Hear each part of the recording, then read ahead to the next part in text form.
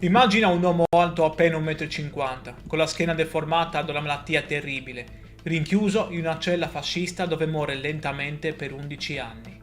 Il pubblico ministero Michele Snardi durante il processo disse una frase agghiacciante. Dobbiamo impedire a questo cervello di funzionare per 20 anni. Volevano uccidere il suo pensiero, eppure oggi, nel 2026, quasi 90 anni dopo la sua morte, Antonio Gramsci è studiato in oltre 30 lingue. Da New York a Nuova Delhi, da San Paolo a Tokyo, è considerato uno dei più grandi filosofi del Novecento. Ha influenzato la politica, la cultura, le scienze sociali di mezzo mondo. Un uomo nato in un piccolo paese della Sardegna, afflitto da una malattia che lo rese deforme, imprigionato dal fascismo, è diventato immortale. Io sono Matteo e ti ringrazio per essere qui sull'Isola Informa. Se anche tu vuoi scoprire la storia di questo genio sardo che ha cambiato il pensiero mondiale, lascia un like e iscriviti al canale. Questa è la nostra storia ed è l'orgoglio della Sardegna. Il 22 gennaio 1891 ad Ales, provincia di Oristano, in una modesta famiglia nasce Antonio Sebastiano Francesco Gramsci. È il quarto di 7 figli. Suo padre Francesco è un funzionario dell'ufficio del registro, di origini alberesce. Sua madre Giuseppina Marsias è sarda, di Ghilarza. La famiglia si trasferisce in vari paesi della Sardegna, tra cui Sorgono, per poi stabilirsi definitivamente a Ghilarza nel 1898. Antonio ha solo 18 mesi quando la tragedia colpisce il suo piccolo corpo. Qualcuno parla di una caduta, altri di un incidente. Fatto sta che sulla sua schiena si manifesta il morbo di Pot, una tubercolosi ossea che fa cedere la colonna vertebrale. La schiena si incurva, compare la gobba. Il piccolo Antonio cresce deforme, basso, curvo, fragile. I bambini lo prendono in giro, gli adulti lo guardano con pietà. E lui? Lui legge, studia, divora libri, impara a leggere prestissimo, da solo, guidato da una fame insaziabile di sapere. Nel 1897, quando Antonio ha 6 anni, il padre viene arrestato. Irregolarità amministrative, peculato, falso in atto pubblico. Viene sospeso dall'impiego. La famiglia piomba nella miseria più nera. E Antonio, a soli 11 anni, è costretto a lavorare.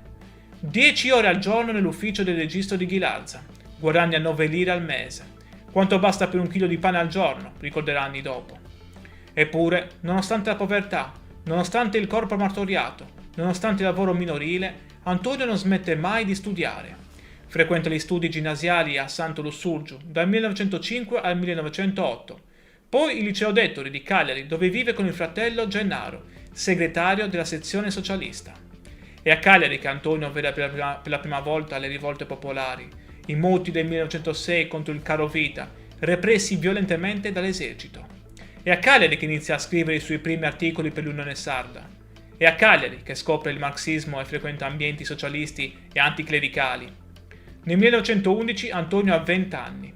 Vince una borsa di studio per l'Università di Torino, riservata agli studenti disagiati delle ex province del Regno di Sardegna. 70 lire al mese. Poche, pochissime, ma sufficienti per cambiare la sua vita. Parte per Torino, lascia la Sardegna. Non sa ancora che sta per diventare uno degli uomini più importanti del secolo. Torino nel 1911 è la città industriale per eccellenza. Le fabbriche della Fiat, gli operai, lo sfruttamento, il movimento socialista in fermento. Antonio Gramsci si iscrive alla facoltà di lettere e filosofia, segue i corsi di grandi maestri come Matteo Bartoli per la biologia, Luigi Einaudi, Umberto Cosmo per la letteratura. Stringe amicizia con Angelo Tasca, Palmiro Togliatti e Umberto Terracini, che diventeranno figure centrali della sua vita politica. Ma la vita a Torino è durissima. Gramsci vive in povertà assoluta. La borsa di studio è povera. Il clima freddo del nord aggrava le sue condizioni di salute. Eppure resiste, studia, legge, assorbe. Nel 1913 si iscrive al Partito Socialista Italiano, a 22 anni. Nel 1914 si dedica a tempo pieno al giornalismo militante, abbandonando gli studi universitari. Inizia a scrivere regolarmente per la stampa socialista, collaborando con Il Grido del Popolo e l'edizione piemontese dell'Avanti. Si occupa di cronaca, politica interna ed estera, polemica culturale. Fu anche un critico militante di teatro, vedendolo come strumento di crescita culturale per le classi subalterne. Poi arriva il 1917, l'anno che cambierà tutto. In Russia i bolscevichi hanno fatto la rivoluzione. Lenin è al potere, il primo stato socialista della storia. Gramsci è folgorato. Scrive l'articolo La rivoluzione contro il capitale, sostenendo che i bolscevichi avevano agito contro le previsioni meccanicistiche del marxismo, dimostrando che la volontà politica poteva forzare le tappe dello sviluppo storico. Questo è un fatto, non è utopia, è realtà. Si può fare la rivoluzione. Diventa redattore e nel 1917 segretario della sezione torinese del PSI. Scrive articoli su articoli, politica, cultura, teatro, letteratura. La sua penna è affilata, brillante, tagliente.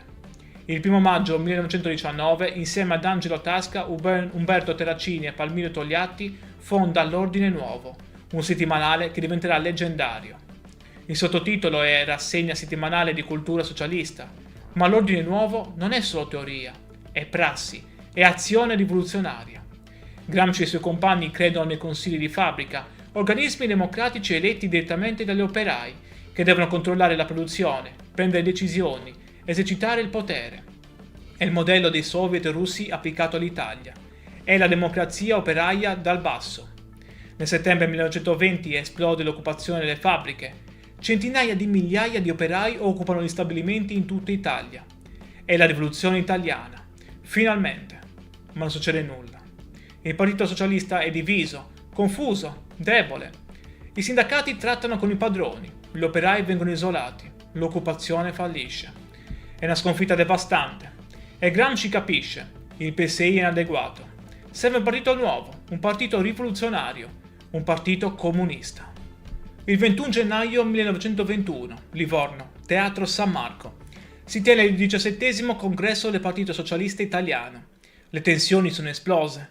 Da una parte i riformisti, dall'altra i massimalisti, dall'altra ancora i comunisti, guidati da Amadeo Bordiga e Antonio Gramsci. E quel giorno, il 21 gennaio 1921, la minoranza comunista abbandona il congresso. Esce dalla sala, si riunisce in un'altra stanza e fonda il Partito Comunista d'Italia, sezione italiana dell'Internazionale Comunista. Gramsci non è il leader iniziale, quello è Bordiga, più carismatico, più radicale.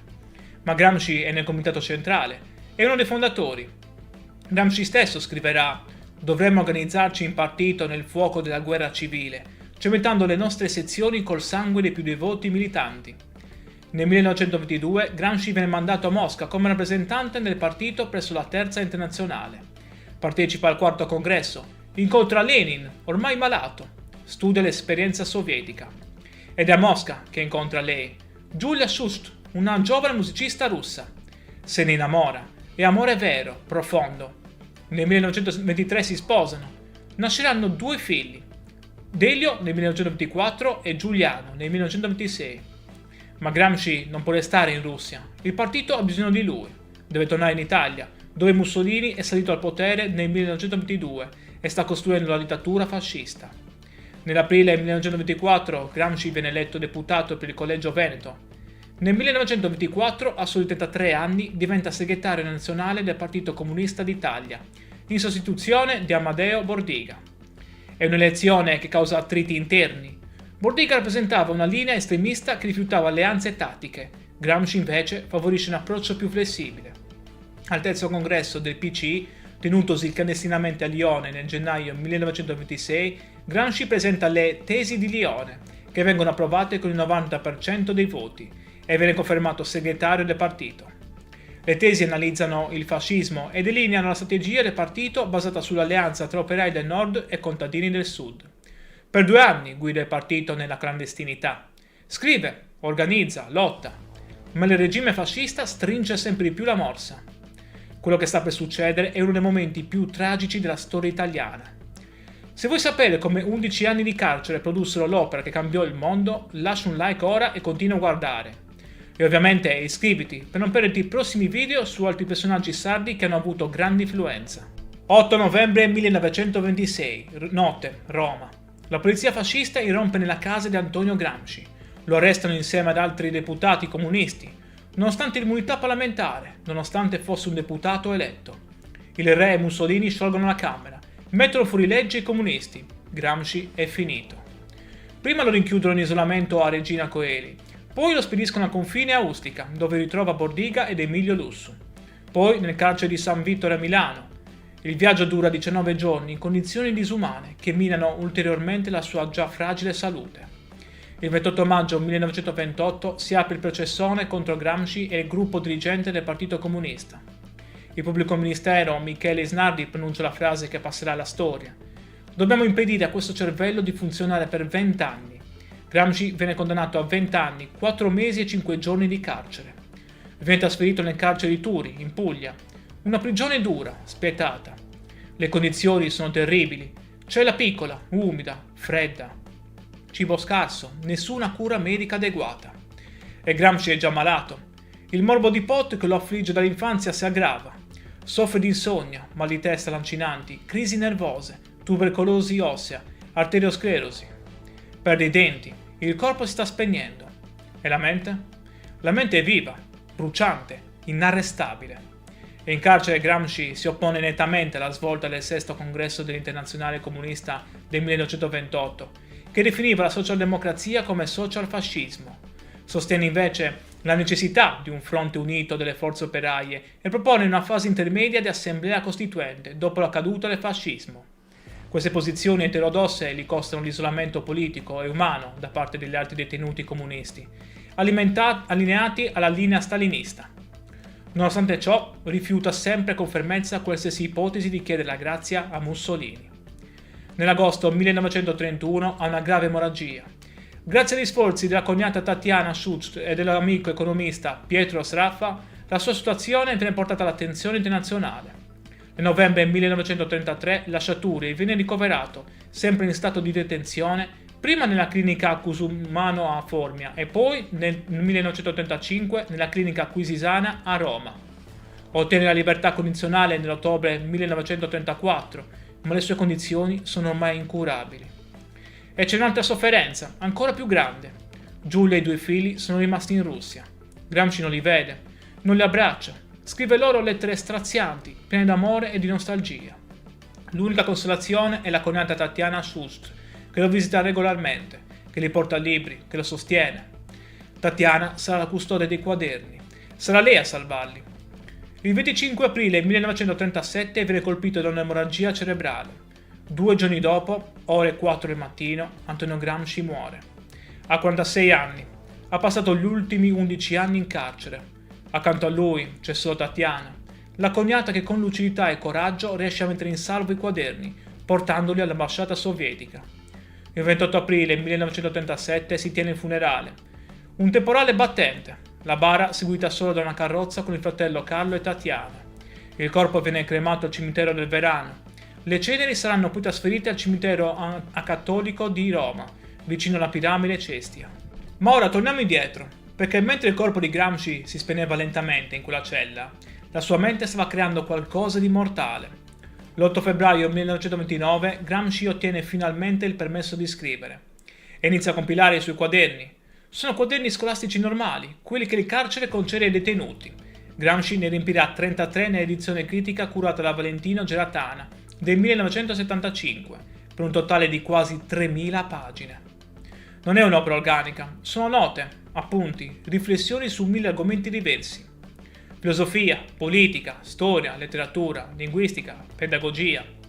Il custode fascista, censore nominato dal regime, controlla tutto ciò che scrive. Gramsci deve scrivere con prudenza, usando un linguaggio elitico, metafore storiche, per evitare che gli articoli siano confiscati. Eppure scrive libero, scrive la cosa più pericolosa di tutte, il pensiero libero. Ma c'è un filo rosso che lega tutto. Come può il proletariato conquistare il potere? Come si costruisce una società nuova? Perché la rivoluzione è fallita in Italia e in Occidente? E Gramsci elabora concetti che cambieranno il pensiero politico mondiale. Il concetto più importante è quello di egemonia culturale. In Russia, dice Gramsci, la rivoluzione è stata possibile perché lo Stato era debole, la società civile inesistente. I bolscevichi hanno preso il palazzo d'inverno e hanno conquistato il potere. Ma in Occidente? In Occidente lo Stato è forte e soprattutto esiste una società civile complessa, articolata, radicata. Ci sono la Chiesa, la scuola, i giornali, i partiti, i sindacati. Ci sono gli intellettuali e tutte queste istituzioni diffondono l'ideologia della classe dominante. Convincono le masse che il mondo così com'è è normale, naturale, giusto. Questo è il controllo culturale, questo è l'egemonia. La classe dominante, dice Gramsci, si mantiene al potere in due modi diversi. Dominio, l'uso della forza, della repressione, dell'apparato statale, e direzione intellettuale e morale, l'egemonia, il consenso. E quest'ultima è la più importante. Perché se controlli la cultura, se controlli le idee, se controlli il senso comune, non hai nemmeno bisogno di usare la forza. Le persone accettano volontariamente il tuo dominio. Allora la domanda diventa: come può il proletariato conquistare il potere in Occidente? Non con l'assalto frontale al Palazzo d'Inverno, ma con una guerra di posizione. Conquistare le casematte della società civile, una per una. Scuola, giornali, cultura, arte, università. Costruire un'egemonia alternativa.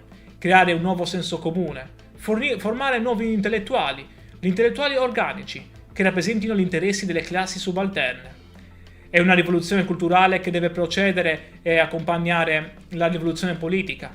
E per fare questo servono gli intellettuali. Ma non gli intellettuali tradizionali, quelli che si credono superiori, staccati dal popolo. Servono intellettuali organici alle classi lavoratrici. Intellettuali che nascono dal popolo, che parlano la lingua del popolo, che difendono gli interessi del popolo. Ogni uomo è un filosofo, scrive Gramsci. Anche il contadino, anche l'operaio. Tutti pensano, riflettono, elaborano una visione del mondo. Il problema è che spesso questa visione è frammentaria, incoerente, influenzata dalla cultura dominante. Compito degli intellettuali organici è organizzare questo pensiero, dargli coerenza, trasformarlo in coscienza di classe. Un'idea radicalmente democratica del sapere. Rielaborando Machiavelli, Gramsci identifica nel partito politico rivoluzionario il moderno principe. Esso deve agire come intellettuale collettivo, capace di elaborare una nuova visione del mondo e di realizzare una riforma intellettuale e morale per unificare le masse. E poi c'è il concetto di rivoluzione passiva. Quando la classe dominante si accorge che il vecchio mondo sta morendo, invece di cedere il potere introduce riforme dall'alto per modernizzare il sistema senza cambiare i rapporti di potere. È quello che è successo con il risorgimento italiano. Modernizzazione economica senza coinvolgimento delle masse. Una rivoluzione guidata dall'alto che ha escluso il popolo. Gramsci applica le sue categorie all'analisi della storia italiana, criticando il risorgimento come una rivoluzione passiva, che non seppe coinvolgere le masse contadine, specialmente nel Mezzogiorno. Ma Antonio Gramsci non morì quel 27 aprile 1937. I quaderni furono portati a Mosca da Tatiana. Lì furono studiati, analizzati, custoditi. Nel dopoguerra, Palmiro Togliatti, il compagno di Gramsci diventato leader del Partito Comunista Italiano, decise di pubblicarli.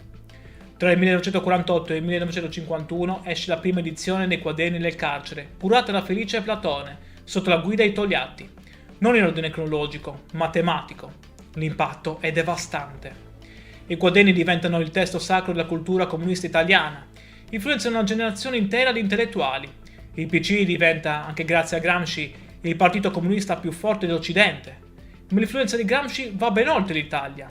Negli anni 70 nasce nei paesi anglofoni la corrente dei Cultural Studies, che pone Gramsci tra i suoi riferimenti teorici principali. Le sue idee su egemonia, cultura, subalternità diventano centrali negli studi culturali postcoloniali di genere. In Sud America Gramsci è venerato come un profeta della liberazione. Le sue idee sull'egemonia culturale influenzano i movimenti di sinistra, le teorie della dipendenza, la teologia della liberazione. In India i quaderni sono studiati nelle università. Il concetto di classi subalterne viene applicato all'analisi delle caste. Negli Stati Uniti Gramsci è considerato un classico del pensiero politico. Viene insegnato a Harvard, Yale, Berkeley. È stato tradotto in oltre 30 lingue. Esistono più di 20.000 saggi sulla sua opera. Antonio Gramsci, il ragazzo deforme di Ales, il comunista imprigionato dal fascismo, è diventato uno dei pensatori più studiati del mondo. E oggi, nel 2026, il suo pensiero è più attuale che mai. Viviamo nell'era dei social media, della disinformazione, delle fake news. Chi controlla i media? Chi controlla le narrazioni? Chi decide cos'è vero e cos'è falso? È egemonia culturale. Viviamo nell'era dell'intelligenza artificiale, degli influencer, dei creator digitali. Chi sono gli intellettuali organici del 2026? Sono ancora i professori universitari? O sono i creatori di contenuti, gli attivisti digitali, i divulgatori online? Le domande di Gramsci sono le nostre domande. Particolarmente interessante è che oggi anche la destra contemporanea ha scoperto Gramsci. Leader conservatori come Giorgia Meloni invocano Gramsci quando parlano di conquistare l'egemonia culturale per diffondere valori conservatori. È applicazione distorta ma illuminante di Gramsci. Perfino i conservatori riconoscono che il potere moderno è principalmente culturale, non militare. Gramsci aveva ragione. Quest'oggi università in tutto il mondo insegnano Gramsci nei corsi di filosofia politica e teoria critica, studi culturali e media, storia sociale, linguistica e semiotica, analisi del discorso politico. Esistono istituti dedicati a Gramsci in Italia, come l'Istituto Gramsci e l'Istituto Gramsci in Sardegna, in Inghilterra, negli USA, in Brasile, in India. La sua eredità è universale. E in Sardegna? In Sardegna Gramsci non è solo un filosofo, è un simbolo di orgoglio, di identità, di riscatto. Ma dobbiamo tornare indietro, perché l'identità e l'esperienza sarda di Gramsci furono decisive per la sua formazione e rimasero un punto centrale della sua analisi per tutta la vita. Gramsci definì la Sardegna una colonia di sfruttamento della borghesia industriale torinese e dello Stato italiano. Denunciò il furto fiscale perpetrato ai danni dell'isola, affermando che lo Stato aveva prelevato più di 500 milioni di imposte, denaro sudato da contadini e dai pastori. Sottolineò come le risorse minerarie dell'Inglesente e le infrastrutture come le ferrovie fossero controllate da capitalisti del continente, che pagavano salari da fame ai minatori sardi. In modo provocatorio sostenne che la Sardegna era trattata peggio della colonia eritrea, perché mentre lo Stato spendeva per l'Eritrea, si limitava a sfruttare la Sardegna prelevandovi un tributo imperiale. Gramsci seguì con grande interesse il partito sardo d'azione. Pur criticandone gli elementi opportunisti, appoggiò le sue rivendicazioni popolari e autonomiste. Nel 1925 Gramsci fornì i materiali per un appello dell'Internazionale Contadina al congresso del partito sardo d'azione. Questo appello sosteneva la costituzione di un Parlamento regionale con poteri fiscali, doganali e di spesa, la creazione di una milizia regionale e l'obiettivo finale della costituzione di una Repubblica Autonoma di Sardegna, inserita in una federazione soviettista italiana. Questa visione fu successivamente adottata dal Partito Comunista, che nelle tesi di Colonia del 1931 appoggiò esplicitamente un progetto federalista che includeva una Repubblica sarda. E poi c'è la questione della lingua. Gramsci considerava il sardo non un dialetto, ma una lingua a sé, nonostante la mancanza di una grande letteratura. In una celebre lettera alla coniata Teresina del 26 marzo 1927 espresse con chiarezza la sua posizione, oggi considerato un manifesto del movimento linguistico sardo. Scrisse che impedire ai bambini di imparare il sardo significava danneggiarli, perché la lingua materna è fondamentale per lo sviluppo intellettuale. Gramsci stesso usava il sardo in diverse occasioni, sia a Torino per comunicare con i soldati della brigata Sassari, sia a Roma con i compagni di partito per non farsi comprendere dai carabinieri non sardi. Gramsci mostrò un grande interesse per il successo inglesiente, riconoscendolo come un microcosmo unico. L'unica vera realtà operaia in una Sardegna prevalentemente agricola e rurale. Questa area, con la sua classe operaia di minatori, era un laboratorio politico straordinario. Fu qui che il Partito Socialista riuscì a radicarsi, conquistando nel 1914 quasi tutti i comuni del bacino minerario, tra cui Iglesias. Una domanda cruciale rimane. Come Gramsci, originario della periferia sarda, divenne pensatore globale? La risposta risiede proprio nella sua sardità. Gramsci, crescendo in Sardegna, vide direttamente come una società locale mantiene tradizioni, lingue, culture e proprie nonostante il dominio di uno Stato centralista esterno. Capì che il potere non è semplice repressione, è appropriazione e risignificazione della cultura locale. È trasformazione del locale in periferia della metropoli. Questa intuizione da sardo, applicata a tutta la società moderna, lo condusse a vedere il capitalismo non come sistema di semplice sfruttamento economico, ma come sistema di dominio culturale e convincere le persone a credere nella loro inferiorità. Oggi ad Ales, il paese natale, c'è la casa natale di Antonio Gramsci, museo e centro culturale. L'associazione Casa Natale organizza ogni anno il premio letterario Antonio Gramsci, giunto nel 2025 alla 19ª edizione. Ogni 22 gennaio, giorno della nascita, ad Ales si tiene la cerimonia Buon compleanno Antonio, con studiosi, studenti, cittadini che celebrano il loro concittadino più illustre.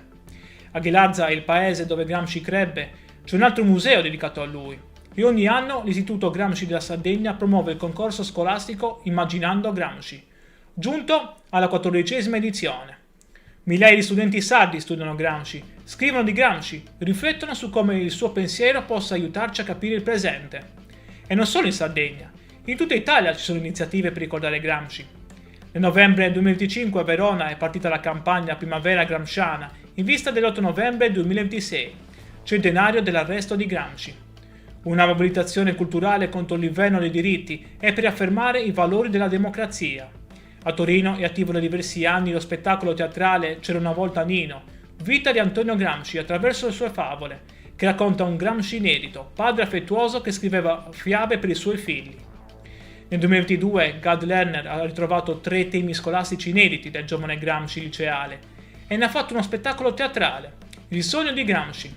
Antonio Gramsci è vivo, vivo nei libri, vivo nelle scuole, vivo nei teatri, vivo nei dibattiti politici. E per noi sardi è qualcosa di più, è la dimostrazione che anche da un piccolo paese della Sardegna può nascere un genio che cambia il mondo.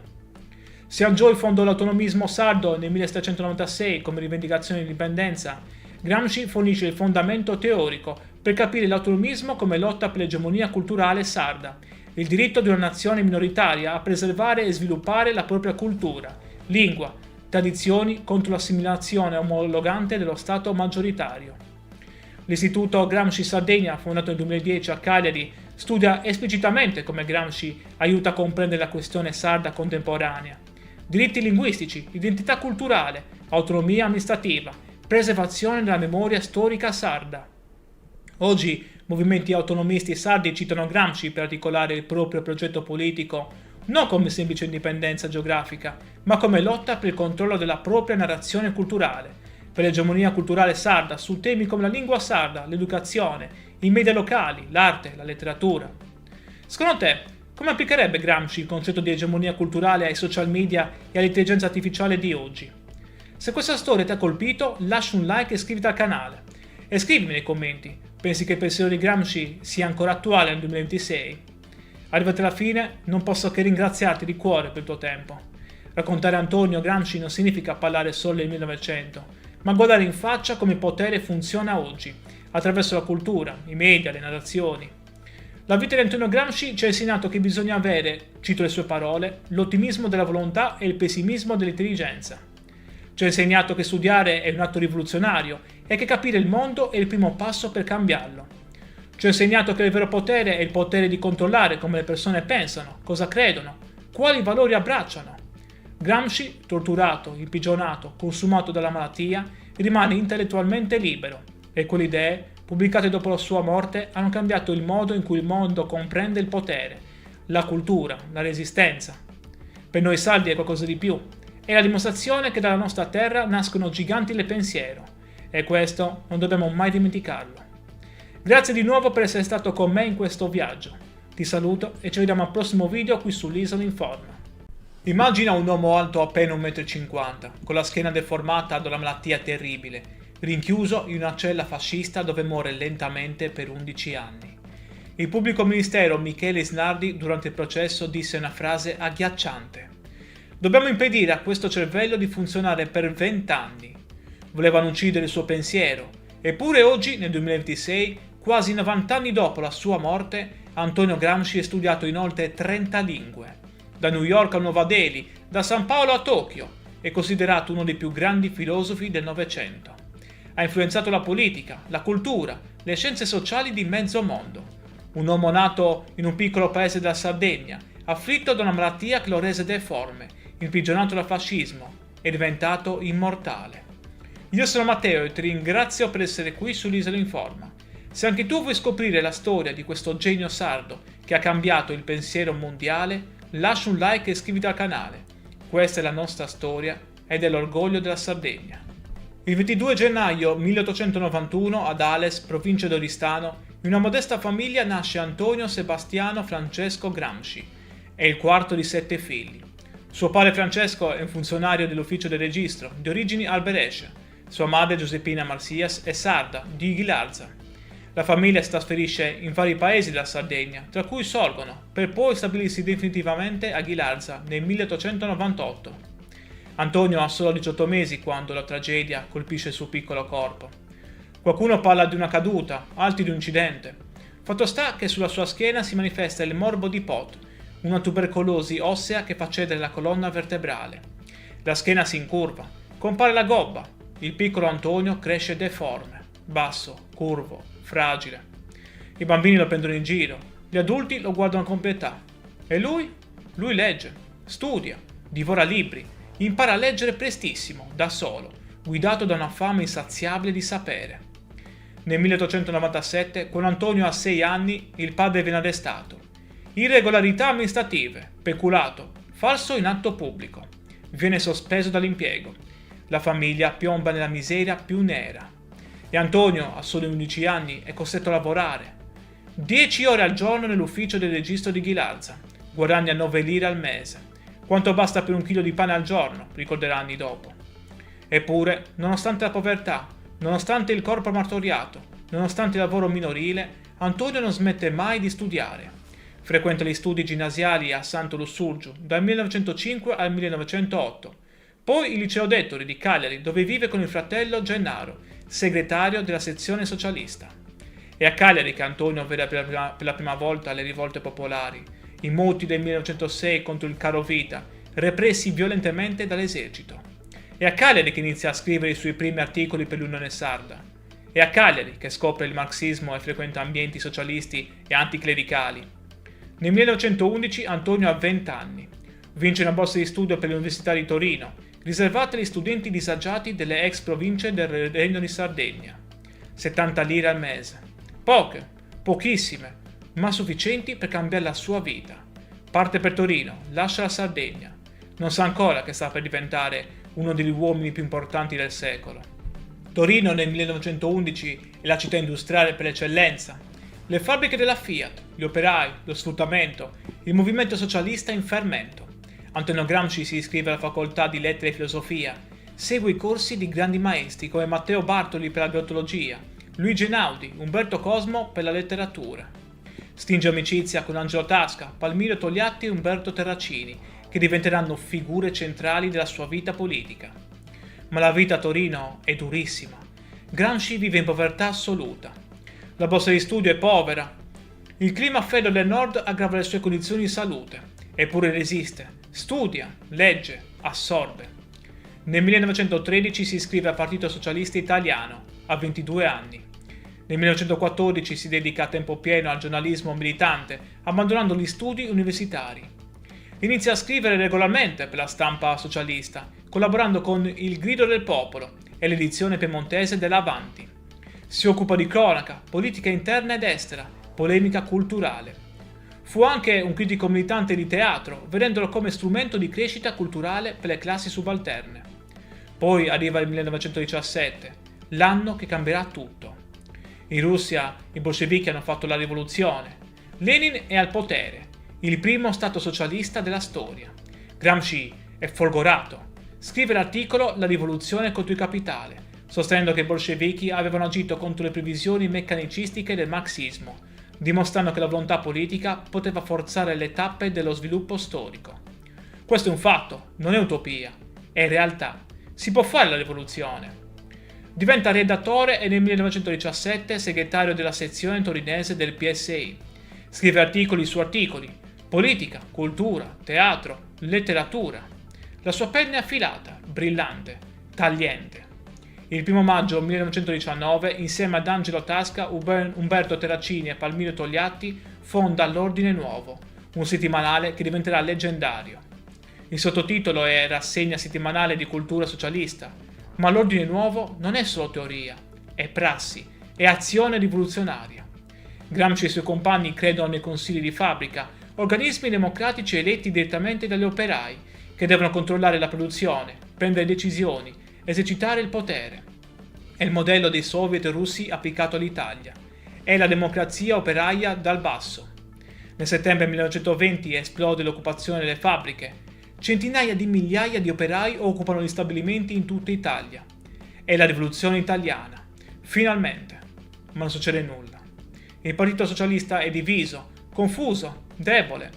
I sindacati trattano con i padroni, gli operai vengono isolati, l'occupazione fallisce. È una sconfitta devastante. E Gramsci capisce, il PSI è inadeguato.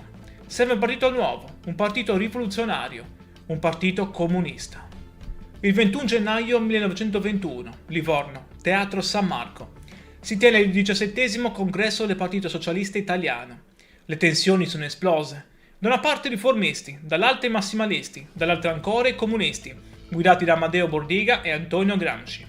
E quel giorno, il 21 gennaio 1921, la minoranza comunista abbandona il congresso. Esce dalla sala, si riunisce in un'altra stanza e fonda il Partito Comunista d'Italia, sezione italiana dell'Internazionale Comunista. Gramsci non è il leader iniziale, quello è Bordiga, più carismatico, più radicale. Ma Gramsci è nel comitato centrale, è uno dei fondatori. Gramsci stesso scriverà: «Dovremmo organizzarci in partito nel fuoco della guerra civile, cementando le nostre sezioni col sangue dei più devoti militanti». Nel 1922 Gramsci viene mandato a Mosca come rappresentante del partito presso la Terza Internazionale. Partecipa al quarto congresso, incontra Lenin, ormai malato, studia l'esperienza sovietica. Ed è a Mosca che incontra lei, Giulia Shust, una giovane musicista russa. Se ne innamora, è amore vero, profondo. Nel 1923 si sposano. Nasceranno 2 figli, Delio nel 1924 e Giuliano nel 1926. Ma Gramsci non può restare in Russia, il partito ha bisogno di lui. Deve tornare in Italia, dove Mussolini è salito al potere nel 1922 e sta costruendo la dittatura fascista. Nell'aprile 1924 Gramsci viene eletto deputato per il Collegio Veneto. Nel 1924, a soli 33 anni, diventa segretario nazionale del Partito Comunista d'Italia, in sostituzione di Amadeo Bordiga. È un'elezione che causa attriti interni. Bordiga rappresentava una linea estremista che rifiutava alleanze tattiche, Gramsci invece favorisce un approccio più flessibile. Al terzo congresso del PCI, tenutosi clandestinamente a Lione nel gennaio 1926, Gramsci presenta le Tesi di Lione, che vengono approvate con il 90% dei voti, e viene confermato segretario del partito. Le tesi analizzano il fascismo e delineano la strategia del partito basata sull'alleanza tra operai del nord e contadini del sud. Per 2 anni guida il partito nella clandestinità. Scrive, organizza, lotta, ma il regime fascista stringe sempre di più la morsa. Quello che sta per succedere è uno dei momenti più tragici della storia italiana. Se vuoi sapere come 11 anni di carcere produssero l'opera che cambiò il mondo, lascia un like ora e continua a guardare. E ovviamente iscriviti per non perderti i prossimi video su altri personaggi sardi che hanno avuto grande influenza. 8 novembre 1926, notte, Roma. La polizia fascista irrompe nella casa di Antonio Gramsci. Lo arrestano insieme ad altri deputati comunisti, nonostante l'immunità parlamentare, nonostante fosse un deputato eletto. Il re e Mussolini sciolgono la Camera, mettono fuori legge i comunisti. Gramsci è finito. Prima lo rinchiudono in isolamento a Regina Coeli, poi lo spediscono a confine a Ustica, dove ritrova Bordiga ed Emilio Lussu. Poi nel carcere di San Vittore a Milano. Il viaggio dura 19 giorni in condizioni disumane che minano ulteriormente la sua già fragile salute. Il 28 maggio 1928 si apre il processone contro Gramsci e il gruppo dirigente del Partito Comunista. Il pubblico ministero Michele Isnardi pronuncia la frase che passerà alla storia: «Dobbiamo impedire a questo cervello di funzionare per 20 anni». Gramsci viene condannato a 20 anni, 4 mesi e 5 giorni di carcere. Viene trasferito nel carcere di Turi, in Puglia. Una prigione dura, spietata. Le condizioni sono terribili. Cella piccola, umida, fredda. Cibo scarso, nessuna cura medica adeguata. E Gramsci è già malato. Il morbo di Pot che lo affligge dall'infanzia si aggrava. Soffre di insonnia, mal di testa lancinanti, crisi nervose, tubercolosi ossea, arteriosclerosi. Perde i denti, il corpo si sta spegnendo. E la mente? La mente è viva, bruciante, inarrestabile. E in carcere Gramsci si oppone nettamente alla svolta del sesto congresso dell'Internazionale Comunista del 1928, che definiva la socialdemocrazia come socialfascismo. Sostiene invece la necessità di un fronte unito delle forze operaie e propone una fase intermedia di assemblea costituente dopo la caduta del fascismo. Queste posizioni eterodosse gli costano l'isolamento politico e umano da parte degli altri detenuti comunisti, allineati alla linea stalinista. Nonostante ciò, rifiuta sempre con fermezza qualsiasi ipotesi di chiedere la grazia a Mussolini. Nell'agosto 1931 ha una grave emorragia.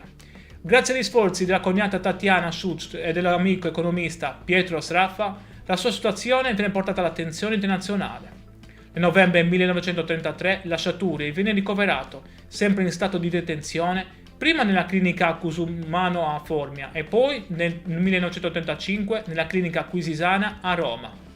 Ottiene la libertà condizionale nell'ottobre 1934, ma le sue condizioni sono ormai incurabili. E c'è un'altra sofferenza, ancora più grande. Giulia e i 2 figli sono rimasti in Russia. Gramsci non li vede, non li abbraccia, scrive loro lettere strazianti, piene d'amore e di nostalgia. L'unica consolazione è la cognata Tatiana Shust, che lo visita regolarmente, che gli porta libri, che lo sostiene. Tatiana sarà la custode dei quaderni, sarà lei a salvarli. Il 25 aprile 1937 viene colpito da un'emorragia cerebrale. 2 giorni dopo, ore 4 del mattino, Antonio Gramsci muore. Ha 46 anni, ha passato gli ultimi 11 anni in carcere. Accanto a lui c'è solo Tatiana, la cognata che con lucidità e coraggio riesce a mettere in salvo i quaderni, portandoli all'ambasciata sovietica. Il 28 aprile 1937 si tiene il funerale. Un temporale battente, la bara seguita solo da una carrozza con il fratello Carlo e Tatiana. Il corpo viene cremato al cimitero del Verano. Le ceneri saranno poi trasferite al cimitero acattolico di Roma, vicino alla piramide Cestia. Ma ora torniamo indietro, perché mentre il corpo di Gramsci si spegneva lentamente in quella cella, la sua mente stava creando qualcosa di mortale. L'8 febbraio 1929 Gramsci ottiene finalmente il permesso di scrivere e inizia a compilare i suoi quaderni. Sono quaderni scolastici normali, quelli che il carcere concede ai detenuti. Gramsci ne riempirà 33 nell'edizione critica curata da Valentino Geratana del 1975, per un totale di quasi 3000 pagine. Non è un'opera organica, sono note, appunti, riflessioni su 1000 argomenti diversi. Filosofia, politica, storia, letteratura, linguistica, pedagogia. Il custode fascista, censore nominato dal regime, controlla tutto ciò che scrive. Gramsci deve scrivere con prudenza, usando un linguaggio elitico, metafore storiche, per evitare che gli articoli siano confiscati. Eppure scrive libero, scrive la cosa più pericolosa di tutte, il pensiero libero. Ma c'è un filo rosso che lega tutto. Come può il proletariato conquistare il potere? Come si costruisce una società nuova? Perché la rivoluzione è fallita in Italia e in Occidente? E Gramsci elabora concetti che cambieranno il pensiero politico mondiale. Il concetto più importante è quello di egemonia culturale. In Russia, dice Gramsci, la rivoluzione è stata possibile perché lo Stato era debole, la società civile inesistente. I bolscevichi hanno preso il palazzo d'inverno e hanno conquistato il potere. Ma in Occidente? In Occidente lo Stato è forte e soprattutto esiste una società civile complessa, articolata, radicata. Ci sono la Chiesa, la scuola, i giornali, i partiti, i sindacati. Ci sono gli intellettuali e tutte queste istituzioni diffondono l'ideologia della classe dominante. Convincono le masse che il mondo così com'è è normale, naturale, giusto. Questo è il controllo culturale, questo è l'egemonia. La classe dominante, dice Gramsci, si mantiene al potere in 2 modi diversi. Dominio, l'uso della forza, della repressione, dell'apparato statale, e direzione intellettuale e morale, l'egemonia, il consenso. E quest'ultima è la più importante. Perché se controlli la cultura, se controlli le idee, se controlli il senso comune, non hai nemmeno bisogno di usare la forza. Le persone accettano volontariamente il tuo dominio. Allora la domanda diventa: come può il proletariato conquistare il potere in Occidente? Non con l'assalto frontale al palazzo d'inverno, ma con una guerra di posizione. Conquistare le casematte della società civile, una per una. Scuola, giornali, cultura, arte, università. Costruire un'egemonia alternativa. Creare un nuovo senso comune. Formare nuovi intellettuali, gli intellettuali organici, che rappresentino gli interessi delle classi subalterne. È una rivoluzione culturale che deve procedere e accompagnare la rivoluzione politica. E per fare questo servono gli intellettuali. Ma non gli intellettuali tradizionali, quelli che si credono superiori, staccati dal popolo. Servono intellettuali organici alle classi lavoratrici, intellettuali che nascono dal popolo, che parlano la lingua del popolo, che difendono gli interessi del popolo. Ogni uomo è un filosofo, scrive Gramsci. Anche il contadino, anche l'operaio. Tutti pensano, riflettono, elaborano una visione del mondo.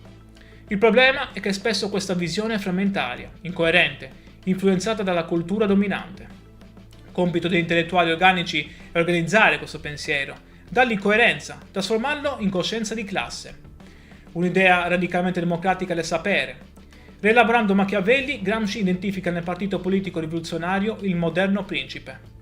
Esso deve agire come intellettuale collettivo, capace di elaborare una nuova visione del mondo e di realizzare una riforma intellettuale e morale per unificare le masse. E poi c'è il concetto di rivoluzione passiva. quando la classe dominante si accorge che il vecchio mondo sta morendo, invece di cedere il potere introduce riforme dall'alto per modernizzare il sistema senza cambiare i rapporti di potere. È quello che è successo con il risorgimento italiano. Modernizzazione economica senza coinvolgimento delle masse. Una rivoluzione guidata dall'alto che ha escluso il popolo. Gramsci applica le sue categorie all'analisi della storia italiana, criticando il risorgimento come una rivoluzione passiva, che non seppe coinvolgere le masse contadine, specialmente nel Mezzogiorno. Ma Antonio Gramsci non morì quel 27 aprile 1937. I quaderni furono portati a Mosca da Tatiana. Lì furono studiati, analizzati, custoditi. Nel dopoguerra Palmiro Togliatti, il compagno di Gramsci diventato leader del Partito Comunista Italiano, decise di pubblicarli. Tra il 1948 e il 1951 esce la prima edizione dei quaderni del carcere, curata da Felice Platone, sotto la guida di Togliatti. Non in ordine cronologico, ma tematico. L'impatto è devastante. I quaderni diventano il testo sacro della cultura comunista italiana, influenzano una generazione intera di intellettuali. Il PC diventa, anche grazie a Gramsci, il partito comunista più forte d'Occidente. Ma l'influenza di Gramsci va ben oltre l'Italia. Negli anni 70 nasce nei paesi anglofoni la corrente dei Cultural Studies, che pone Gramsci tra i suoi riferimenti teorici principali. Le sue idee su egemonia, cultura, subalternità diventano centrali negli studi culturali postcoloniali di genere. In Sud America Gramsci è venerato come un profeta della liberazione. Le sue idee sull'egemonia culturale influenzano i movimenti di sinistra, le teorie della dipendenza, la teologia della liberazione. In India i quaderni sono studiati nelle università. Il concetto di classi subalterne viene applicato all'analisi delle caste. Negli Stati Uniti Gramsci è considerato un classico del pensiero politico. Viene insegnato a Harvard, Yale, Berkeley. È stato tradotto in oltre 30 lingue. Esistono più di 20.000 saggi sulla sua opera. Antonio Gramsci, il ragazzo deforme di Ales, il comunista imprigionato dal fascismo, è diventato uno dei pensatori più studiati del mondo. E oggi, nel 2026, il suo pensiero è più attuale che mai. Viviamo nell'era dei social media, della disinformazione, delle fake news. Chi controlla i media? Chi controlla le narrazioni? Chi decide cos'è vero e cos'è falso? È egemonia culturale. Viviamo nell'era dell'intelligenza artificiale, degli influencer, dei creator digitali. Chi sono gli intellettuali organici del 2026? Sono ancora i professori universitari? O sono i creatori di contenuti, gli attivisti digitali, i divulgatori online? Le domande di Gramsci sono le nostre domande. Particolarmente interessante è che oggi anche la destra contemporanea ha scoperto Gramsci. Leader conservatori come Giorgia Meloni invocano Gramsci quando parlano di conquistare l'egemonia culturale per diffondere valori conservatori. E applicazione distorta ma illuminante di Gramsci. Perfino i conservatori riconoscono che il potere moderno è principalmente culturale, non militare. Gramsci aveva ragione. Quest'oggi università in tutto il mondo insegnano Gramsci nei corsi di filosofia politica e teoria critica, studi culturali e media, storia sociale, linguistica e semiotica, analisi del discorso politico. Esistono istituti dedicati a Gramsci in Italia, come l'Istituto Gramsci e l'Istituto Gramsci in Sardegna, in Inghilterra, negli USA, in Brasile, in India. La sua eredità è universale.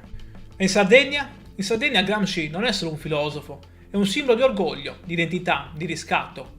Ma dobbiamo tornare indietro, perché l'identità e l'esperienza sarda di Gramsci furono decisive per la sua formazione e rimasero un punto centrale della sua analisi per tutta la vita. Gramsci definì la Sardegna una colonna di sfruttamento della borghesia industriale torinese e dello Stato italiano. Denunciò il furto fiscale perpetrato ai danni dell'isola, affermando che lo Stato aveva prelevato più di 500 milioni di imposte, denaro sudato da contadini e dai pastori. Sottolineò come le risorse minerarie dell'Inglesente e le infrastrutture come le ferrovie fossero controllate da capitalisti del continente, che pagavano salari da fame ai minatori sardi. In modo provocatorio sostenne che la Sardegna era trattata peggio della colonia eritrea, perché mentre lo Stato spendeva per l'Eritrea, si limitava a sfruttare la Sardegna prelevandovi un tributo imperiale. Gramsci seguì con grande interesse il partito sardo d'Azione. Pur criticandone gli elementi opportunisti, appoggiò le sue rivendicazioni popolari e autonomiste. Nel 1925 Gramsci fornì i materiali per un appello dell'Internazionale Contadina al congresso del partito sardo d'Azione. Questo appello sosteneva la costituzione di un Parlamento regionale con poteri fiscali, doganali e di spesa, la creazione di una milizia regionale e l'obiettivo finale della costituzione di una Repubblica Autonoma di Sardegna, inserita in una federazione soviettista italiana. Questa visione fu successivamente adottata dal Partito Comunista, che nelle tesi di Colonia del 1931 appoggiò esplicitamente un progetto federalista che includeva una repubblica sarda. E poi c'è la questione della lingua. Gramsci considerava il sardo non un dialetto, ma una lingua a sé, nonostante la mancanza di una grande letteratura. In una celebre lettera alla coniata Teresina del 26 marzo 1927 espresse con chiarezza la sua posizione, oggi considerato un manifesto del movimento linguistico sardo. Scrisse che impedire ai bambini di imparare il sardo significava danneggiarli, perché la lingua materna è fondamentale per lo sviluppo intellettuale. Gramsci stesso usava il sardo in diverse occasioni, sia a Torino per comunicare con i soldati della brigata Sassari, sia a Roma con i compagni di partito per non farsi comprendere dai carabinieri non sardi. Gramsci mostrò un grande interesse per il successo inglesiente, riconoscendolo come un microcosmo unico. L'unica vera realtà operaia in una Sardegna prevalentemente agricola e rurale. Questa area, con la sua classe operaia di minatori, era un laboratorio politico straordinario. Fu qui che il Partito Socialista riuscì a radicarsi, conquistando nel 1914 quasi tutti i comuni del bacino minerario, tra cui Iglesias. Una domanda cruciale rimane: come Gramsci, originario della periferia sarda, divenne pensatore globale? La risposta risiede proprio nella sua sardità. Gramsci, crescendo in Sardegna, vide direttamente come una società locale mantiene tradizioni, lingue, culture e proprie nonostante il dominio di uno Stato centralista esterno. Capì che il potere non è semplice repressione, è appropriazione e risignificazione della cultura locale. È trasformazione del locale in periferia della metropoli. Questa intuizione da sardo, applicata a tutta la società moderna, lo condusse a vedere il capitalismo non come sistema di semplice sfruttamento economico, ma come sistema di dominio culturale e convincere le persone a credere nella loro inferiorità. Oggi ad Ales, il paese natale, c'è la casa natale di Antonio Gramsci, museo e centro culturale. L'associazione Casa Natale organizza ogni anno il premio letterario Antonio Gramsci, giunto nel 2025 alla 19ª edizione. Ogni 22 gennaio, giorno della nascita, ad Ales si tiene la cerimonia Buon compleanno Antonio, con studiosi, studenti, cittadini che celebrano il loro concittadino più illustre. A Ghilarza, il paese dove Gramsci crebbe, c'è un altro museo dedicato a lui e ogni anno l'Istituto Gramsci della Sardegna promuove il concorso scolastico Immaginando Gramsci, giunto alla 14ª edizione. Migliaia di studenti sardi studiano Gramsci, scrivono di Gramsci, riflettono su come il suo pensiero possa aiutarci a capire il presente. E non solo in Sardegna, in tutta Italia ci sono iniziative per ricordare Gramsci. Nel novembre 2025 a Verona è partita la campagna Primavera Gramsciana in vista dell'8 novembre 2026, centenario dell'arresto di Gramsci. Una mobilitazione culturale contro l'inverno dei diritti e per affermare i valori della democrazia. A Torino è attivo da diversi anni lo spettacolo teatrale C'era una volta Nino, vita di Antonio Gramsci attraverso le sue favole, che racconta un Gramsci inedito, padre affettuoso che scriveva fiabe per i suoi figli. Nel 2022 Gad Lerner ha ritrovato 3 temi scolastici inediti del giovane Gramsci liceale e ne ha fatto uno spettacolo teatrale, Il sogno di Gramsci. Antonio Gramsci è vivo, vivo nei libri, vivo nelle scuole, vivo nei teatri, vivo nei dibattiti politici. E per noi sardi è qualcosa di più, è la dimostrazione che anche da un piccolo paese della Sardegna può nascere un genio che cambia il mondo. Sian Gioia fondò l'autonomismo sardo nel 1796 come rivendicazione di indipendenza. Gramsci fornisce il fondamento teorico per capire l'autonomismo come lotta per l'egemonia culturale sarda, il diritto di una nazione minoritaria a preservare e sviluppare la propria cultura, lingua, tradizioni contro l'assimilazione omologante dello Stato maggioritario.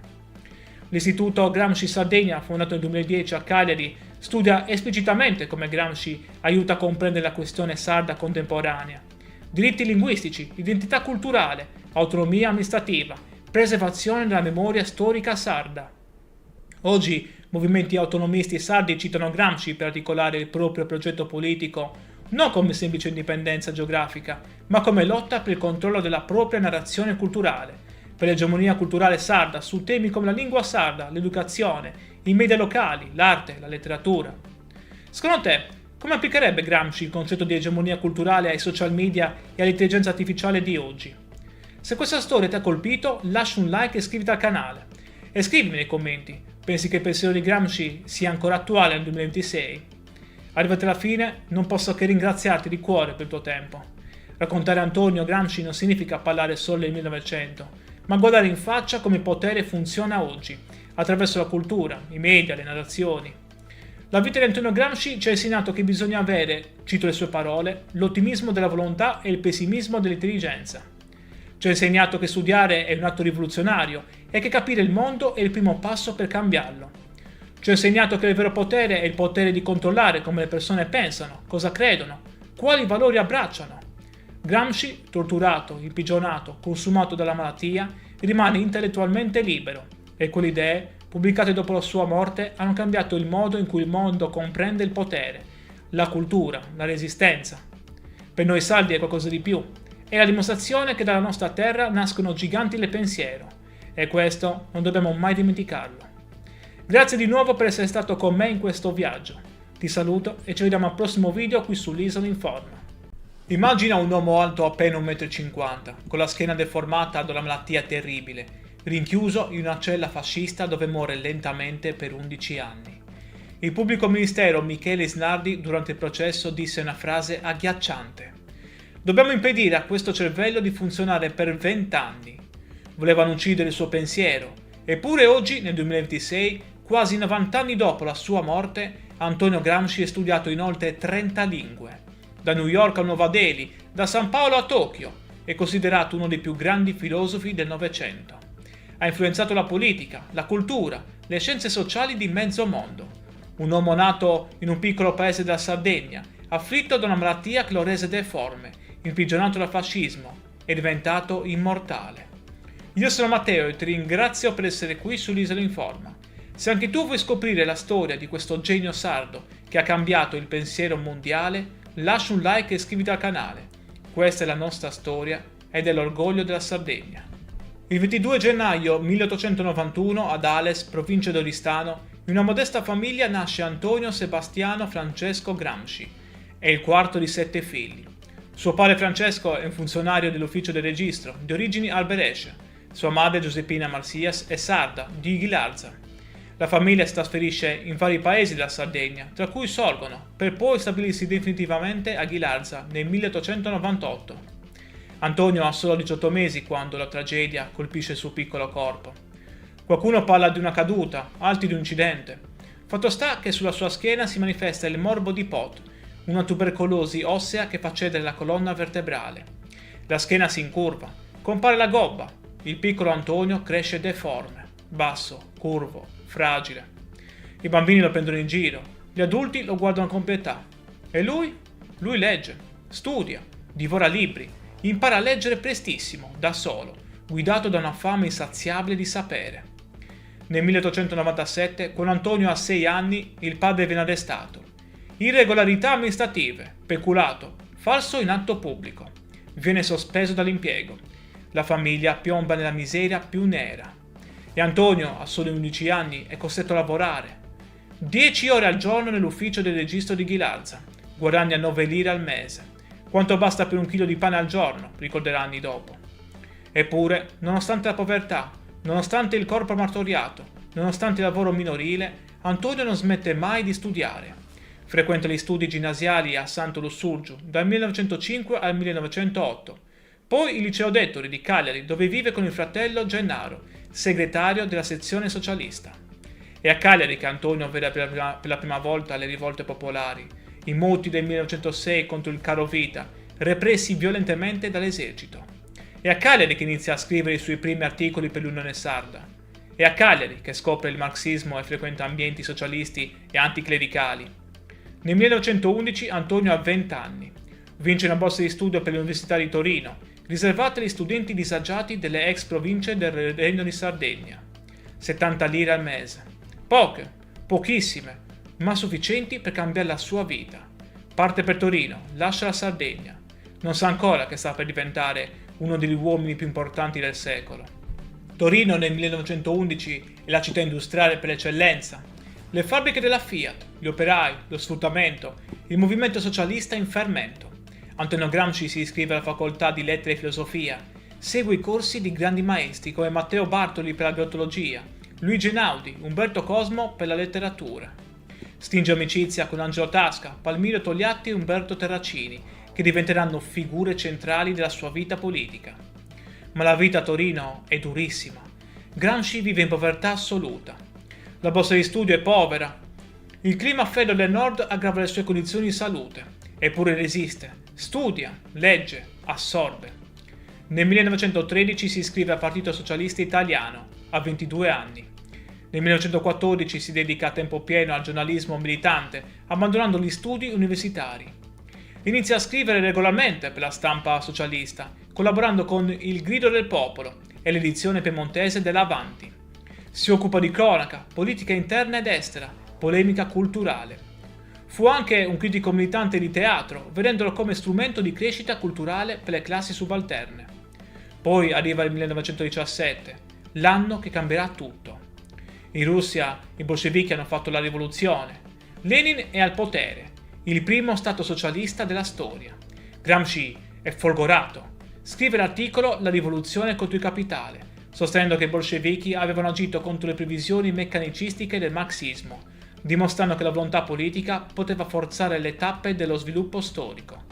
Questo è un fatto, non è utopia, è realtà. Si può fare la rivoluzione. Diventa redattore e nel 1917 segretario della sezione torinese del PSI. Scrive articoli su articoli, politica, cultura, teatro, letteratura. La sua penna è affilata, brillante, tagliente. Il 1 maggio 1919, insieme ad Angelo Tasca, Umberto Terracini e Palmiro Togliatti, fonda l'Ordine Nuovo, un settimanale che diventerà leggendario. Il sottotitolo è Rassegna settimanale di cultura socialista, ma l'Ordine Nuovo non è solo teoria, è prassi, è azione rivoluzionaria.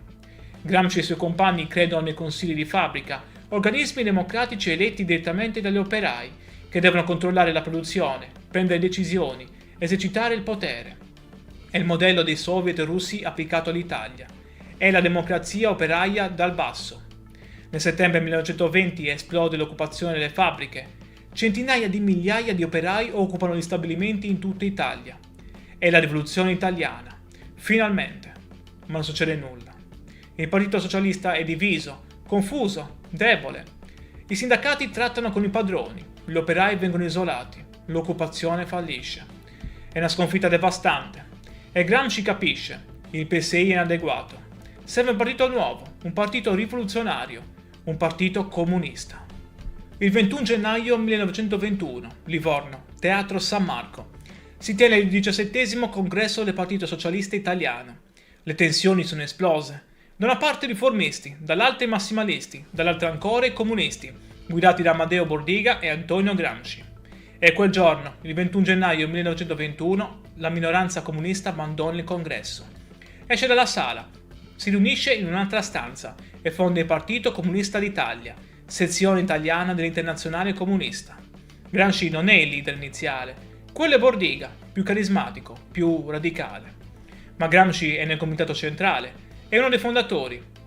Gramsci stesso scriverà: dovremmo organizzarci in partito nel fuoco della guerra civile, cementando le nostre sezioni col sangue dei più devoti militanti. Nel 1922 Gramsci viene mandato a Mosca come rappresentante del partito presso la Terza Internazionale.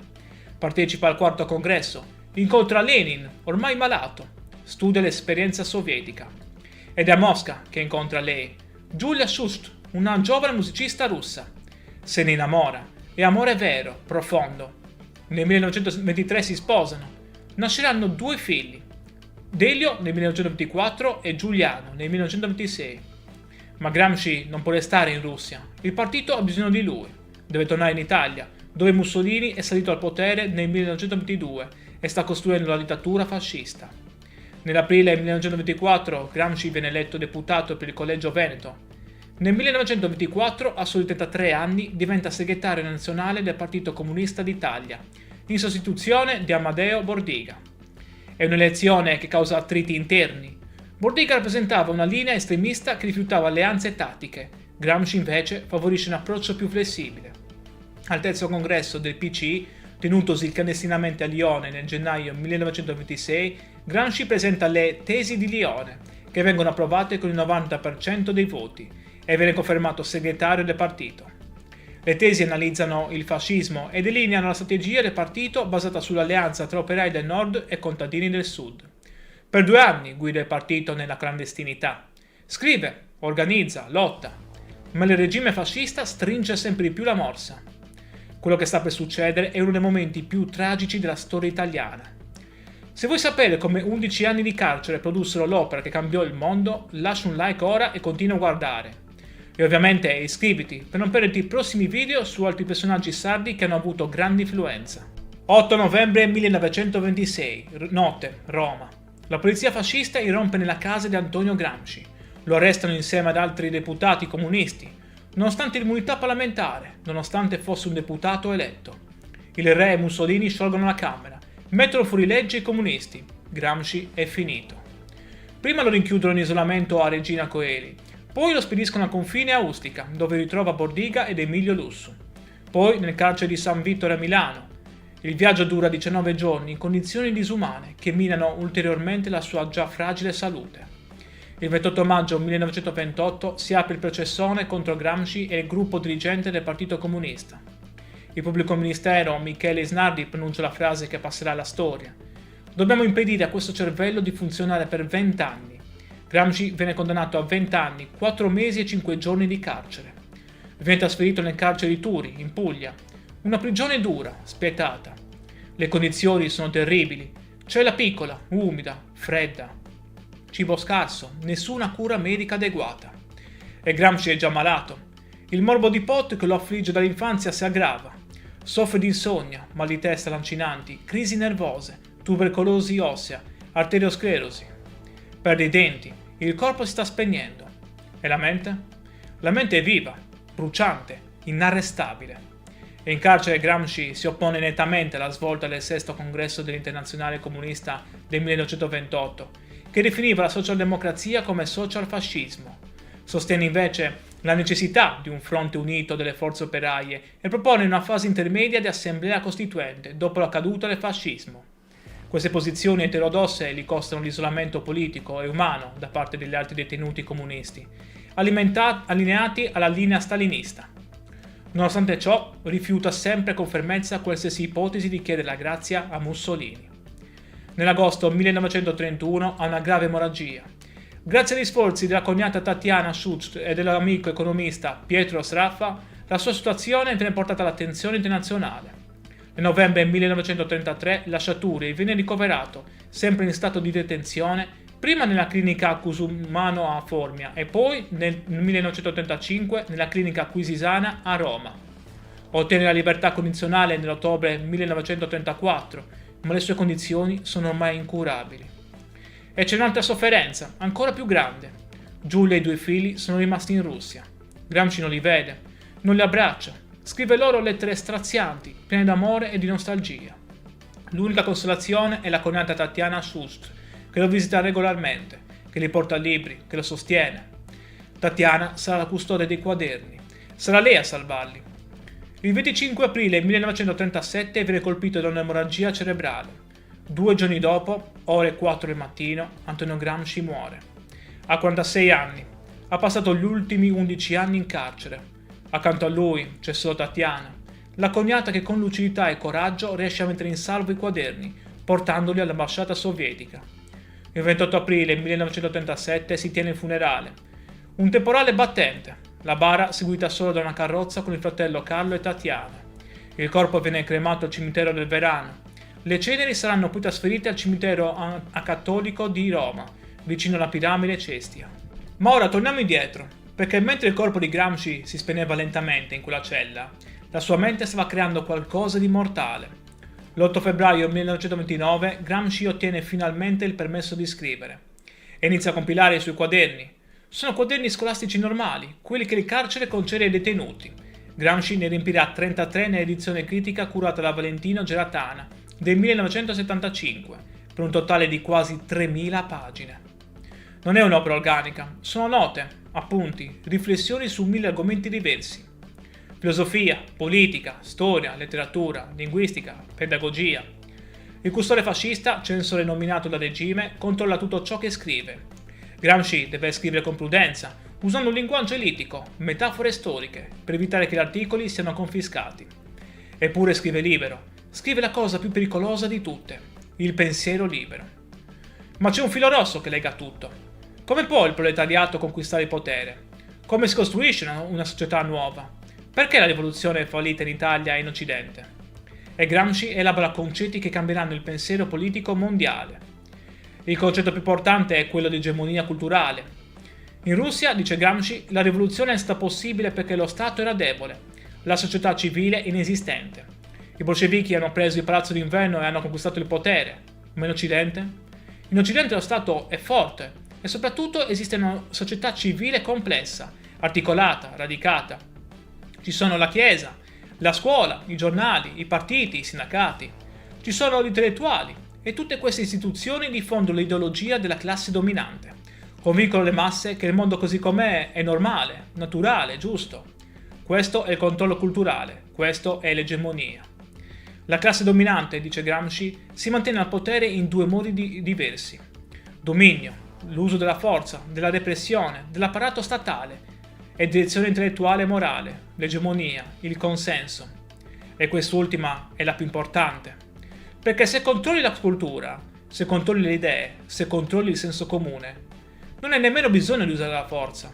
Le persone accettano volontariamente il tuo dominio. Allora la domanda diventa: come può il proletariato conquistare il potere in Occidente? Non con l'assalto frontale al palazzo d'inverno, ma con una guerra di posizione. Conquistare le casematte della società civile, una per una. Scuola, giornali, cultura, arte, università. Costruire un'egemonia alternativa.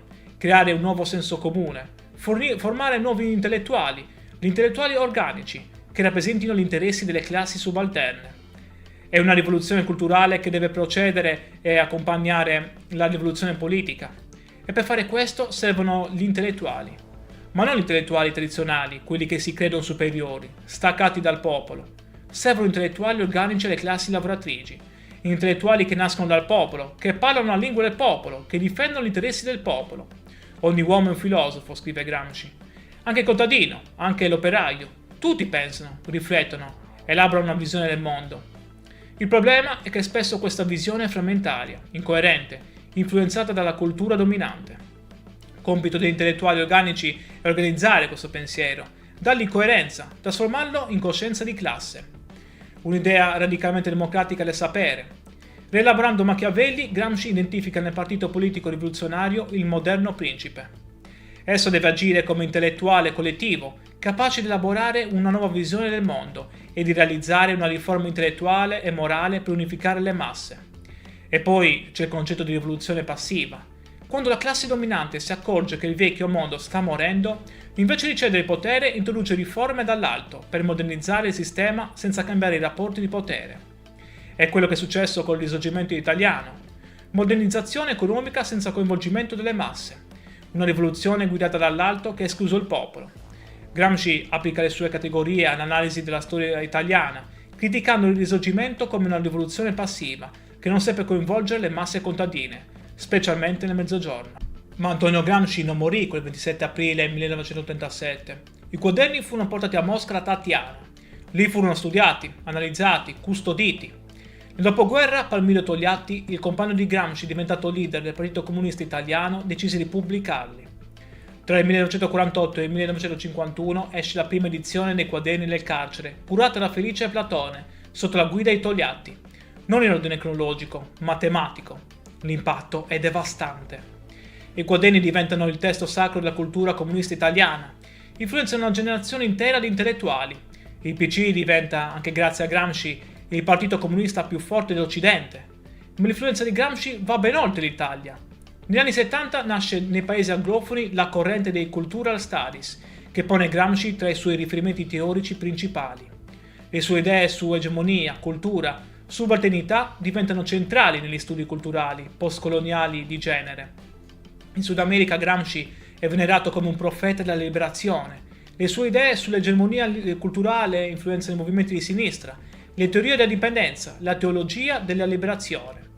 In India i quaderni sono studiati nelle università. Il concetto di classi subalterne viene applicato all'analisi delle caste. Negli Stati Uniti Gramsci è considerato un classico del pensiero politico. Viene insegnato a Harvard, Yale, Berkeley.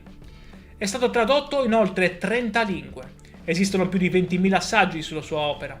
Antonio Gramsci, il ragazzo deforme di Ales, il comunista imprigionato dal fascismo, è diventato uno dei pensatori più studiati del mondo. E oggi, nel 2026, il suo pensiero è più attuale che mai. Viviamo nell'era dei social media, della disinformazione, delle fake news. Chi controlla i media? Chi controlla le narrazioni? Chi decide cos'è vero e cos'è falso? È egemonia culturale. Viviamo nell'era dell'intelligenza artificiale, degli influencer, dei creator digitali. Chi sono gli intellettuali organici del 2026? Sono ancora i professori universitari? O sono i creatori di contenuti, gli attivisti digitali, i divulgatori online? Le domande di Gramsci sono le nostre domande. Particolarmente interessante è che oggi anche la destra contemporanea ha scoperto Gramsci. Leader conservatori come Giorgia Meloni invocano Gramsci quando parlano di conquistare l'egemonia culturale per diffondere valori conservatori. E applicazione distorta ma illuminante di Gramsci. Perfino i conservatori riconoscono che il potere moderno è principalmente culturale, non militare. Gramsci aveva ragione. Quest'oggi università in tutto il mondo insegnano Gramsci nei corsi di filosofia politica e teoria critica, studi culturali e media, storia sociale, linguistica e semiotica, analisi del discorso politico. Esistono istituti dedicati a Gramsci in Italia, come l'Istituto Gramsci e l'Istituto Gramsci in Sardegna, in Inghilterra, negli USA, in Brasile, in India. La sua eredità è universale. E in Sardegna? In Sardegna Gramsci non è solo un filosofo, è un simbolo di orgoglio, di identità, di riscatto. Ma dobbiamo tornare indietro, perché l'identità e l'esperienza sarda di Gramsci furono decisive per la sua formazione e rimasero un punto centrale della sua analisi per tutta la vita. Gramsci definì la Sardegna una colonna di sfruttamento della borghesia industriale torinese e dello Stato italiano. Denunciò il furto fiscale perpetrato ai danni dell'isola, affermando che lo Stato aveva prelevato più di 500 milioni di imposte, denaro sudato da contadini e dai pastori. Sottolineò come le risorse minerarie dell'Inglesente e le infrastrutture come le ferrovie fossero controllate da capitalisti del continente, che pagavano salari da fame ai minatori sardi.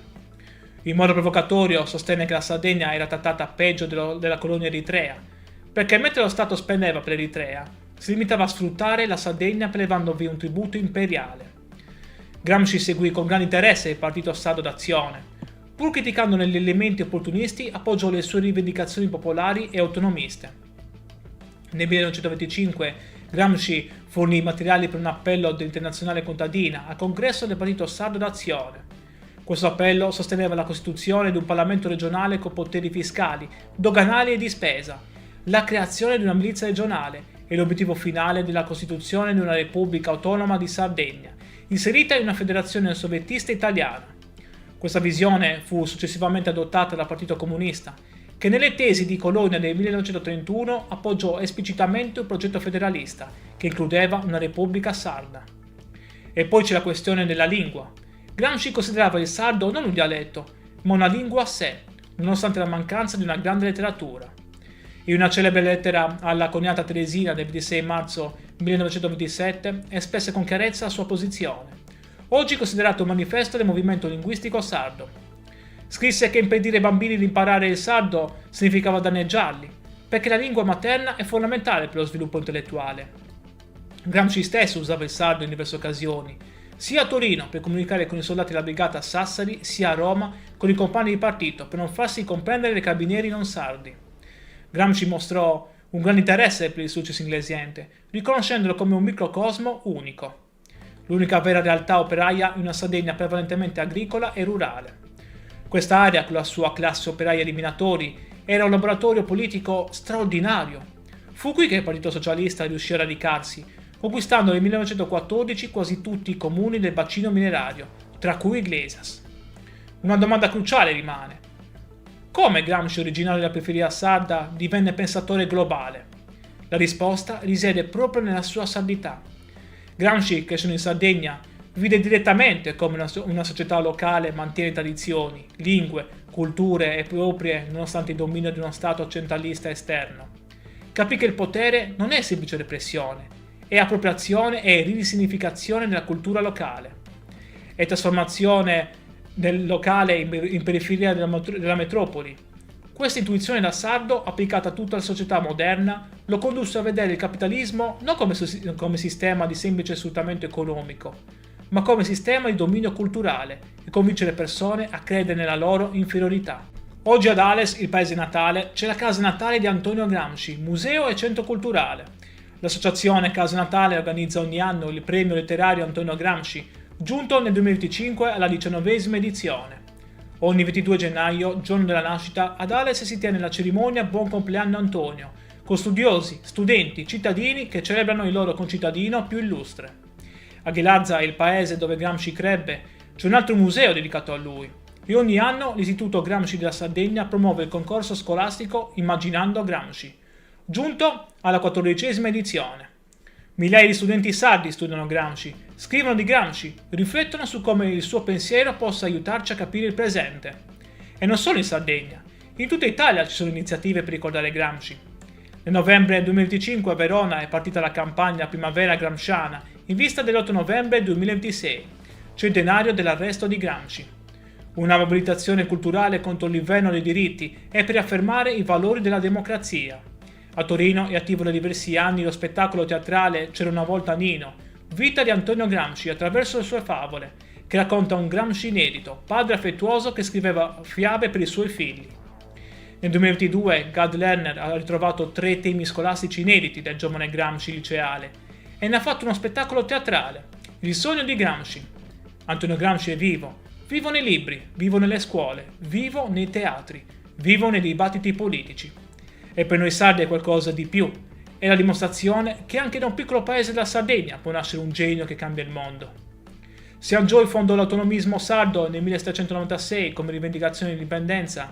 Gramsci fornisce il fondamento teorico per capire l'autonomismo come lotta per l'egemonia culturale sarda, il diritto di una nazione minoritaria a preservare e sviluppare la propria cultura, lingua, tradizioni contro l'assimilazione omologante dello Stato maggioritario. L'Istituto Gramsci Sardegna, fondato nel 2010 a Cagliari, studia esplicitamente come Gramsci aiuta a comprendere la questione sarda contemporanea. Diritti linguistici, identità culturale, autonomia amministrativa, preservazione della memoria storica sarda. Oggi movimenti autonomisti sardi citano Gramsci per articolare il proprio progetto politico non come semplice indipendenza geografica, ma come lotta per il controllo della propria narrazione culturale, per l'egemonia culturale sarda su temi come la lingua sarda, l'educazione, i media locali, l'arte, la letteratura. Secondo te, come applicherebbe Gramsci il concetto di egemonia culturale ai social media e all'intelligenza artificiale di oggi? Se questa storia ti ha colpito, lascia un like e iscriviti al canale. E scrivimi nei commenti, pensi che il pensiero di Gramsci sia ancora attuale nel 2026? Arrivati alla fine, non posso che ringraziarti di cuore per il tuo tempo. Raccontare Antonio Gramsci non significa parlare solo del 1900, ma guardare in faccia come il potere funziona oggi, attraverso la cultura, i media, le narrazioni. La vita di Antonio Gramsci ci ha insegnato che bisogna avere, cito le sue parole, l'ottimismo della volontà e il pessimismo dell'intelligenza. Ci ha insegnato che studiare è un atto rivoluzionario e che capire il mondo è il primo passo per cambiarlo. Ci ha insegnato che il vero potere è il potere di controllare come le persone pensano, cosa credono, quali valori abbracciano. Gramsci, torturato, imprigionato, consumato dalla malattia, rimane intellettualmente libero e quelle idee, pubblicate dopo la sua morte, hanno cambiato il modo in cui il mondo comprende il potere, la cultura, la resistenza. Per noi sardi è qualcosa di più. È la dimostrazione che dalla nostra terra nascono giganti del pensiero e questo non dobbiamo mai dimenticarlo. Grazie di nuovo per essere stato con me in questo viaggio. Ti saluto e ci vediamo al prossimo video qui sull'Isola Informa. Immagina un uomo alto appena 1,50 m, con la schiena deformata da una malattia terribile, rinchiuso in una cella fascista dove muore lentamente per 11 anni. Il pubblico ministero Michele Snardi durante il processo disse una frase agghiacciante.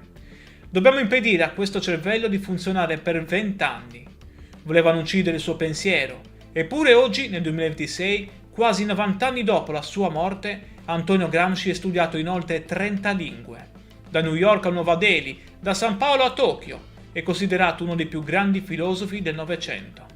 Ha influenzato la politica, la cultura, le scienze sociali di mezzo mondo. Un uomo nato in un piccolo paese della Sardegna, afflitto da una malattia che lo rese deforme, imprigionato dal fascismo, è diventato immortale. Io sono Matteo e ti ringrazio per essere qui sull'Isola Informa. Se anche tu vuoi scoprire la storia di questo genio sardo che ha cambiato il pensiero mondiale, lascia un like e iscriviti al canale. Questa è la nostra storia ed è l'orgoglio della Sardegna. Il 22 gennaio 1891 ad Ales, provincia di Oristano, in una modesta famiglia nasce Antonio Sebastiano Francesco Gramsci. È il quarto di 7 figli. Suo padre Francesco è un funzionario dell'ufficio del registro, di origini alberesce. Sua madre Giuseppina Marsias è sarda, di Ghilarza. La famiglia si trasferisce in vari paesi della Sardegna, tra cui Sorgono, per poi stabilirsi definitivamente a Ghilarza nel 1898. Antonio ha solo 18 mesi quando la tragedia colpisce il suo piccolo corpo. Qualcuno parla di una caduta, altri di un incidente. Fatto sta che sulla sua schiena si manifesta il morbo di Pot, una tubercolosi ossea che fa cedere la colonna vertebrale. La schiena si incurva, compare la gobba. Il piccolo Antonio cresce deforme, basso, curvo, fragile. I bambini lo prendono in giro, gli adulti lo guardano con pietà. E lui? Lui legge, studia, divora libri, impara a leggere prestissimo, da solo, guidato da una fame insaziabile di sapere. Nel 1897, quando Antonio ha 6 anni, il padre viene arrestato. Irregolarità amministrative, peculato, falso in atto pubblico. Viene sospeso dall'impiego. La famiglia piomba nella miseria più nera. E Antonio, a soli 11 anni, è costretto a lavorare. 10 ore al giorno nell'ufficio del registro di Ghilarza. Guadagna 9 lire al mese.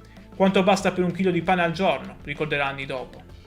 Eppure, nonostante la povertà, nonostante il corpo martoriato, nonostante il lavoro minorile, Antonio non smette mai di studiare.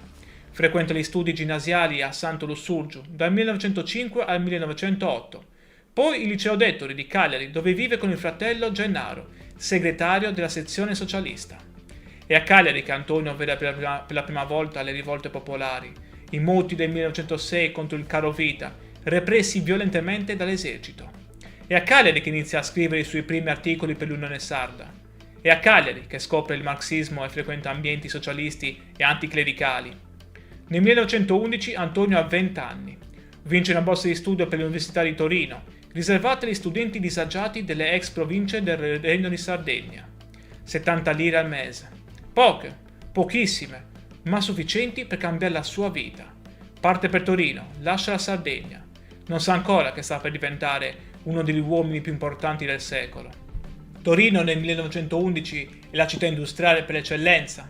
Le fabbriche della Fiat, gli operai, lo sfruttamento, il movimento socialista in fermento.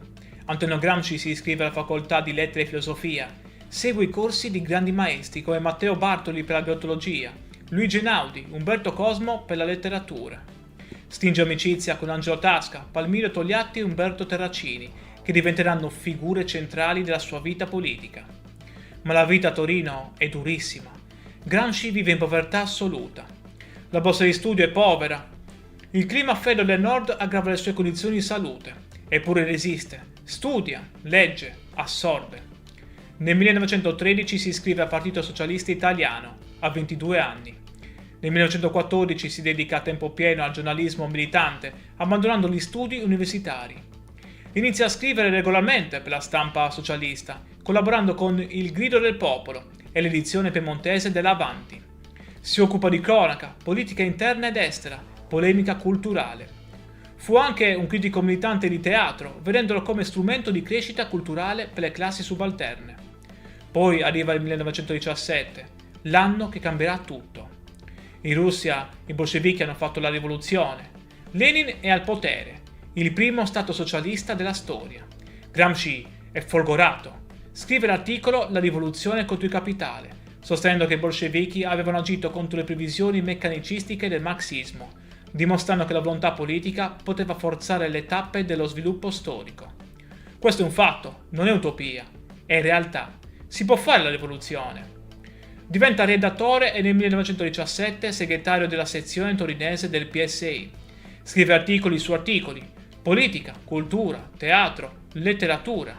La sua penna è affilata, brillante, tagliente.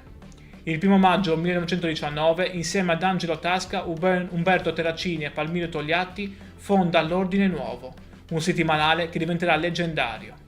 Il sottotitolo è Rassegna settimanale di cultura socialista, ma l'Ordine Nuovo non è solo teoria, è prassi, è azione rivoluzionaria. Gramsci e i suoi compagni credono nei consigli di fabbrica, organismi democratici eletti direttamente dagli operai, che devono controllare la produzione, prendere decisioni, esercitare il potere. È il modello dei soviet russi applicato all'Italia. È la democrazia operaia dal basso. Nel settembre 1920 esplode l'occupazione delle fabbriche. Centinaia di migliaia di operai occupano gli stabilimenti in tutta Italia. È la rivoluzione italiana. Finalmente. Ma non succede nulla. Il Partito Socialista è diviso, confuso, debole. I sindacati trattano con i padroni, gli operai vengono isolati, l'occupazione fallisce. È una sconfitta devastante. E Gramsci capisce, il PSI è inadeguato.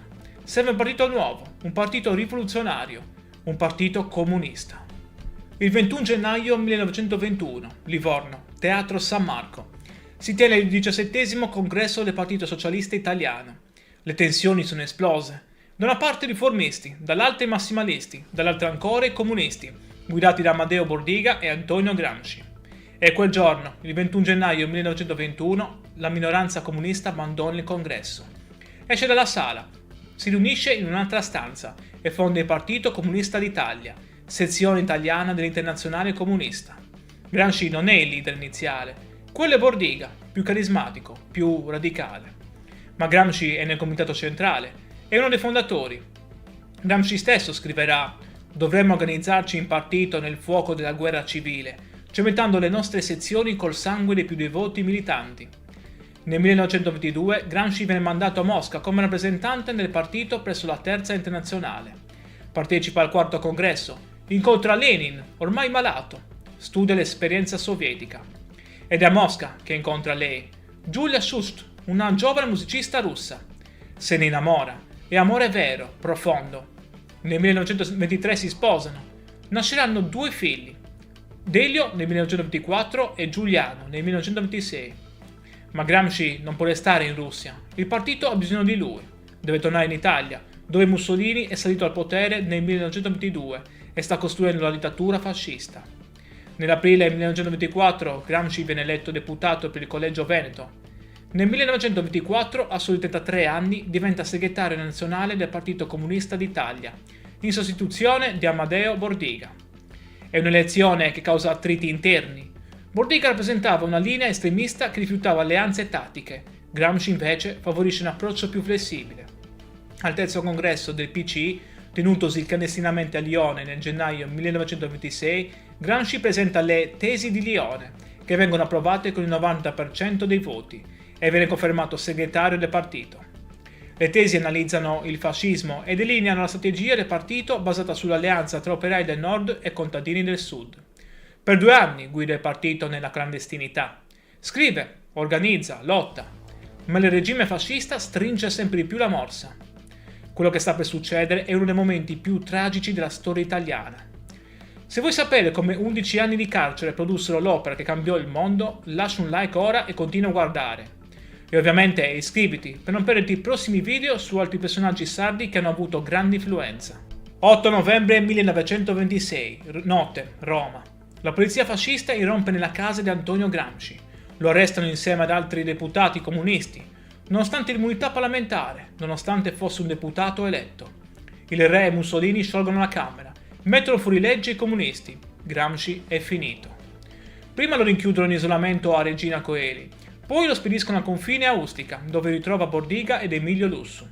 Poi nel carcere di San Vittore a Milano. Il viaggio dura 19 giorni in condizioni disumane che minano ulteriormente la sua già fragile salute. Il 28 maggio 1928 si apre il processone contro Gramsci e il gruppo dirigente del Partito Comunista. Il pubblico ministero Michele Isnardi pronuncia la frase che passerà alla storia. Dobbiamo impedire a questo cervello di funzionare per 20 anni. Gramsci viene condannato a 20 anni, 4 mesi e 5 giorni di carcere. Viene trasferito nel carcere di Turi, in Puglia. Una prigione dura, spietata. Le condizioni sono terribili. Cella piccola, umida, fredda. Cibo scarso, nessuna cura medica adeguata. E Gramsci è già malato. Il morbo di Pot che lo affligge dall'infanzia si aggrava. Soffre di insonnia, mal di testa lancinanti, crisi nervose, tubercolosi ossea, arteriosclerosi. Perde i denti, il corpo si sta spegnendo. E la mente? La mente è viva, bruciante, inarrestabile. E in carcere Gramsci si oppone nettamente alla svolta del 6° congresso dell'Internazionale Comunista del 1928, che definiva la socialdemocrazia come socialfascismo. Sostiene invece la necessità di un fronte unito delle forze operaie e propone una fase intermedia di assemblea costituente dopo la caduta del fascismo. Queste posizioni eterodosse gli costano l'isolamento politico e umano da parte degli altri detenuti comunisti, allineati alla linea stalinista. Nonostante ciò, rifiuta sempre con fermezza qualsiasi ipotesi di chiedere la grazia a Mussolini. Nell'agosto 1931 ha una grave emorragia. Grazie agli sforzi della cognata Tatiana Schutz e dell'amico economista Pietro Sraffa, la sua situazione viene portata all'attenzione internazionale. Nel novembre 1933 lascia Turi e viene ricoverato, sempre in stato di detenzione, prima nella clinica Cusumano a Formia e poi nel 1935 nella clinica Quisisana a Roma. Ottiene la libertà condizionale nell'ottobre 1934, ma le sue condizioni sono ormai incurabili. E c'è un'altra sofferenza, ancora più grande. Giulia e i due figli sono rimasti in Russia. Gramsci non li vede, non li abbraccia, scrive loro lettere strazianti, piene d'amore e di nostalgia. L'unica consolazione è la cognata Tatiana Schust, che lo visita regolarmente, che gli porta libri, che lo sostiene. Tatiana sarà la custode dei quaderni, sarà lei a salvarli. Il 25 aprile 1937 viene colpito da un'emorragia cerebrale. 2 giorni dopo, ore 4 del mattino, Antonio Gramsci muore. Ha 46 anni, ha passato gli ultimi 11 anni in carcere. Accanto a lui c'è solo Tatiana, la cognata che con lucidità e coraggio riesce a mettere in salvo i quaderni, portandoli all'ambasciata sovietica.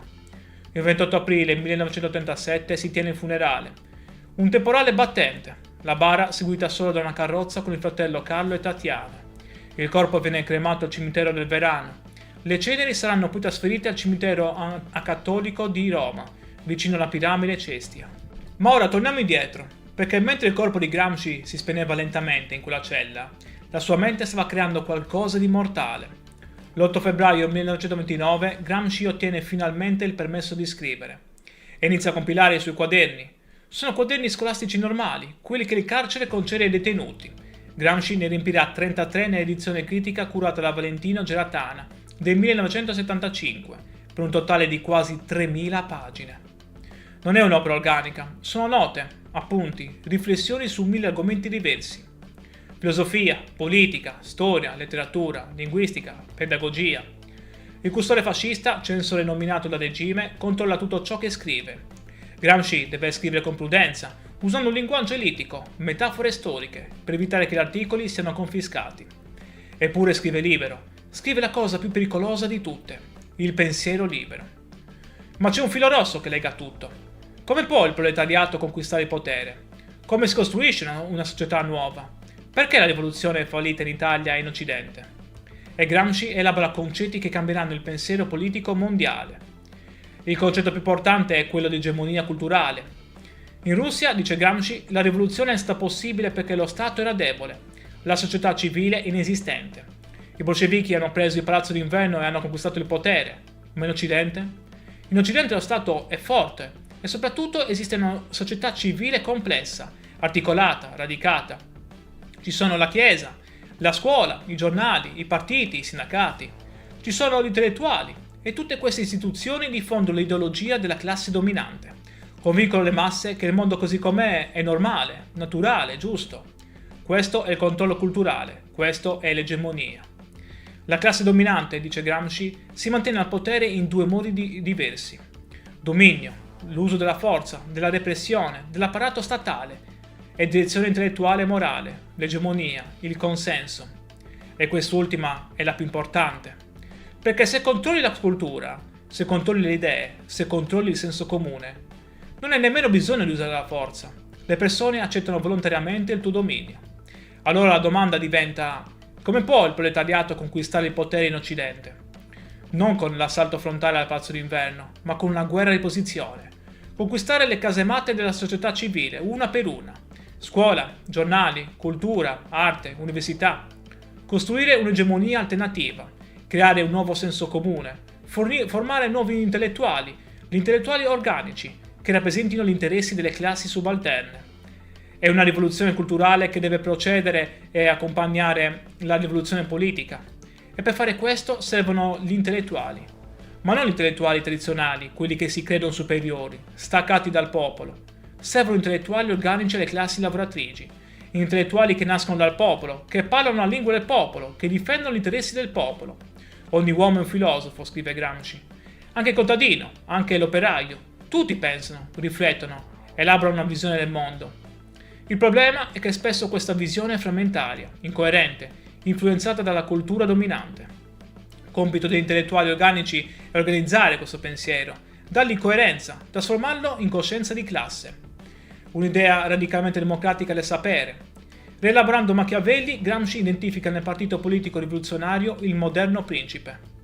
Esso deve agire come intellettuale collettivo, capace di elaborare una nuova visione del mondo e di realizzare una riforma intellettuale e morale per unificare le masse. E poi c'è il concetto di rivoluzione passiva. Quando la classe dominante si accorge che il vecchio mondo sta morendo, invece di cedere il potere introduce riforme dall'alto per modernizzare il sistema senza cambiare i rapporti di potere. È quello che è successo con il risorgimento italiano. Modernizzazione economica senza coinvolgimento delle masse. Una rivoluzione guidata dall'alto che ha escluso il popolo. Gramsci applica le sue categorie all'analisi della storia italiana, criticando il risorgimento come una rivoluzione passiva che non seppe coinvolgere le masse contadine, specialmente nel Mezzogiorno. Ma Antonio Gramsci non morì quel 27 aprile 1937. I quaderni furono portati a Mosca da Tatiana. Lì furono studiati, analizzati, custoditi. Nel dopoguerra Palmiro Togliatti, il compagno di Gramsci diventato leader del Partito Comunista Italiano, decise di pubblicarli. Tra il 1948 e il 1951 esce la prima edizione dei quaderni del carcere, curata da Felice Platone, sotto la guida di Togliatti. Non in ordine cronologico, ma tematico. L'impatto è devastante. I quaderni diventano il testo sacro della cultura comunista italiana, influenzano una generazione intera di intellettuali. Il PC diventa, anche grazie a Gramsci, il partito comunista più forte d'Occidente. Ma l'influenza di Gramsci va ben oltre l'Italia. Negli anni 70 nasce nei paesi anglofoni la corrente dei Cultural Studies, che pone Gramsci tra i suoi riferimenti teorici principali. Le sue idee su egemonia, cultura, subalternità diventano centrali negli studi culturali postcoloniali di genere. In Sud America Gramsci è venerato come un profeta della liberazione.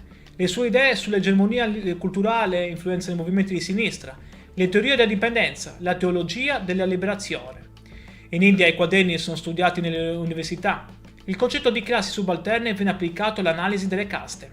Negli Stati Uniti Gramsci è considerato un classico del pensiero politico. Viene insegnato a Harvard, Yale, Berkeley. È stato tradotto in oltre 30 lingue. Esistono più di 20.000 saggi sulla sua opera. Antonio Gramsci, il ragazzo deforme di Ales, il comunista imprigionato dal fascismo, è diventato uno dei pensatori più studiati del mondo. E oggi, nel 2026, il suo pensiero è più attuale che mai. Viviamo nell'era dei social media, della disinformazione, delle fake news. Chi controlla i media? Chi controlla le narrazioni? Chi decide cos'è vero e cos'è falso? È egemonia culturale. Viviamo nell'era dell'intelligenza artificiale, dell'influencer, dei creator digitali. Chi sono gli intellettuali organici del 2026? Sono ancora i professori universitari? O sono i creatori di contenuti, gli attivisti digitali, i divulgatori online? Le domande di Gramsci sono le nostre domande. Particolarmente interessante è che oggi anche la destra contemporanea ha scoperto Gramsci. Leader conservatori come Giorgia Meloni invocano Gramsci quando parlano di conquistare l'egemonia culturale per diffondere valori conservatori. E applicazione distorta ma illuminante di Gramsci. Perfino i conservatori riconoscono che il potere moderno è principalmente culturale, non militare. Gramsci aveva ragione. Quest'oggi università in tutto il mondo insegnano Gramsci nei corsi di filosofia politica e teoria critica, studi culturali e media, storia sociale, linguistica e semiotica, analisi del discorso politico.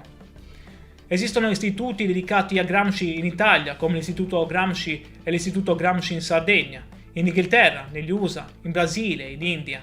La sua eredità è universale. E in Sardegna? In Sardegna Gramsci non è solo un filosofo, è un simbolo di orgoglio, di identità, di riscatto. Ma dobbiamo tornare indietro, perché l'identità e l'esperienza sarda di Gramsci furono decisive per la sua formazione e rimasero un punto centrale della sua analisi per tutta la vita. Gramsci definì la Sardegna una colonna di sfruttamento della borghesia industriale torinese e dello Stato italiano. Denunciò il furto fiscale perpetrato ai danni dell'isola, affermando che lo Stato aveva prelevato più di 500 milioni di imposte, denaro sudato da contadini e dai pastori.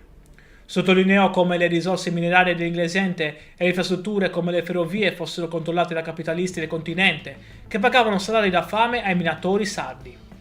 In modo provocatorio sostenne che la Sardegna era trattata peggio della colonia eritrea, perché mentre lo Stato spendeva per l'Eritrea, si limitava a sfruttare la Sardegna prelevandovi un tributo imperiale. Gramsci seguì con grande interesse il partito sardo d'Azione. Pur criticandone gli elementi opportunisti, appoggiò le sue rivendicazioni popolari e autonomiste. Nel 1925 Gramsci fornì i materiali per un appello dell'Internazionale Contadina al congresso del partito sardo d'Azione.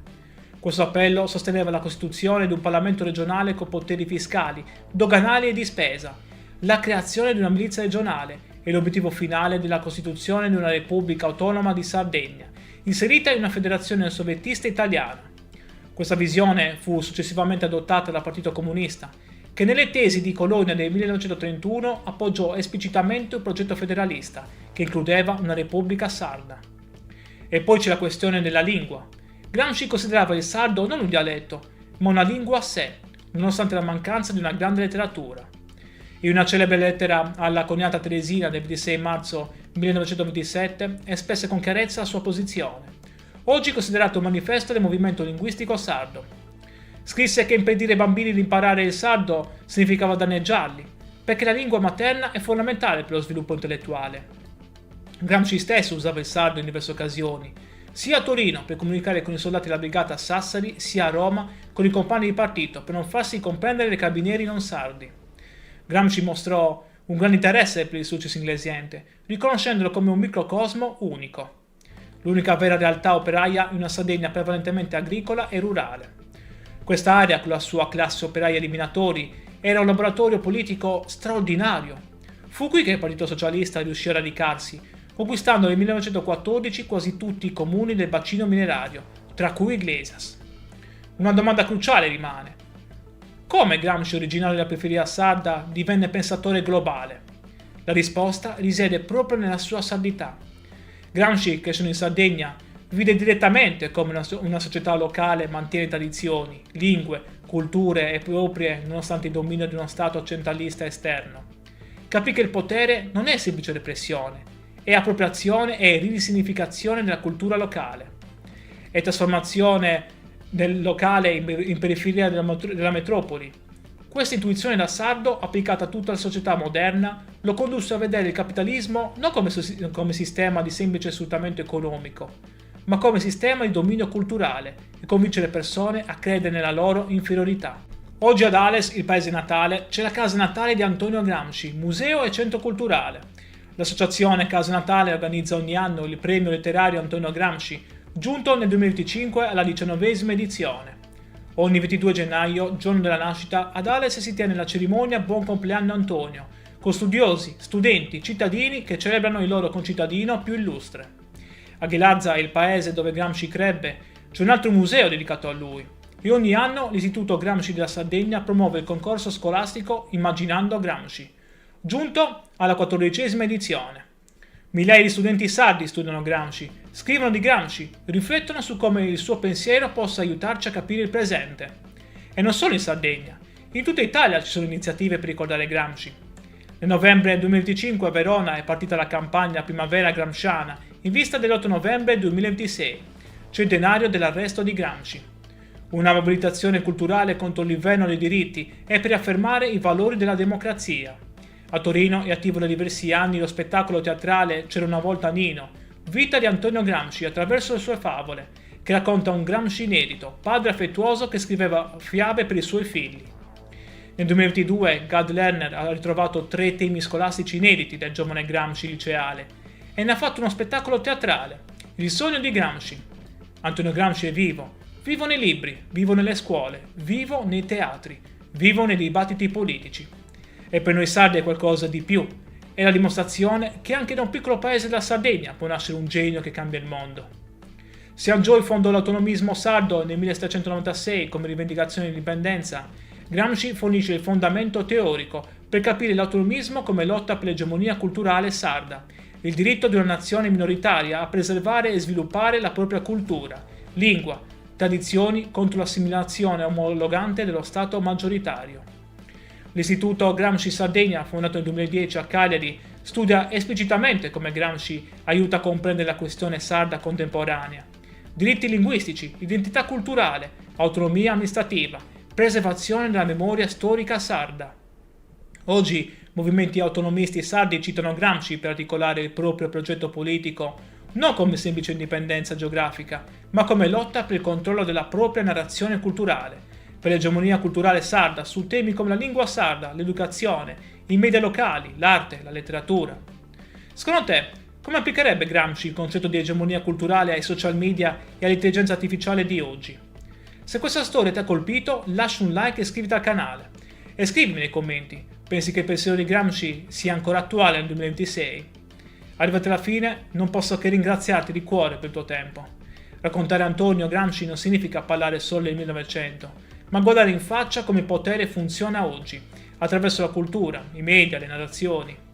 La vita di Antonio Gramsci ci ha insegnato che bisogna avere, cito le sue parole, l'ottimismo della volontà e il pessimismo dell'intelligenza. Ci ha insegnato che studiare è un atto rivoluzionario e che capire il mondo è il primo passo per cambiarlo. Ci ha insegnato che il vero potere è il potere di controllare come le persone pensano, cosa credono, quali valori abbracciano. Gramsci, torturato, imprigionato, consumato dalla malattia, rimane intellettualmente libero e quelle idee, pubblicate dopo la sua morte, hanno cambiato il modo in cui il mondo comprende il potere, la cultura, la resistenza. Per noi sardi è qualcosa di più. È la dimostrazione che dalla nostra terra nascono giganti del pensiero e questo non dobbiamo mai dimenticarlo. Grazie di nuovo per essere stato con me in questo viaggio. Ti saluto e ci vediamo al prossimo video qui sull'Isola Informa. Immagina un uomo alto appena 1,50 m, con la schiena deformata da una malattia terribile, rinchiuso in una cella fascista dove muore lentamente per 11 anni. Il pubblico ministero Michele Isnardi durante il processo disse una frase agghiacciante. Dobbiamo impedire a questo cervello di funzionare per 20 anni. Volevano uccidere il suo pensiero, eppure oggi, nel 2026, quasi 90 anni dopo la sua morte, Antonio Gramsci è studiato in oltre 30 lingue. Da New York a Nuova Delhi, da San Paolo a Tokyo, è considerato uno dei più grandi filosofi del Novecento. Ha influenzato la politica, la cultura, le scienze sociali di mezzo mondo. Un uomo nato in un piccolo paese della Sardegna, afflitto da una malattia che lo rese deforme, imprigionato dal fascismo, è diventato immortale. Io sono Matteo e ti ringrazio per essere qui sull'Isola Informa.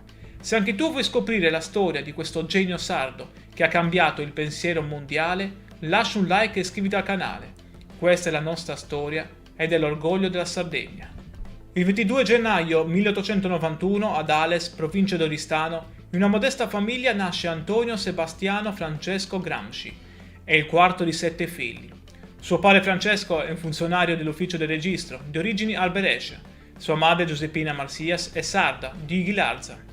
La famiglia si trasferisce in vari paesi della Sardegna, tra cui Sorgono, per poi stabilirsi definitivamente a Ghilarza nel 1898.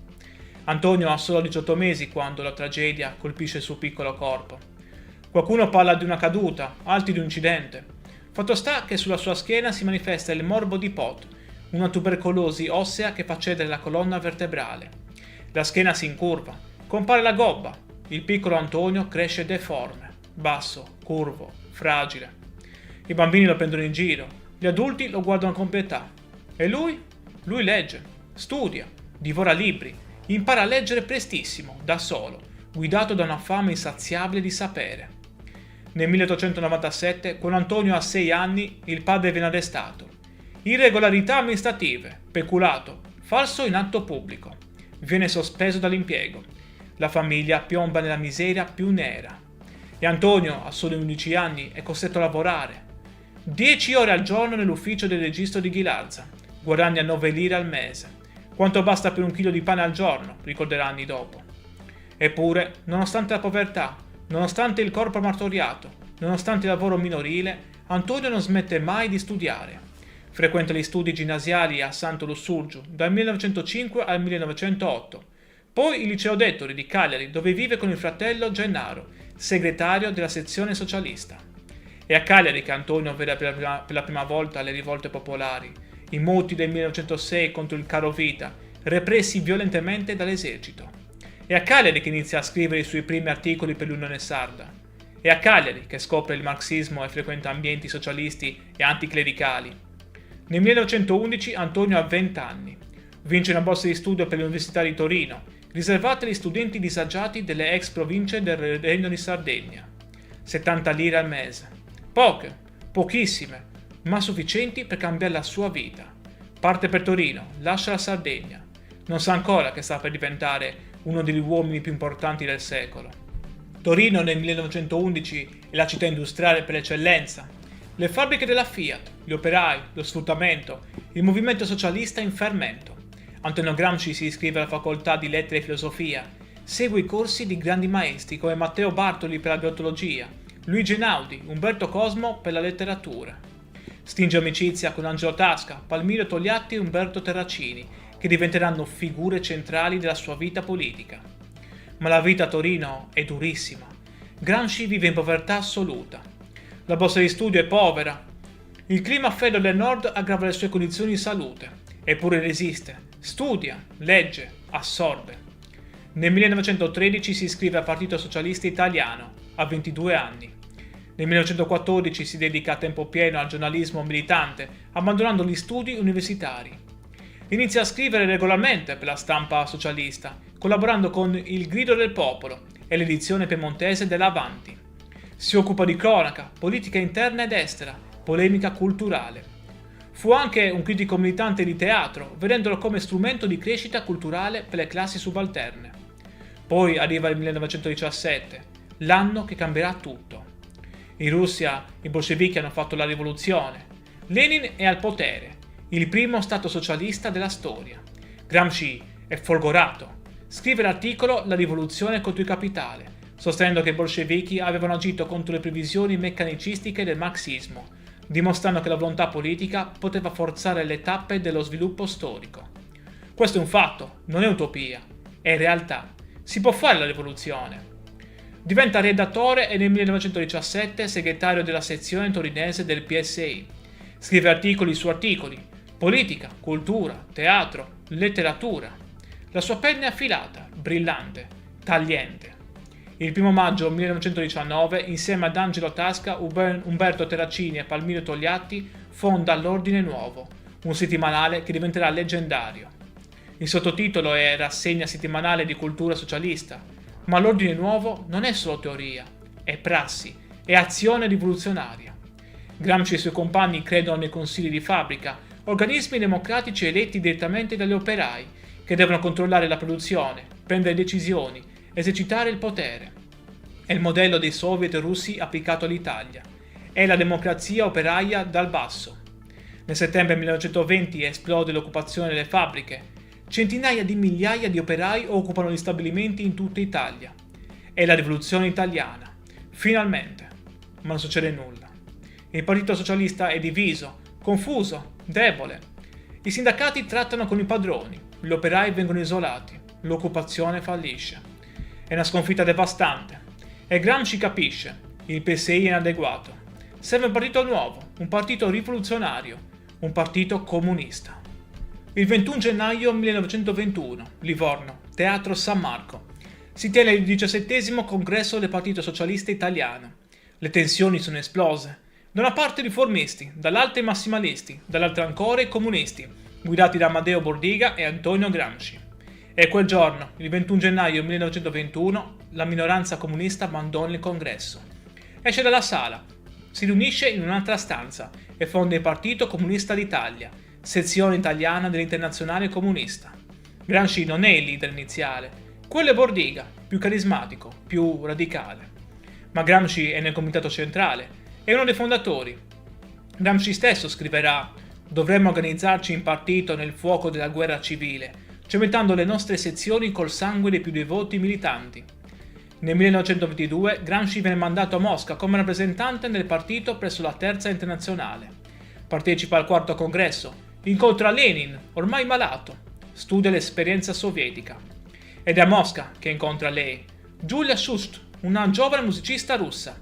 Se ne innamora, è amore vero, profondo. Nel 1923 si sposano. Nasceranno 2 figli, Delio nel 1924 e Giuliano nel 1926. Ma Gramsci non può restare in Russia, il partito ha bisogno di lui, deve tornare in Italia, dove Mussolini è salito al potere nel 1922 e sta costruendo la dittatura fascista. Nell'aprile 1924 Gramsci viene eletto deputato per il Collegio Veneto. Nel 1924, a soli 33 anni, diventa segretario nazionale del Partito Comunista d'Italia, in sostituzione di Amadeo Bordiga. È un'elezione che causa attriti interni. Bordiga rappresentava una linea estremista che rifiutava alleanze tattiche, Gramsci invece favorisce un approccio più flessibile. Al terzo congresso del PCI, tenutosi clandestinamente a Lione nel gennaio 1926, Gramsci presenta le Tesi di Lione, che vengono approvate con il 90% dei voti, e viene confermato segretario del partito. Le tesi analizzano il fascismo e delineano la strategia del partito basata sull'alleanza tra operai del nord e contadini del sud. Per 2 anni guida il partito nella clandestinità. Scrive, organizza, lotta, ma il regime fascista stringe sempre di più la morsa. Quello che sta per succedere è uno dei momenti più tragici della storia italiana.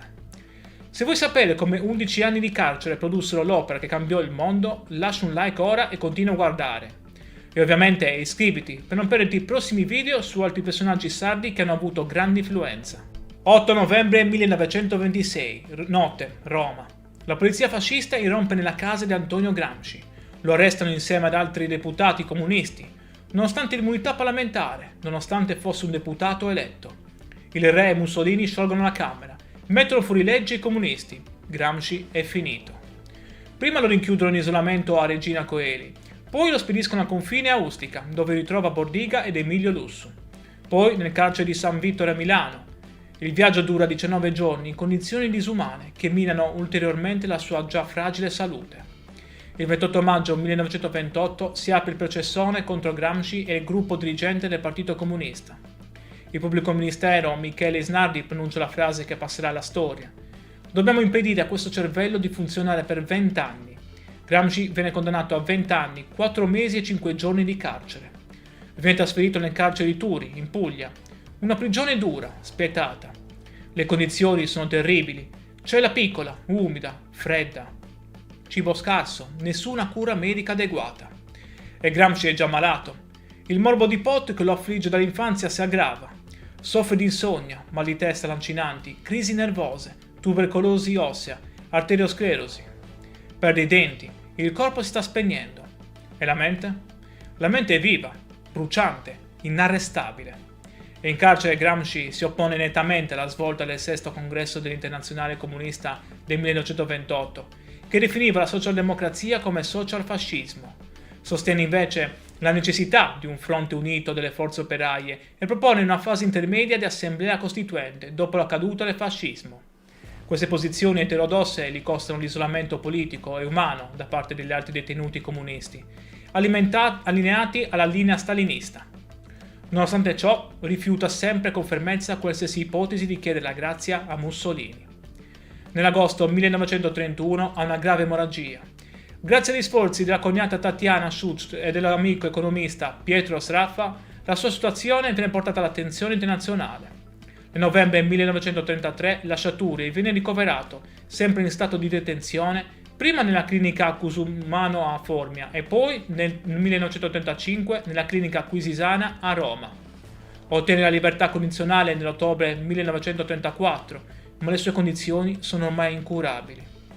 E c'è un'altra sofferenza, ancora più grande. Giulia e i 2 figli sono rimasti in Russia. Gramsci non li vede, non li abbraccia, scrive loro lettere strazianti, piene d'amore e di nostalgia. L'unica consolazione è la cognata Tatiana Schust, che lo visita regolarmente, che gli porta libri, che lo sostiene. Tatiana sarà la custode dei quaderni, sarà lei a salvarli. Il 25 aprile 1937 viene colpito da un'emorragia cerebrale. 2 giorni dopo, ore 4 del mattino, Antonio Gramsci muore. Ha 46 anni, ha passato gli ultimi 11 anni in carcere. Accanto a lui c'è solo Tatiana, la cognata che con lucidità e coraggio riesce a mettere in salvo i quaderni, portandoli all'ambasciata sovietica. Il 28 aprile 1937 si tiene il funerale. Un temporale battente, la bara seguita solo da una carrozza con il fratello Carlo e Tatiana. Il corpo viene cremato al cimitero del Verano. Le ceneri saranno poi trasferite al cimitero acattolico di Roma, vicino alla piramide Cestia. Ma ora torniamo indietro, perché mentre il corpo di Gramsci si spegneva lentamente in quella cella, la sua mente stava creando qualcosa di mortale. L'8 febbraio 1929 Gramsci ottiene finalmente il permesso di scrivere e inizia a compilare i suoi quaderni. Sono quaderni scolastici normali, quelli che il carcere concede ai detenuti. Gramsci ne riempirà 33 nell'edizione critica curata da Valentino Geratana del 1975, per un totale di quasi 3.000 pagine. Non è un'opera organica, sono note, appunti, riflessioni su 1.000 argomenti diversi. Filosofia, politica, storia, letteratura, linguistica, pedagogia. Il custode fascista, censore nominato dal regime, controlla tutto ciò che scrive. Gramsci deve scrivere con prudenza, usando un linguaggio elitico, metafore storiche, per evitare che gli articoli siano confiscati. Eppure scrive libero, scrive la cosa più pericolosa di tutte, il pensiero libero. Ma c'è un filo rosso che lega tutto. Come può il proletariato conquistare il potere? Come si costruisce una società nuova? Perché la rivoluzione è fallita in Italia e in Occidente? E Gramsci elabora concetti che cambieranno il pensiero politico mondiale. Il concetto più importante è quello di egemonia culturale. In Russia, dice Gramsci, la rivoluzione è stata possibile perché lo Stato era debole, la società civile inesistente. I bolscevichi hanno preso il palazzo d'inverno e hanno conquistato il potere. Ma in Occidente? In Occidente lo Stato è forte e soprattutto esiste una società civile complessa, articolata, radicata. Ci sono la Chiesa, la scuola, i giornali, i partiti, i sindacati. Ci sono gli intellettuali e tutte queste istituzioni diffondono l'ideologia della classe dominante. Convincono le masse che il mondo così com'è è normale, naturale, giusto. Questo è il controllo culturale, questo è l'egemonia. La classe dominante, dice Gramsci, si mantiene al potere in due modi diversi. Dominio, l'uso della forza, della repressione, dell'apparato statale, e direzione intellettuale e morale, l'egemonia, il consenso. E quest'ultima è la più importante. Perché se controlli la cultura, se controlli le idee, se controlli il senso comune, non hai nemmeno bisogno di usare la forza. Le persone accettano volontariamente il tuo dominio. Allora la domanda diventa: come può il proletariato conquistare il potere in Occidente? Non con l'assalto frontale al Palazzo d'Inverno, ma con una guerra di posizione. Conquistare le casematte della società civile, una per una. Scuola, giornali, cultura, arte, università. Costruire un'egemonia alternativa, creare un nuovo senso comune, formare nuovi intellettuali, gli intellettuali organici, che rappresentino gli interessi delle classi subalterne. È una rivoluzione culturale che deve procedere e accompagnare la rivoluzione politica. E per fare questo servono gli intellettuali. Ma non gli intellettuali tradizionali, quelli che si credono superiori, staccati dal popolo. Servono intellettuali organici alle classi lavoratrici, intellettuali che nascono dal popolo, che parlano la lingua del popolo, che difendono gli interessi del popolo. Ogni uomo è un filosofo, scrive Gramsci. Anche il contadino, anche l'operaio. Tutti pensano, riflettono, elaborano una visione del mondo. Il problema è che spesso questa visione è frammentaria, incoerente, influenzata dalla cultura dominante. Compito degli intellettuali organici è organizzare questo pensiero, dargli coerenza, trasformarlo in coscienza di classe. Un'idea radicalmente democratica del sapere. Rielaborando Machiavelli, Gramsci identifica nel partito politico rivoluzionario il moderno principe. Esso deve agire come intellettuale collettivo, capace di elaborare una nuova visione del mondo e di realizzare una riforma intellettuale e morale per unificare le masse. E poi c'è il concetto di rivoluzione passiva. Quando la classe dominante si accorge che il vecchio mondo sta morendo, invece di cedere il potere introduce riforme dall'alto per modernizzare il sistema senza cambiare i rapporti di potere. È quello che è successo con il risorgimento italiano. Modernizzazione economica senza coinvolgimento delle masse. Una rivoluzione guidata dall'alto che ha escluso il popolo. Gramsci applica le sue categorie all'analisi della storia italiana, criticando il risorgimento come una rivoluzione passiva che non seppe coinvolgere le masse contadine, specialmente nel Mezzogiorno. Ma Antonio Gramsci non morì quel 27 aprile 1937. I quaderni furono portati a Mosca da Tatiana. Lì furono studiati, analizzati, custoditi. Nel dopoguerra Palmiro Togliatti, il compagno di Gramsci diventato leader del Partito Comunista Italiano, decise di pubblicarli. Tra il 1948 e il 1951 esce la prima edizione dei quaderni del carcere, curata da Felice Platone, sotto la guida di Togliatti. Non in ordine cronologico, ma tematico. L'impatto è devastante. I quaderni diventano il testo sacro della cultura comunista italiana, influenzano una generazione intera di intellettuali. Il PC diventa, anche grazie a Gramsci, il partito comunista più forte d'Occidente, ma l'influenza di Gramsci va ben oltre l'Italia. Negli anni 70 nasce nei paesi anglofoni la corrente dei Cultural Studies, che pone Gramsci tra i suoi riferimenti teorici principali. Le sue idee su egemonia, cultura, subalternità diventano centrali negli studi culturali postcoloniali di genere. In Sud America Gramsci è venerato come un profeta della liberazione. Le sue idee sull'egemonia culturale influenzano i movimenti di sinistra, le teorie della dipendenza, la teologia della liberazione. In India i quaderni sono studiati nelle università. Il concetto di classi subalterne viene applicato all'analisi delle caste. Negli Stati Uniti Gramsci è considerato un classico del pensiero politico. Viene insegnato a Harvard, Yale, Berkeley. È stato tradotto in oltre 30 lingue. Esistono più di 20.000 saggi sulla sua opera. Antonio Gramsci, il ragazzo deforme di Ales, il comunista imprigionato dal fascismo, è diventato uno dei pensatori più studiati del mondo. E oggi, nel 2026, il suo pensiero è più attuale che mai. Viviamo nell'era dei social media, della disinformazione, delle fake news. Chi controlla i media? Chi controlla le narrazioni? Chi decide cos'è vero e cos'è falso? È egemonia culturale.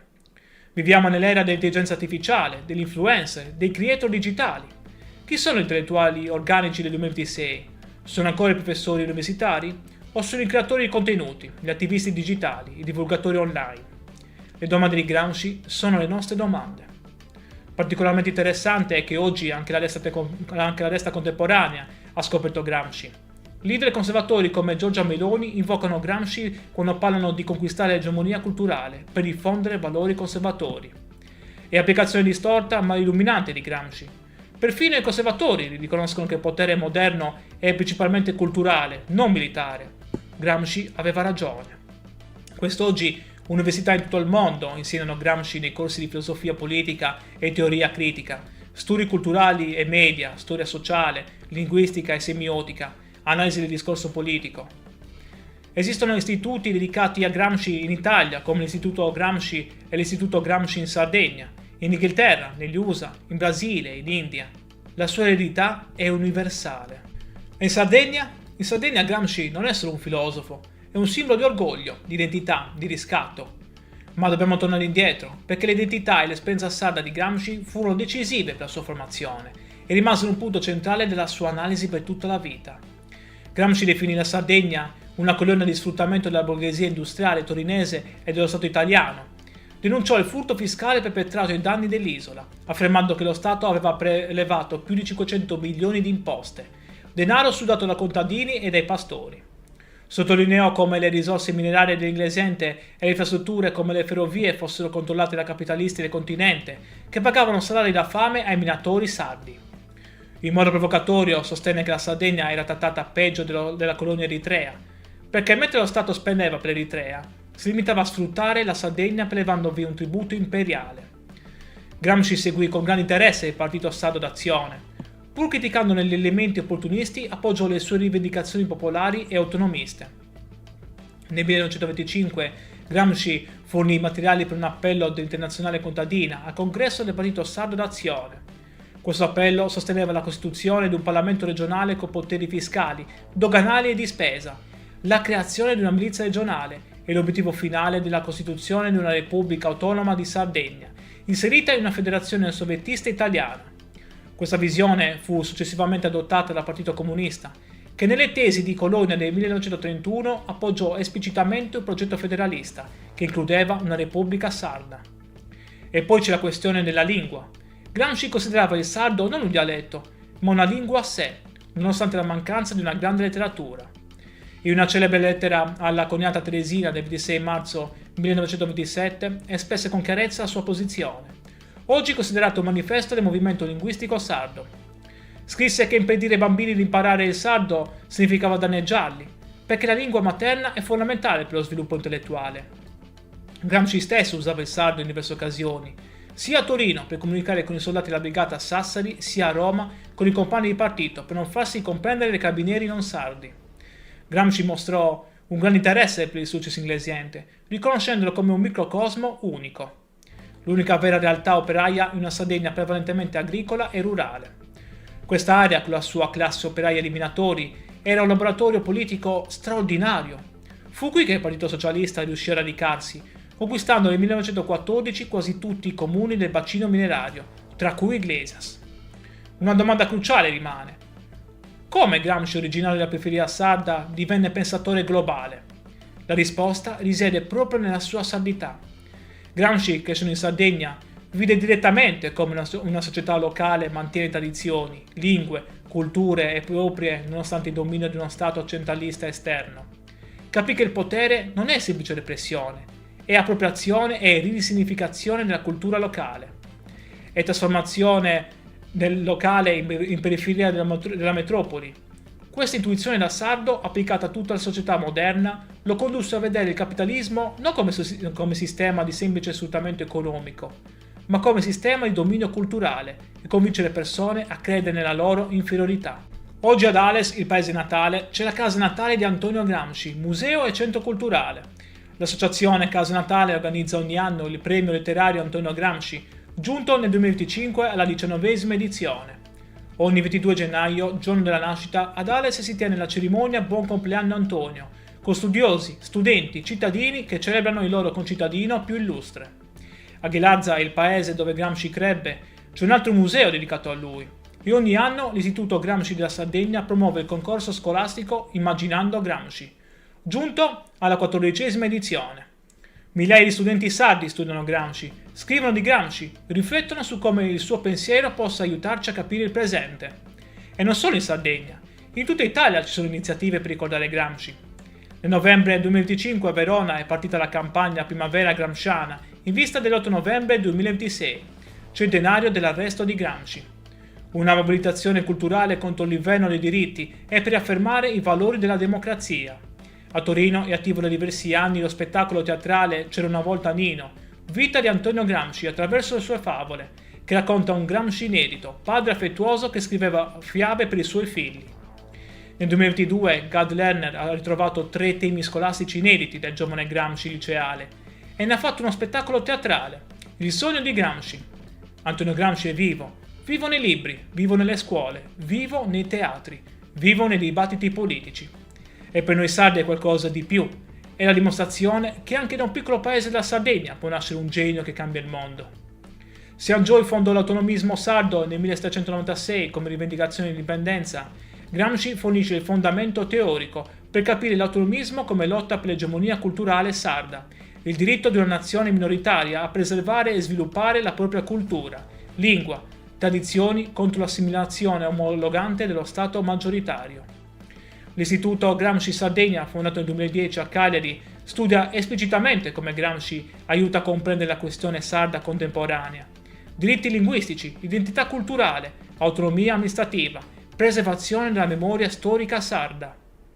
Oggi movimenti autonomisti sardi citano Gramsci per articolare il proprio progetto politico non come semplice indipendenza geografica, ma come lotta per il controllo della propria narrazione culturale, per l'egemonia culturale sarda su temi come la lingua sarda, l'educazione, i media locali, l'arte, la letteratura. Secondo te, come applicherebbe Gramsci il concetto di egemonia culturale ai social media e all'intelligenza artificiale di oggi? Se questa storia ti ha colpito, lascia un like e iscriviti al canale. E scrivimi nei commenti, pensi che il pensiero di Gramsci sia ancora attuale nel 2026? Arrivati alla fine, non posso che ringraziarti di cuore per il tuo tempo. Raccontare Antonio Gramsci non significa parlare solo del 1900, ma guardare in faccia come il potere funziona oggi, attraverso la cultura, i media, le narrazioni. La vita di Antonio Gramsci ci ha insegnato che bisogna avere, cito le sue parole, l'ottimismo della volontà e il pessimismo dell'intelligenza. Ci ha insegnato che studiare è un atto rivoluzionario e che capire il mondo è il primo passo per cambiarlo. Ci ha insegnato che il vero potere è il potere di controllare come le persone pensano, cosa credono, quali valori abbracciano. Gramsci, torturato, imprigionato, consumato dalla malattia, rimane intellettualmente libero e quelle idee, pubblicate dopo la sua morte, hanno cambiato il modo in cui il mondo comprende il potere, la cultura, la resistenza. Per noi sardi è qualcosa di più, è la dimostrazione che dalla nostra terra nascono giganti del pensiero e questo non dobbiamo mai dimenticarlo. Grazie di nuovo per essere stato con me in questo viaggio. Ti saluto e ci vediamo al prossimo video qui sull'Isola Informa. Immagina un uomo alto appena 1,50 m, con la schiena deformata da una malattia terribile, rinchiuso in una cella fascista dove muore lentamente per 11 anni. Il pubblico ministero Michele Isnardi durante il processo disse una frase agghiacciante. Dobbiamo impedire a questo cervello di funzionare per 20 anni. Volevano uccidere il suo pensiero, eppure oggi, nel 2026, quasi 90 anni dopo la sua morte, Antonio Gramsci è studiato in oltre 30 lingue. Da New York a Nuova Delhi, da San Paolo a Tokyo, è considerato uno dei più grandi filosofi del Novecento. Ha influenzato la politica, la cultura, le scienze sociali di mezzo mondo. Un uomo nato in un piccolo paese della Sardegna, afflitto da una malattia che lo rese deforme, imprigionato dal fascismo, è diventato immortale. Io sono Matteo e ti ringrazio per essere qui sull'Isola Informa. Se anche tu vuoi scoprire la storia di questo genio sardo che ha cambiato il pensiero mondiale, lascia un like e iscriviti al canale. Questa è la nostra storia ed è l'orgoglio della Sardegna. Il 22 gennaio 1891 ad Ales, provincia di Oristano, in una modesta famiglia nasce Antonio Sebastiano Francesco Gramsci. È il quarto di 7 figli. Suo padre Francesco è un funzionario dell'ufficio del registro, di origini alberesce. Sua madre Giuseppina Marsias è sarda, di Ghilarza. La famiglia si trasferisce in vari paesi della Sardegna, tra cui Sorgono, per poi stabilirsi definitivamente a Ghilarza nel 1898. Antonio ha solo 18 mesi quando la tragedia colpisce il suo piccolo corpo. Qualcuno parla di una caduta, altri di un incidente. Fatto sta che sulla sua schiena si manifesta il morbo di Pot, una tubercolosi ossea che fa cedere la colonna vertebrale. La schiena si incurva, compare la gobba. Il piccolo Antonio cresce deforme, basso, curvo, fragile. I bambini lo prendono in giro, gli adulti lo guardano con pietà. E lui? Lui legge, studia, divora libri, impara a leggere prestissimo, da solo, guidato da una fame insaziabile di sapere. Nel 1897, quando Antonio ha 6 anni, il padre viene arrestato. Irregolarità amministrative, peculato, falso in atto pubblico. Viene sospeso dall'impiego. La famiglia piomba nella miseria più nera. E Antonio, a soli 11 anni, è costretto a lavorare. 10 ore al giorno nell'ufficio del registro di Ghilarza. Guadagna 9 lire al mese. Quanto basta per 1 chilo di pane al giorno, ricorderà anni dopo. Eppure, nonostante la povertà, nonostante il corpo martoriato, nonostante il lavoro minorile, Antonio non smette mai di studiare. Frequenta gli studi ginnasiali a Santo Lussurgiu dal 1905 al 1908, poi il liceo d'Ettori di Cagliari dove vive con il fratello Gennaro, segretario della sezione socialista. È a Cagliari che Antonio vede per la prima volta le rivolte popolari, i moti del 1906 contro il carovita, repressi violentemente dall'esercito. È a Cagliari che inizia a scrivere i suoi primi articoli per l'Unione Sarda. È a Cagliari che scopre il marxismo e frequenta ambienti socialisti e anticlericali. Nel 1911 Antonio ha 20 anni. Vince una borsa di studio per l'Università di Torino, riservata agli studenti disagiati delle ex province del Regno di Sardegna. 70 lire al mese. Poche, pochissime, ma sufficienti per cambiare la sua vita. Parte per Torino, lascia la Sardegna. Non sa ancora che sta per diventare uno degli uomini più importanti del secolo. Torino nel 1911 è la città industriale per eccellenza. Le fabbriche della Fiat, gli operai, lo sfruttamento, il movimento socialista in fermento. Antonio Gramsci si iscrive alla facoltà di lettere e filosofia, segue i corsi di grandi maestri come Matteo Bartoli per la biologia, Luigi Einaudi, Umberto Cosmo per la letteratura. Stringe amicizia con Angelo Tasca, Palmiro Togliatti e Umberto Terracini, che diventeranno figure centrali della sua vita politica. Ma la vita a Torino è durissima. Gramsci vive in povertà assoluta. La borsa di studio è povera. Il clima freddo del nord aggrava le sue condizioni di salute. Eppure resiste, studia, legge, assorbe. Nel 1913 si iscrive al Partito Socialista Italiano, a 22 anni. Nel 1914 si dedica a tempo pieno al giornalismo militante, abbandonando gli studi universitari. Inizia a scrivere regolarmente per la stampa socialista, collaborando con Il Grido del Popolo e l'edizione piemontese dell'Avanti. Si occupa di cronaca, politica interna ed estera, polemica culturale. Fu anche un critico militante di teatro, vedendolo come strumento di crescita culturale per le classi subalterne. Poi arriva il 1917, l'anno che cambierà tutto.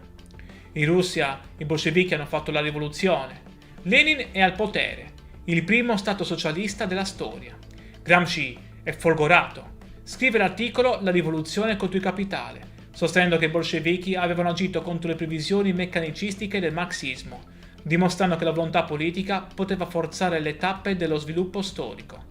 Questo è un fatto, non è utopia, è realtà. Si può fare la rivoluzione. Diventa redattore e nel 1917 segretario della sezione torinese del PSI. Scrive articoli su articoli, politica, cultura, teatro, letteratura. La sua penna è affilata, brillante, tagliente. Il 1 maggio 1919, insieme ad Angelo Tasca, Umberto Terracini e Palmiro Togliatti, fonda l'Ordine Nuovo, un settimanale che diventerà leggendario. Il sottotitolo è Rassegna settimanale di cultura socialista, ma l'Ordine Nuovo non è solo teoria, è prassi, è azione rivoluzionaria. Gramsci e i suoi compagni credono nei consigli di fabbrica, organismi democratici eletti direttamente dagli operai, che devono controllare la produzione, prendere decisioni, esercitare il potere. È il modello dei soviet russi applicato all'Italia. È la democrazia operaia dal basso. Nel settembre 1920 esplode l'occupazione delle fabbriche. Centinaia di migliaia di operai occupano gli stabilimenti in tutta Italia. È la rivoluzione italiana. Finalmente. Ma non succede nulla. Il Partito Socialista è diviso, confuso, debole. I sindacati trattano con i padroni, gli operai vengono isolati, l'occupazione fallisce. È una sconfitta devastante. E Gramsci capisce, il PSI è inadeguato. Serve un partito nuovo, un partito rivoluzionario, un partito comunista. Il 21 gennaio 1921, Livorno, Teatro San Marco. Si tiene il 17° congresso del Partito Socialista Italiano. Le tensioni sono esplose.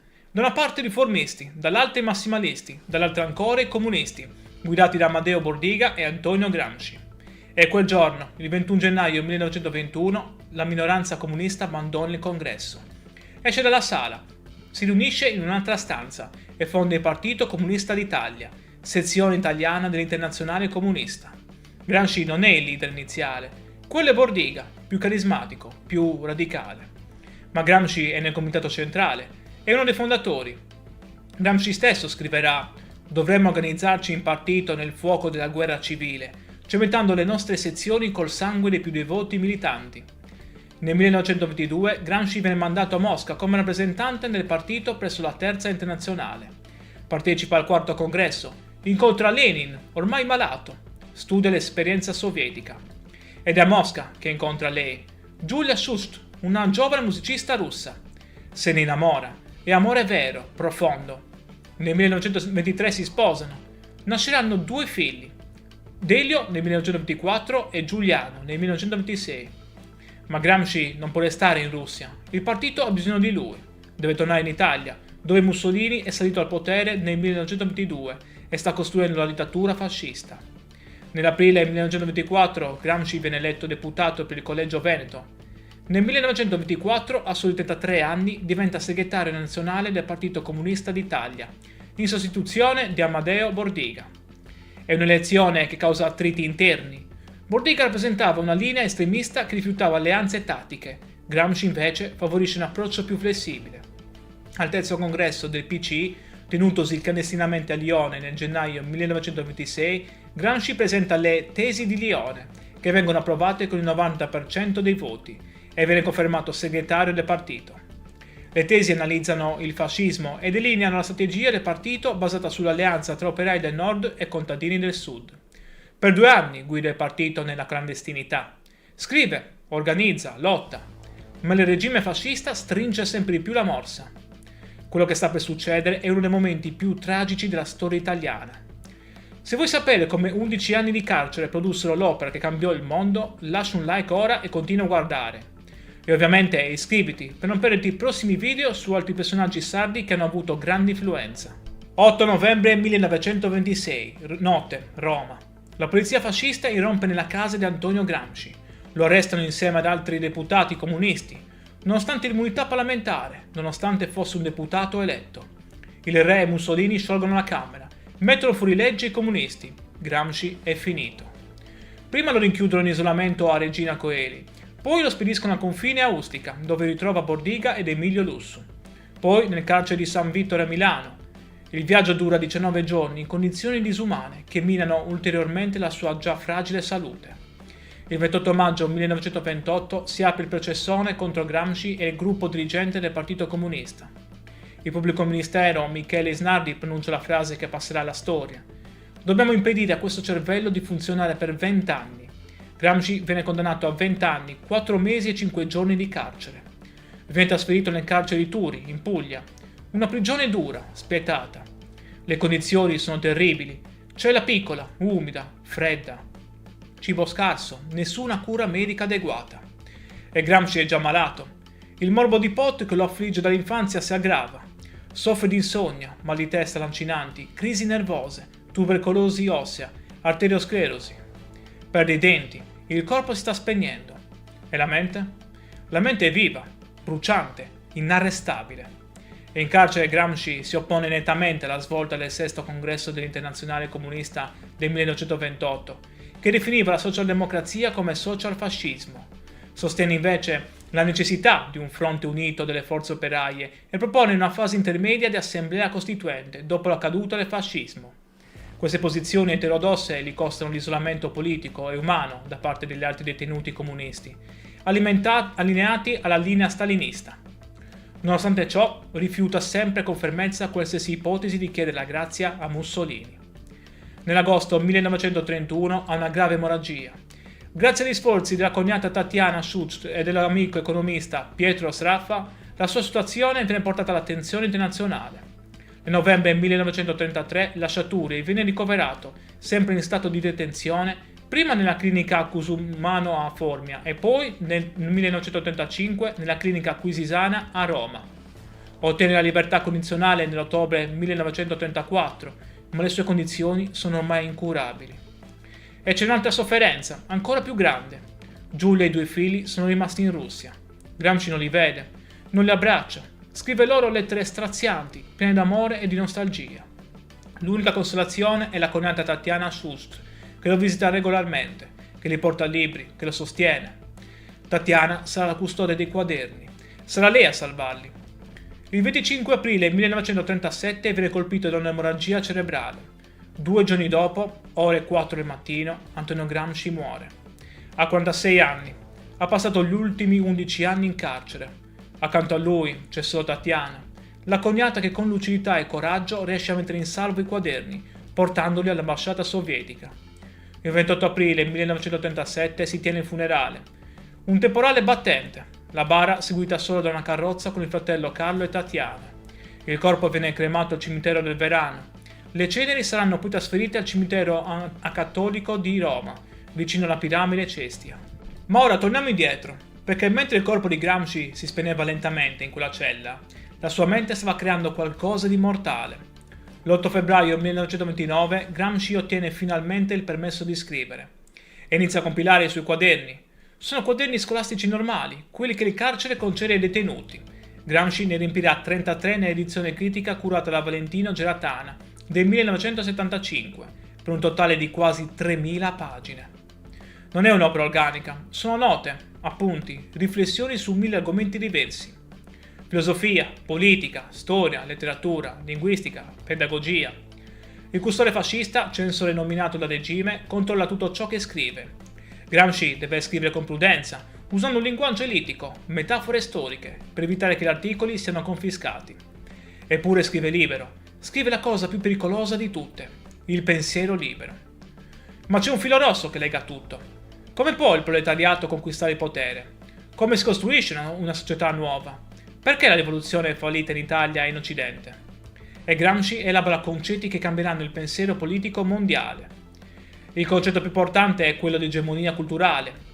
In Russia, dice Gramsci, la rivoluzione è stata possibile perché lo Stato era debole, la società civile inesistente. I bolscevichi hanno preso il palazzo d'inverno e hanno conquistato il potere. Ma in Occidente? In Occidente lo Stato è forte e soprattutto esiste una società civile complessa, articolata, radicata. Ci sono la Chiesa, la scuola, i giornali, i partiti, i sindacati.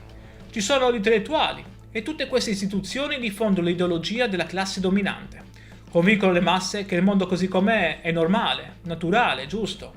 Questo è il controllo culturale, questo è l'egemonia. La classe dominante, dice Gramsci, si mantiene al potere in 2 modi diversi.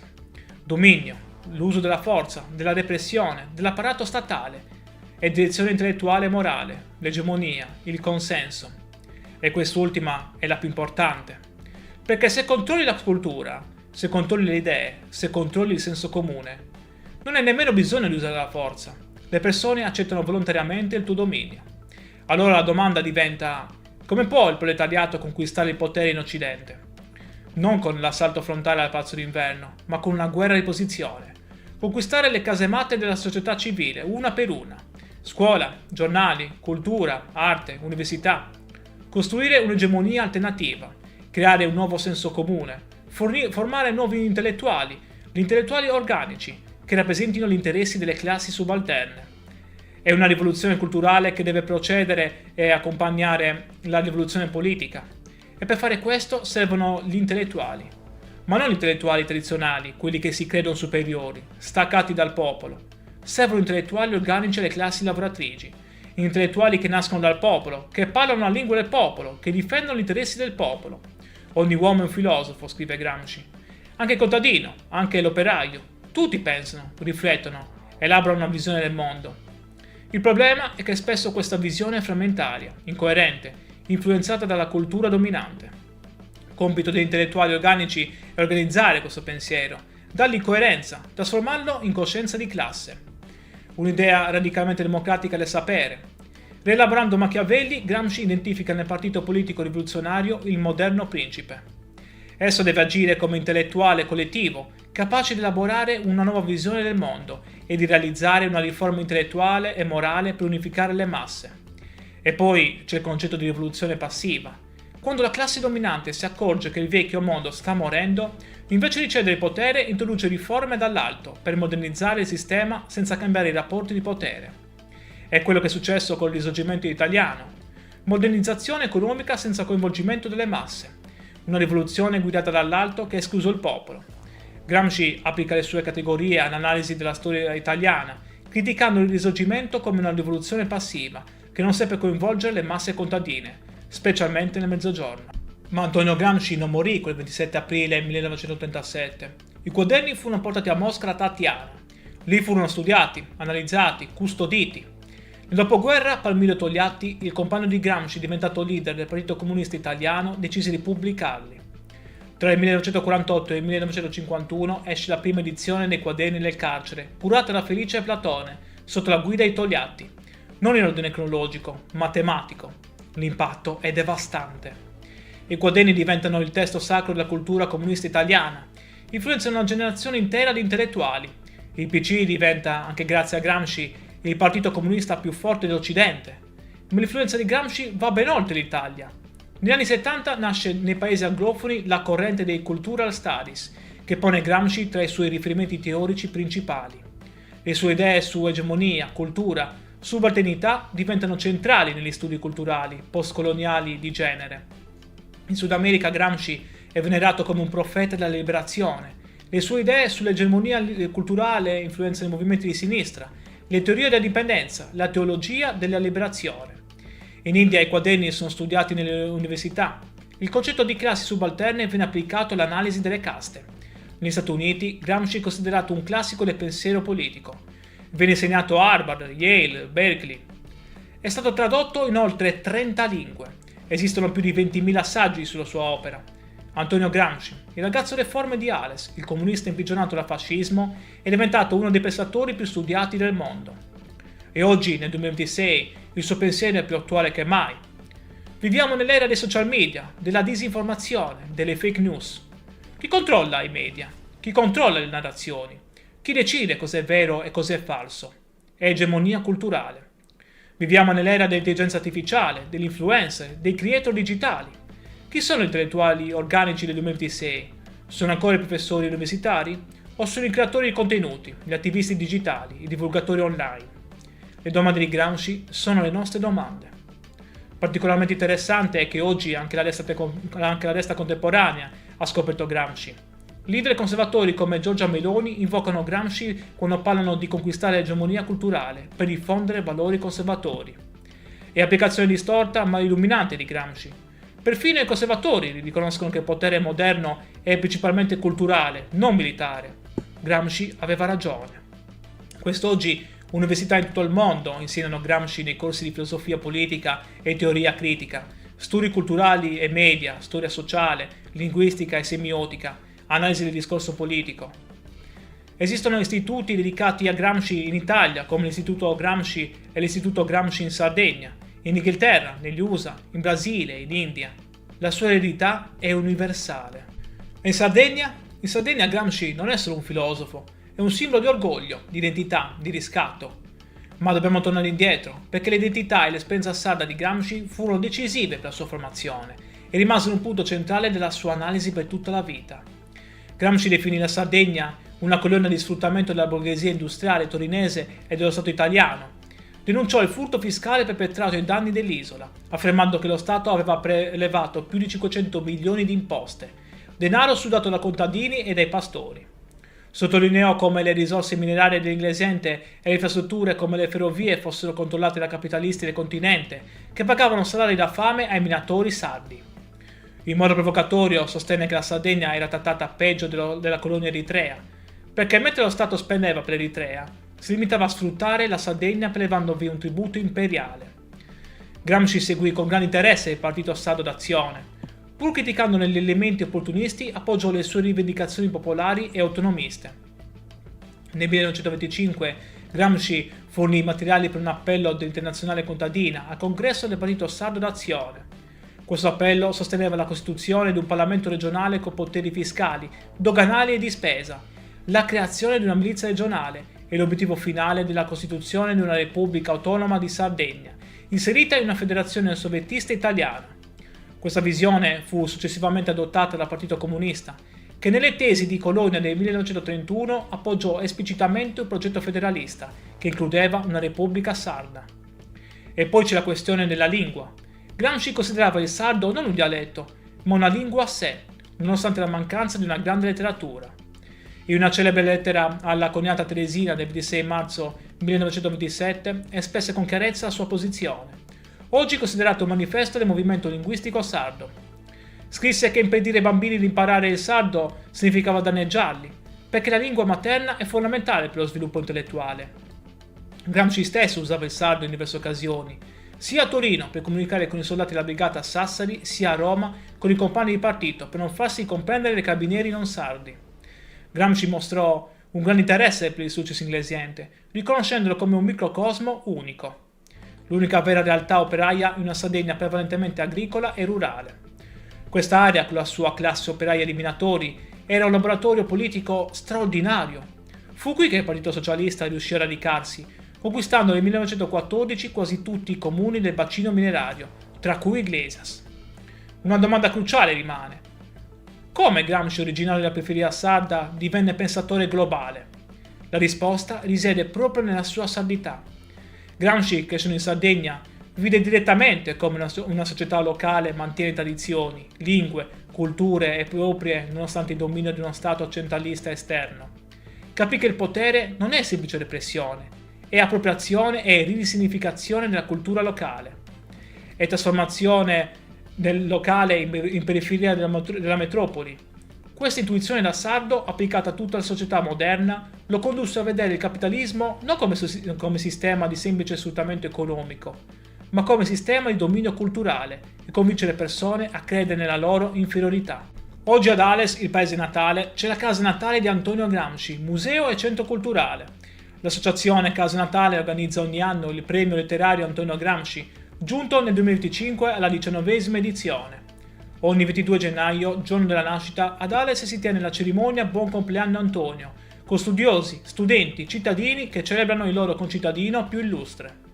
A Ghilarza, il paese dove Gramsci crebbe, c'è un altro museo dedicato a lui, e ogni anno l'Istituto Gramsci della Sardegna promuove il concorso scolastico Immaginando Gramsci, giunto alla 14ª edizione. Migliaia di studenti sardi studiano Gramsci, scrivono di Gramsci, riflettono su come il suo pensiero possa aiutarci a capire il presente. E non solo in Sardegna, in tutta Italia ci sono iniziative per ricordare Gramsci. Nel novembre 2025 a Verona è partita la campagna Primavera Gramsciana in vista dell'8 novembre 2026, centenario dell'arresto di Gramsci. Una mobilitazione culturale contro l'inverno dei diritti e per affermare i valori della democrazia.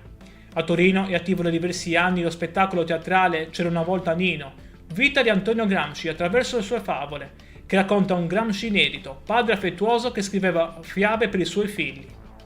Nel 2022 Gad Lerner ha ritrovato 3 temi scolastici inediti del giovane Gramsci liceale e ne ha fatto uno spettacolo teatrale, Il sogno di Gramsci. Antonio Gramsci è vivo, vivo nei libri, vivo nelle scuole, vivo nei teatri, vivo nei dibattiti politici. E per noi sardi è qualcosa di più, è la dimostrazione che anche da un piccolo paese della Sardegna può nascere un genio che cambia il mondo. Siangioy fondò l'autonomismo sardo nel 1796 come rivendicazione di indipendenza.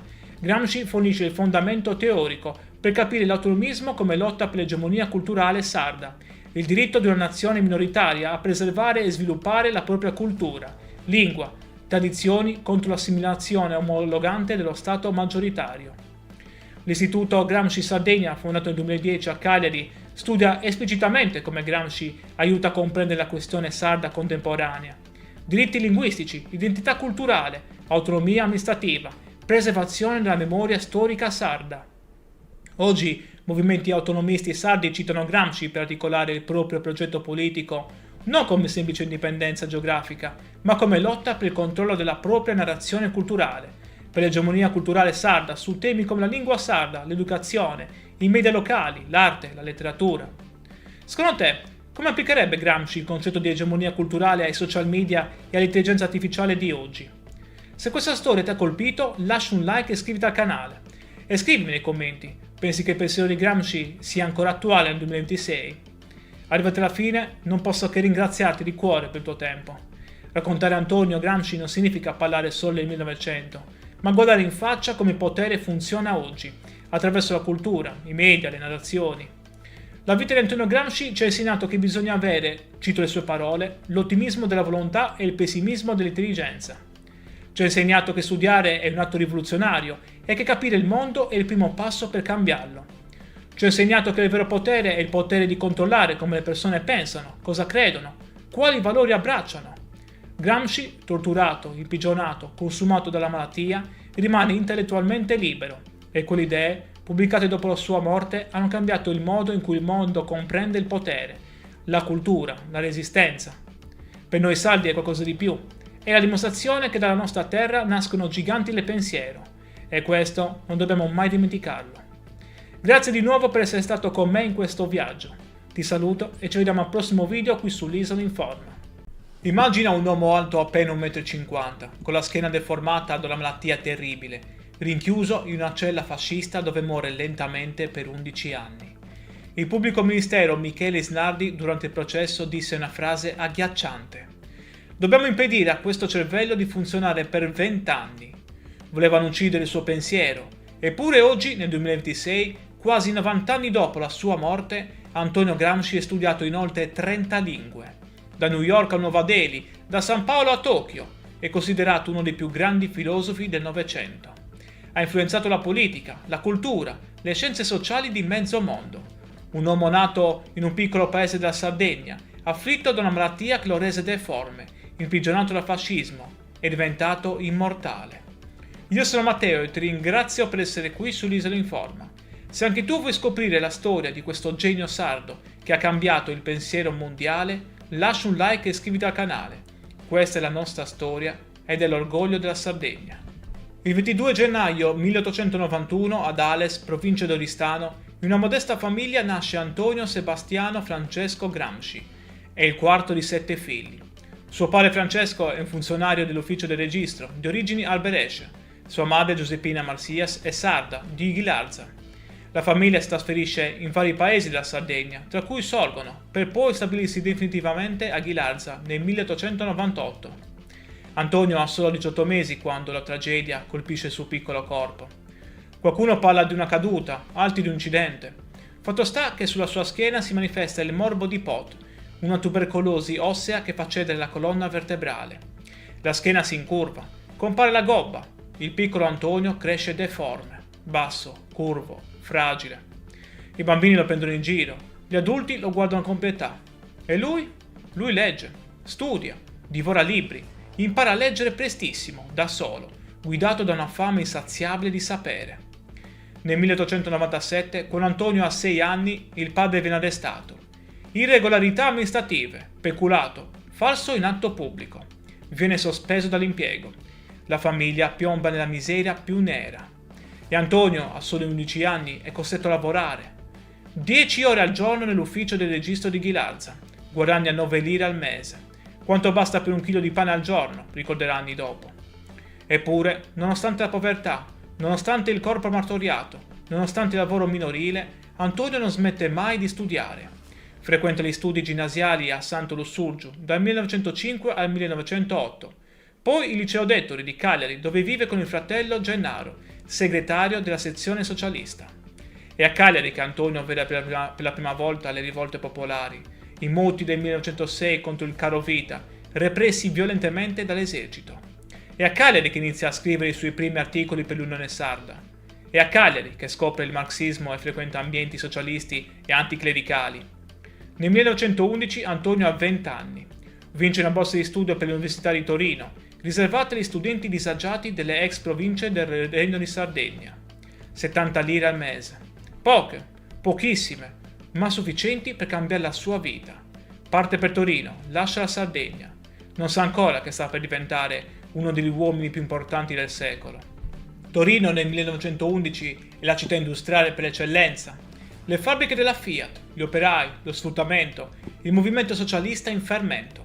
Antonio Gramsci si iscrive alla facoltà di lettere e filosofia, segue i corsi di grandi maestri come Matteo Bartoli per la glottologia, Luigi Einaudi, Umberto Cosmo per la letteratura. Stringe amicizia con Angelo Tasca, Palmiro Togliatti e Umberto Terracini, che diventeranno figure centrali della sua vita politica. Ma la vita a Torino è durissima. Gramsci vive in povertà assoluta. La borsa di studio è povera. Il clima freddo del nord aggrava le sue condizioni di salute. Eppure resiste, studia, legge, assorbe. Nel 1913 si iscrive al Partito Socialista Italiano, a 22 anni. Nel 1914 si dedica a tempo pieno al giornalismo militante, abbandonando gli studi universitari. Inizia a scrivere regolarmente per la stampa socialista, collaborando con Il Grido del Popolo e l'edizione piemontese dell'Avanti. Si occupa di cronaca, politica interna ed estera, polemica culturale. Fu anche un critico militante di teatro, vedendolo come strumento di crescita culturale per le classi subalterne. Poi arriva il 1917, l'anno che cambierà tutto. In Russia i bolscevichi hanno fatto la rivoluzione. Lenin è al potere, il primo stato socialista della storia. Gramsci è folgorato. Scrive l'articolo La rivoluzione contro il capitale, sostenendo che i bolscevichi avevano agito contro le previsioni meccanicistiche del marxismo, dimostrando che la volontà politica poteva forzare le tappe dello sviluppo storico. Questo è un fatto, non è utopia, è realtà. Si può fare la rivoluzione. Diventa redattore e nel 1917 segretario della sezione torinese del PSI. Scrive articoli su articoli, politica, cultura, teatro, letteratura. La sua penna è affilata, brillante, tagliente. Il 1 maggio 1919, insieme ad Angelo Tasca, Umberto Terracini e Palmiro Togliatti, fonda l'Ordine Nuovo, un settimanale che diventerà leggendario. Il sottotitolo è Rassegna settimanale di cultura socialista, ma l'Ordine Nuovo non è solo teoria, è prassi, è azione rivoluzionaria. Gramsci e i suoi compagni credono nei consigli di fabbrica, organismi democratici eletti direttamente dagli operai, che devono controllare la produzione, prendere decisioni, esercitare il potere. È il modello dei soviet russi applicato all'Italia. È la democrazia operaia dal basso. Nel settembre 1920 esplode l'occupazione delle fabbriche. Centinaia di migliaia di operai occupano gli stabilimenti in tutta Italia. È la rivoluzione italiana. Finalmente. Ma non succede nulla. Il Partito Socialista è diviso, confuso, debole. I sindacati trattano con i padroni, gli operai vengono isolati, l'occupazione fallisce. È una sconfitta devastante. E Gramsci capisce, il PSI è inadeguato. Serve un partito nuovo, un partito rivoluzionario, un partito comunista. Il 21 gennaio 1921, Livorno, Teatro San Marco. Si tiene il 17° congresso del Partito Socialista Italiano. Le tensioni sono esplose. Da una parte i riformisti, dall'altra i massimalisti, dall'altra ancora i comunisti, guidati da Amadeo Bordiga e Antonio Gramsci. E quel giorno, il 21 gennaio 1921, la minoranza comunista abbandona il congresso. Esce dalla sala, si riunisce in un'altra stanza e fonda il Partito Comunista d'Italia, sezione italiana dell'Internazionale Comunista. Gramsci non è il leader iniziale, quello è Bordiga, più carismatico, più radicale. Ma Gramsci è nel comitato centrale, è uno dei fondatori. Gramsci stesso scriverà: dovremmo organizzarci in partito nel fuoco della guerra civile, cementando le nostre sezioni col sangue dei più devoti militanti. Nel 1922 Gramsci viene mandato a Mosca come rappresentante del partito presso la Terza Internazionale. Partecipa al quarto congresso, incontra Lenin, ormai malato, studia l'esperienza sovietica. Ed è a Mosca che incontra lei, Julia Shust, una giovane musicista russa. Se ne innamora, è amore vero, profondo. Nel 1923 si sposano. Nasceranno 2 figli, Delio nel 1924 e Giuliano nel 1926. Ma Gramsci non può restare in Russia, il partito ha bisogno di lui. Deve tornare in Italia, dove Mussolini è salito al potere nel 1922 e sta costruendo la dittatura fascista. Nell'aprile 1924 Gramsci viene eletto deputato per il Collegio Veneto. Nel 1924, a soli 33 anni, diventa segretario nazionale del Partito Comunista d'Italia, in sostituzione di Amadeo Bordiga. È un'elezione che causa attriti interni. Bordiga rappresentava una linea estremista che rifiutava alleanze tattiche, Gramsci invece favorisce un approccio più flessibile. Al terzo congresso del PCI, tenutosi clandestinamente a Lione nel gennaio 1926, Gramsci presenta le Tesi di Lione, che vengono approvate con il 90% dei voti, e viene confermato segretario del partito. Le tesi analizzano il fascismo e delineano la strategia del partito basata sull'alleanza tra operai del nord e contadini del sud. Per 2 anni guida il partito nella clandestinità. Scrive, organizza, lotta, ma il regime fascista stringe sempre di più la morsa. Quello che sta per succedere è uno dei momenti più tragici della storia italiana. Se vuoi sapere come 11 anni di carcere produssero l'opera che cambiò il mondo, lascia un like ora e continua a guardare. E ovviamente iscriviti per non perderti i prossimi video su altri personaggi sardi che hanno avuto grande influenza. 8 novembre 1926, notte, Roma. La polizia fascista irrompe nella casa di Antonio Gramsci. Lo arrestano insieme ad altri deputati comunisti, nonostante l'immunità parlamentare, nonostante fosse un deputato eletto. Il re e Mussolini sciolgono la Camera, mettono fuori legge i comunisti. Gramsci è finito. Prima lo rinchiudono in isolamento a Regina Coeli, poi lo spediscono al confine a Ustica, dove ritrova Bordiga ed Emilio Lussu. Poi nel carcere di San Vittore a Milano. Il viaggio dura 19 giorni in condizioni disumane che minano ulteriormente la sua già fragile salute. Il 28 maggio 1928 si apre il processone contro Gramsci e il gruppo dirigente del Partito Comunista. Il pubblico ministero Michele Isnardi pronuncia la frase che passerà alla storia. Dobbiamo impedire a questo cervello di funzionare per 20 anni. Gramsci viene condannato a 20 anni, 4 mesi e 5 giorni di carcere. Viene trasferito nel carcere di Turi, in Puglia. Una prigione dura, spietata. Le condizioni sono terribili. Cella piccola, umida, fredda. Cibo scarso, nessuna cura medica adeguata. E Gramsci è già malato. Il morbo di Pot che lo affligge dall'infanzia si aggrava. Soffre di insonnia, mal di testa lancinanti, crisi nervose, tubercolosi ossea, arteriosclerosi. Perde i denti, il corpo si sta spegnendo. E la mente? La mente è viva, bruciante, inarrestabile. E in carcere Gramsci si oppone nettamente alla svolta del sesto congresso dell'Internazionale Comunista del 1928, che definiva la socialdemocrazia come socialfascismo. Sostiene invece la necessità di un fronte unito delle forze operaie e propone una fase intermedia di assemblea costituente dopo la caduta del fascismo. Queste posizioni eterodosse gli costano l'isolamento politico e umano da parte degli altri detenuti comunisti, allineati alla linea stalinista. Nonostante ciò, rifiuta sempre con fermezza qualsiasi ipotesi di chiedere la grazia a Mussolini. Nell'agosto 1931 ha una grave emorragia. Grazie agli sforzi della cognata Tatiana Schutz e dell'amico economista Pietro Sraffa, la sua situazione viene portata all'attenzione internazionale. Nel novembre 1933 lascia Turi e viene ricoverato, sempre in stato di detenzione, prima nella clinica Cusumano a Formia e poi nel 1985 nella clinica Acquisisana a Roma. Ottiene la libertà condizionale nell'ottobre 1934, ma le sue condizioni sono ormai incurabili. E c'è un'altra sofferenza, ancora più grande. Giulia e i 2 figli sono rimasti in Russia. Gramsci non li vede, non li abbraccia, scrive loro lettere strazianti, piene d'amore e di nostalgia. L'unica consolazione è la cognata Tatiana Schust, che lo visita regolarmente, che gli porta libri, che lo sostiene. Tatiana sarà la custode dei quaderni. Sarà lei a salvarli. Il 25 aprile 1937 viene colpito da un'emorragia cerebrale.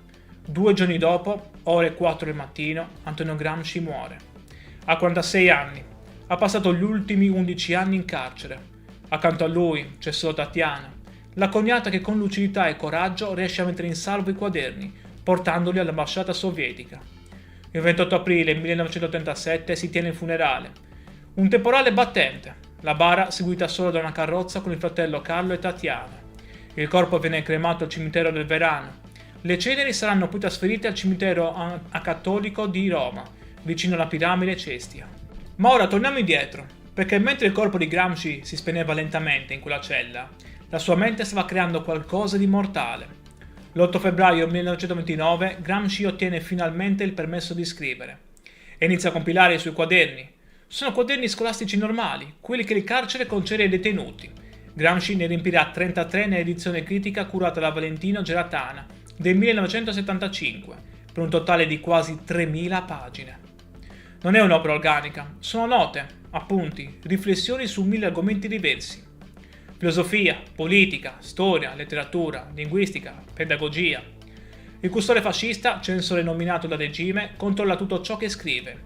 Gramsci deve scrivere con prudenza, usando un linguaggio elitico, metafore storiche, per evitare che gli articoli siano confiscati.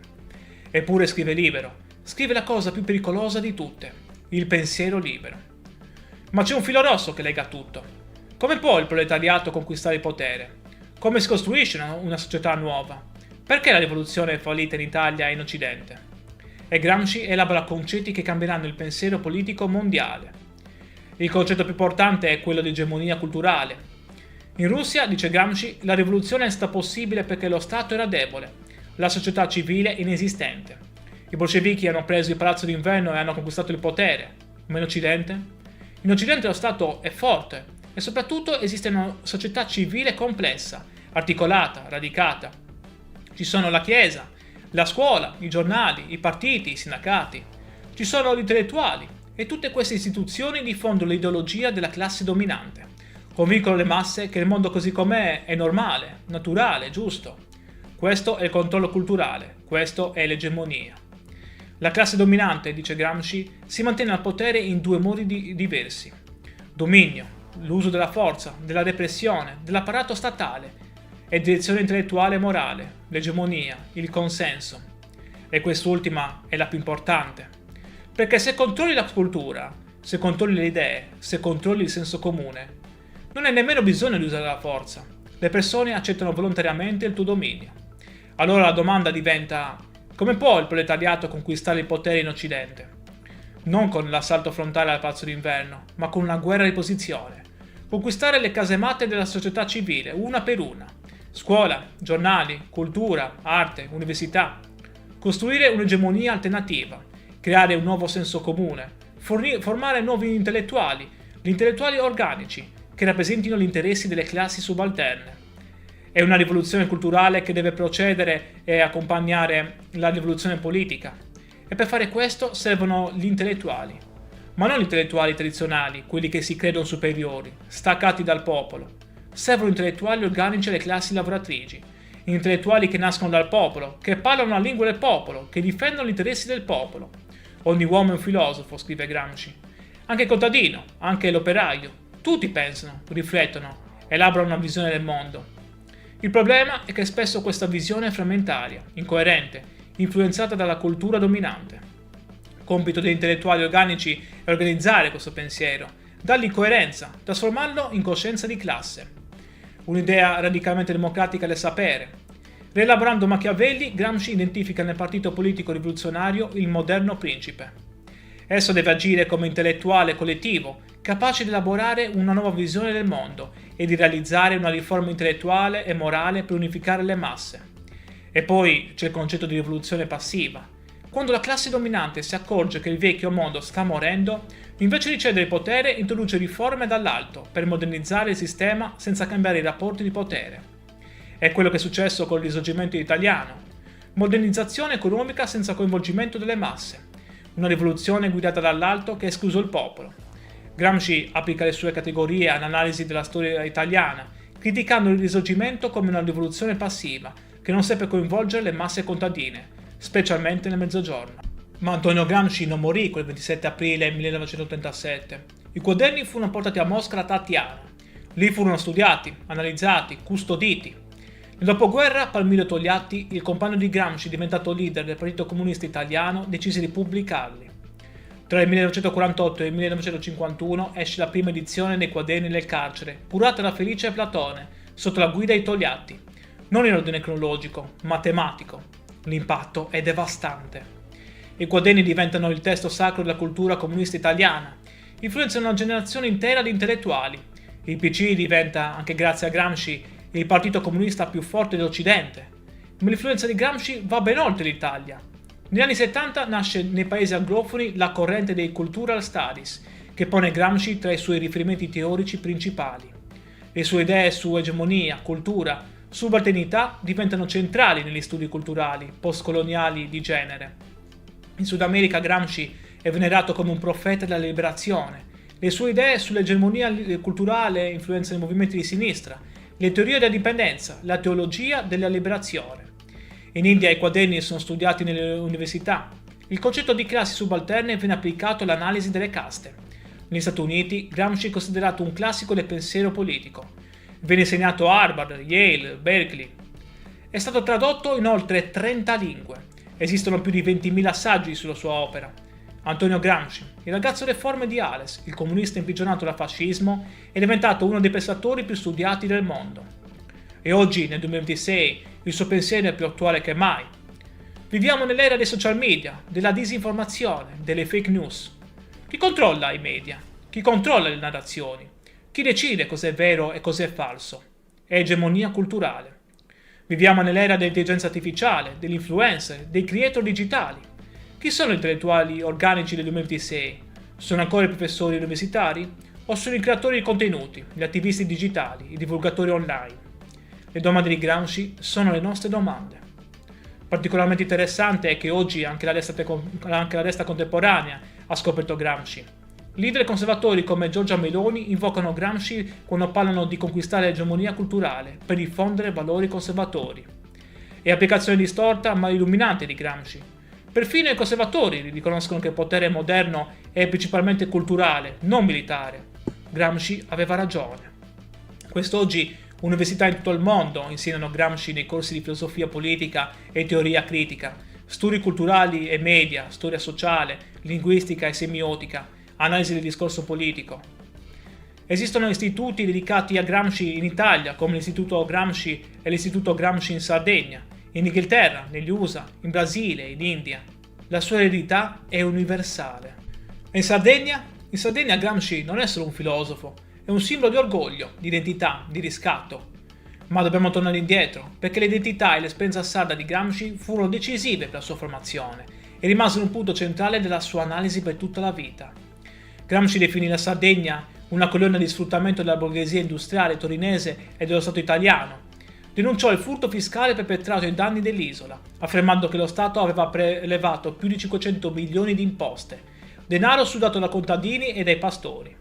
Sottolineò come le risorse minerarie dell'Inglesente e le infrastrutture come le ferrovie fossero controllate da capitalisti del continente, che pagavano salari da fame ai minatori sardi. In modo provocatorio sostenne che la Sardegna era trattata peggio della colonia eritrea, perché mentre lo Stato spendeva per l'Eritrea, si limitava a sfruttare la Sardegna prelevandovi un tributo imperiale. Gramsci seguì con grande interesse il partito sardo d'azione. Pur criticandone gli elementi opportunisti, appoggiò le sue rivendicazioni popolari e autonomiste. Nel 1925 Gramsci fornì i materiali per un appello dell'Internazionale Contadina al congresso del Partito Sardo d'Azione. Questo appello sosteneva la costituzione di un Parlamento regionale con poteri fiscali, doganali e di spesa, la creazione di una milizia regionale e l'obiettivo finale della costituzione di una Repubblica Autonoma di Sardegna, inserita in una federazione soviettista italiana. Questa visione fu successivamente adottata dal Partito Comunista, che nelle tesi di Colonia del 1931 appoggiò esplicitamente un progetto federalista che includeva una Repubblica sarda. E poi c'è la questione della lingua. Gramsci considerava il sardo non un dialetto, ma una lingua a sé, nonostante la mancanza di una grande letteratura. In una celebre lettera alla cognata Teresina del 26 marzo 1927 espresse con chiarezza la sua posizione, oggi considerato un manifesto del movimento linguistico sardo. Scrisse che impedire ai bambini di imparare il sardo significava danneggiarli, perché la lingua materna è fondamentale per lo sviluppo intellettuale. Gramsci stesso usava il sardo in diverse occasioni, sia a Torino per comunicare con i soldati della brigata a Sassari, sia a Roma con i compagni di partito per non farsi comprendere dai carabinieri non sardi.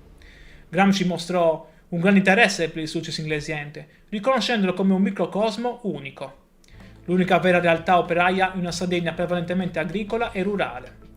Quest'area, con la sua classe operaia di minatori, era un laboratorio politico straordinario. Fu qui che il Partito Socialista riuscì a radicarsi, conquistando nel 1914 quasi tutti i comuni del bacino minerario, tra cui Iglesias. Una domanda cruciale rimane: come Gramsci, originario della periferia sarda, divenne pensatore globale? La risposta risiede proprio nella sua sardità. Gramsci, crescendo in Sardegna, vide direttamente come una società locale mantiene tradizioni, lingue, culture e proprie nonostante il dominio di uno Stato centralista esterno. Capì che il potere non è semplice repressione, è appropriazione e risignificazione della cultura locale. È trasformazione del locale in periferia della metropoli. Questa intuizione da sardo, applicata a tutta la società moderna, lo condusse a vedere il capitalismo non come sistema di semplice sfruttamento economico, ma come sistema di dominio culturale e convincere le persone a credere nella loro inferiorità. Oggi ad Ales, il paese natale, c'è la casa natale di Antonio Gramsci, museo e centro culturale. L'associazione Casa Natale organizza ogni anno il premio letterario Antonio Gramsci, giunto nel 2025 alla 19ª edizione. Ogni 22 gennaio, giorno della nascita, ad Ales si tiene la cerimonia Buon compleanno Antonio, con studiosi, studenti, cittadini che celebrano il loro concittadino più illustre. A Ghilarza, il paese dove Gramsci crebbe, c'è un altro museo dedicato a lui, e ogni anno l'Istituto Gramsci della Sardegna promuove il concorso scolastico Immaginando Gramsci, giunto alla 14ª edizione. Migliaia di studenti sardi studiano Gramsci, scrivono di Gramsci, riflettono su come il suo pensiero possa aiutarci a capire il presente. E non solo in Sardegna, in tutta Italia ci sono iniziative per ricordare Gramsci. Nel novembre 2025 a Verona è partita la campagna Primavera Gramsciana in vista dell'8 novembre 2026, centenario dell'arresto di Gramsci. Una mobilitazione culturale contro l'inverno dei diritti e per affermare i valori della democrazia. A Torino è attivo da diversi anni lo spettacolo teatrale C'era una volta Nino, vita di Antonio Gramsci attraverso le sue favole, che racconta un Gramsci inedito, padre affettuoso che scriveva fiabe per i suoi figli. Nel 2022 Gad Lerner ha ritrovato 3 temi scolastici inediti del giovane Gramsci liceale e ne ha fatto uno spettacolo teatrale, Il sogno di Gramsci. Antonio Gramsci è vivo, vivo nei libri, vivo nelle scuole, vivo nei teatri, vivo nei dibattiti politici. E per noi sardi è qualcosa di più, è la dimostrazione che anche da un piccolo paese della Sardegna può nascere un genio che cambia il mondo. Siangiò fondò l'autonomismo sardo nel 1796 come rivendicazione di indipendenza. Gramsci fornisce il fondamento teorico per capire l'autonomismo come lotta per l'egemonia culturale sarda, il diritto di una nazione minoritaria a preservare e sviluppare la propria cultura, lingua, tradizioni contro l'assimilazione omologante dello Stato maggioritario. L'Istituto Gramsci Sardegna, fondato nel 2010 a Cagliari, studia esplicitamente come Gramsci aiuta a comprendere la questione sarda contemporanea. Diritti linguistici, identità culturale, autonomia amministrativa, preservazione della memoria storica sarda. Oggi movimenti autonomisti sardi citano Gramsci per articolare il proprio progetto politico non come semplice indipendenza geografica, ma come lotta per il controllo della propria narrazione culturale, per l'egemonia culturale sarda su temi come la lingua sarda, l'educazione, i media locali, l'arte, la letteratura. Secondo te, come applicherebbe Gramsci il concetto di egemonia culturale ai social media e all'intelligenza artificiale di oggi? Se questa storia ti ha colpito, lascia un like e iscriviti al canale. E scrivimi nei commenti, pensi che il pensiero di Gramsci sia ancora attuale nel 2026? Arrivati alla fine, non posso che ringraziarti di cuore per il tuo tempo. Raccontare Antonio Gramsci non significa parlare solo del 1900, ma guardare in faccia come il potere funziona oggi, attraverso la cultura, i media, le narrazioni. La vita di Antonio Gramsci ci ha insegnato che bisogna avere, cito le sue parole, l'ottimismo della volontà e il pessimismo dell'intelligenza.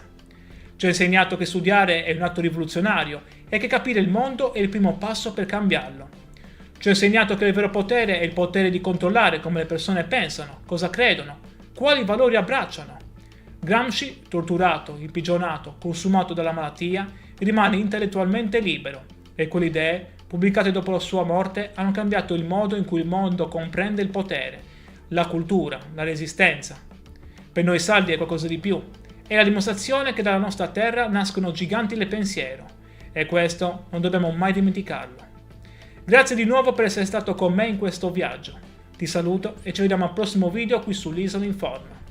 Immagina un uomo alto appena 1,50 m, con la schiena deformata da una malattia terribile, rinchiuso in una cella fascista dove muore lentamente per 11 anni. Il pubblico ministero Michele Isnardi durante il processo disse una frase agghiacciante. Dobbiamo impedire a questo cervello di funzionare per 20 anni. Volevano uccidere il suo pensiero, eppure oggi, nel 2026, quasi 90 anni dopo la sua morte, Antonio Gramsci è studiato in oltre 30 lingue. Da New York a Nuova Delhi, da San Paolo a Tokyo, è considerato uno dei più grandi filosofi del Novecento. Ha influenzato la politica, la cultura, le scienze sociali di mezzo mondo. Un uomo nato in un piccolo paese della Sardegna, afflitto da una malattia che lo rese deforme, imprigionato dal fascismo, è diventato immortale. Io sono Matteo e ti ringrazio per essere qui sull'Isola Informa. Se anche tu vuoi scoprire la storia di questo genio sardo che ha cambiato il pensiero mondiale, lascia un like e iscriviti al canale. Questa è la nostra storia ed è l'orgoglio della Sardegna. Il 22 gennaio 1891 ad Ales, provincia di Oristano, in una modesta famiglia nasce Antonio Sebastiano Francesco Gramsci. È il quarto di 7 figli. Suo padre Francesco è un funzionario dell'ufficio del registro, di origini alberesce. Sua madre Giuseppina Marsias è sarda, di Ghilarza. La famiglia si trasferisce in vari paesi della Sardegna, tra cui Sorgono, per poi stabilirsi definitivamente a Ghilarza nel 1898. Antonio ha solo 18 mesi quando la tragedia colpisce il suo piccolo corpo. Qualcuno parla di una caduta, altri di un incidente. Fatto sta che sulla sua schiena si manifesta il morbo di Pot, una tubercolosi ossea che fa cedere la colonna vertebrale. La schiena si incurva, compare la gobba. Il piccolo Antonio cresce deforme, basso, curvo, fragile. I bambini lo prendono in giro, gli adulti lo guardano con pietà. E lui? Lui legge, studia, divora libri, impara a leggere prestissimo, da solo, guidato da una fame insaziabile di sapere. Nel 1897, quando Antonio ha 6 anni, il padre viene arrestato. Irregolarità amministrative, peculato, falso in atto pubblico. Viene sospeso dall'impiego. La famiglia piomba nella miseria più nera. E Antonio, a soli 11 anni, è costretto a lavorare. 10 ore al giorno nell'ufficio del registro di Ghilarza. Guadagna 9 lire al mese. Quanto basta per 1 chilo di pane al giorno, ricorderà anni dopo. Eppure, nonostante la povertà, nonostante il corpo martoriato, nonostante il lavoro minorile, Antonio non smette mai di studiare. Frequenta gli studi ginnasiali a Santo Lussurgiu dal 1905 al 1908. Poi il liceo d'Ettori di Cagliari, dove vive con il fratello Gennaro, segretario della sezione socialista. È a Cagliari che Antonio vede per la prima volta le rivolte popolari, i moti del 1906 contro il carovita, repressi violentemente dall'esercito. È a Cagliari che inizia a scrivere i suoi primi articoli per l'Unione Sarda. È a Cagliari che scopre il marxismo e frequenta ambienti socialisti e anticlericali. Nel 1911 Antonio ha 20 anni. Vince una borsa di studio per l'Università di Torino, riservata agli studenti disagiati delle ex province del Regno di Sardegna.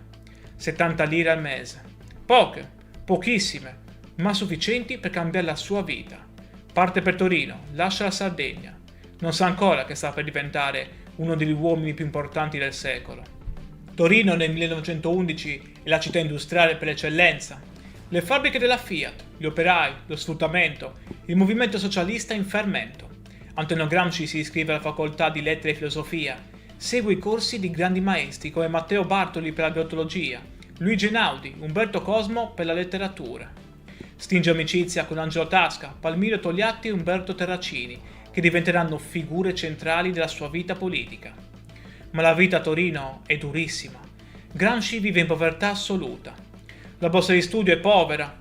Il clima freddo del nord aggrava le sue condizioni di salute. Eppure resiste, studia, legge, assorbe. Nel 1913 si iscrive al Partito Socialista Italiano, a 22 anni. Nel 1914 si dedica a tempo pieno al giornalismo militante, abbandonando gli studi universitari. Inizia a scrivere regolarmente per la stampa socialista, collaborando con Il Grido del Popolo e l'edizione piemontese dell'Avanti. Si occupa di cronaca, politica interna ed estera, polemica culturale. Fu anche un critico militante di teatro, vedendolo come strumento di crescita culturale per le classi subalterne. Poi arriva il 1917, l'anno che cambierà tutto. In Russia i bolscevichi hanno fatto la rivoluzione.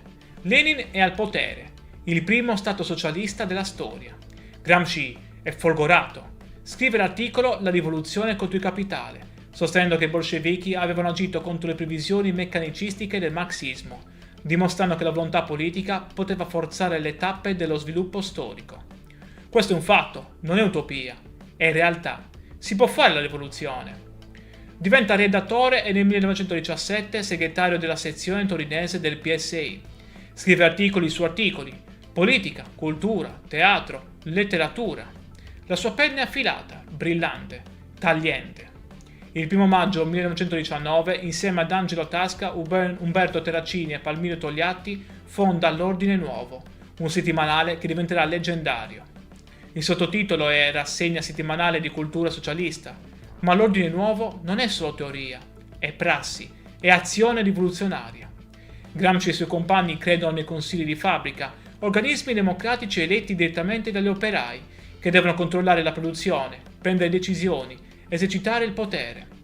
È il modello dei soviet russi applicato all'Italia. È la democrazia operaia dal basso. Nel settembre 1920 esplode l'occupazione delle fabbriche. Centinaia di migliaia di operai occupano gli stabilimenti in tutta Italia. È la rivoluzione italiana. Finalmente. Ma non succede nulla. Il Partito Socialista è diviso, confuso, debole. I sindacati trattano con i padroni, gli operai vengono isolati, l'occupazione fallisce. È una sconfitta devastante. E Gramsci capisce, il PSI è inadeguato. Serve un partito nuovo, un partito rivoluzionario, un partito comunista. Il 21 gennaio 1921, Livorno, Teatro San Marco. Si tiene il 17° congresso del Partito Socialista Italiano. Le tensioni sono esplose. Da una parte i riformisti, dall'altra i massimalisti, dall'altra ancora i comunisti, guidati da Amadeo Bordiga e Antonio Gramsci. E quel giorno, il 21 gennaio 1921, la minoranza comunista abbandona il congresso. Esce dalla sala, si riunisce in un'altra stanza e fonda il Partito Comunista d'Italia, sezione italiana dell'Internazionale Comunista. Gramsci non è il leader iniziale, quello è Bordiga, più carismatico, più radicale. Ma Gramsci è nel comitato centrale, è uno dei fondatori. Gramsci stesso scriverà: dovremmo organizzarci in partito nel fuoco della guerra civile, cementando le nostre sezioni col sangue dei più devoti militanti. Nel 1922 Gramsci viene mandato a Mosca come rappresentante del partito presso la Terza Internazionale. Partecipa al 4° congresso, incontra Lenin, ormai malato, studia l'esperienza sovietica. Ed è a Mosca che incontra lei, Giulia Shust, una giovane musicista russa. Se ne innamora, è amore vero, profondo. Nel 1923 si sposano. Nasceranno 2 figli, Delio nel 1924 e Giuliano nel 1926. Ma Gramsci non può restare in Russia. Il partito ha bisogno di lui. Deve tornare in Italia, dove Mussolini è salito al potere nel 1922 e sta costruendo la dittatura fascista.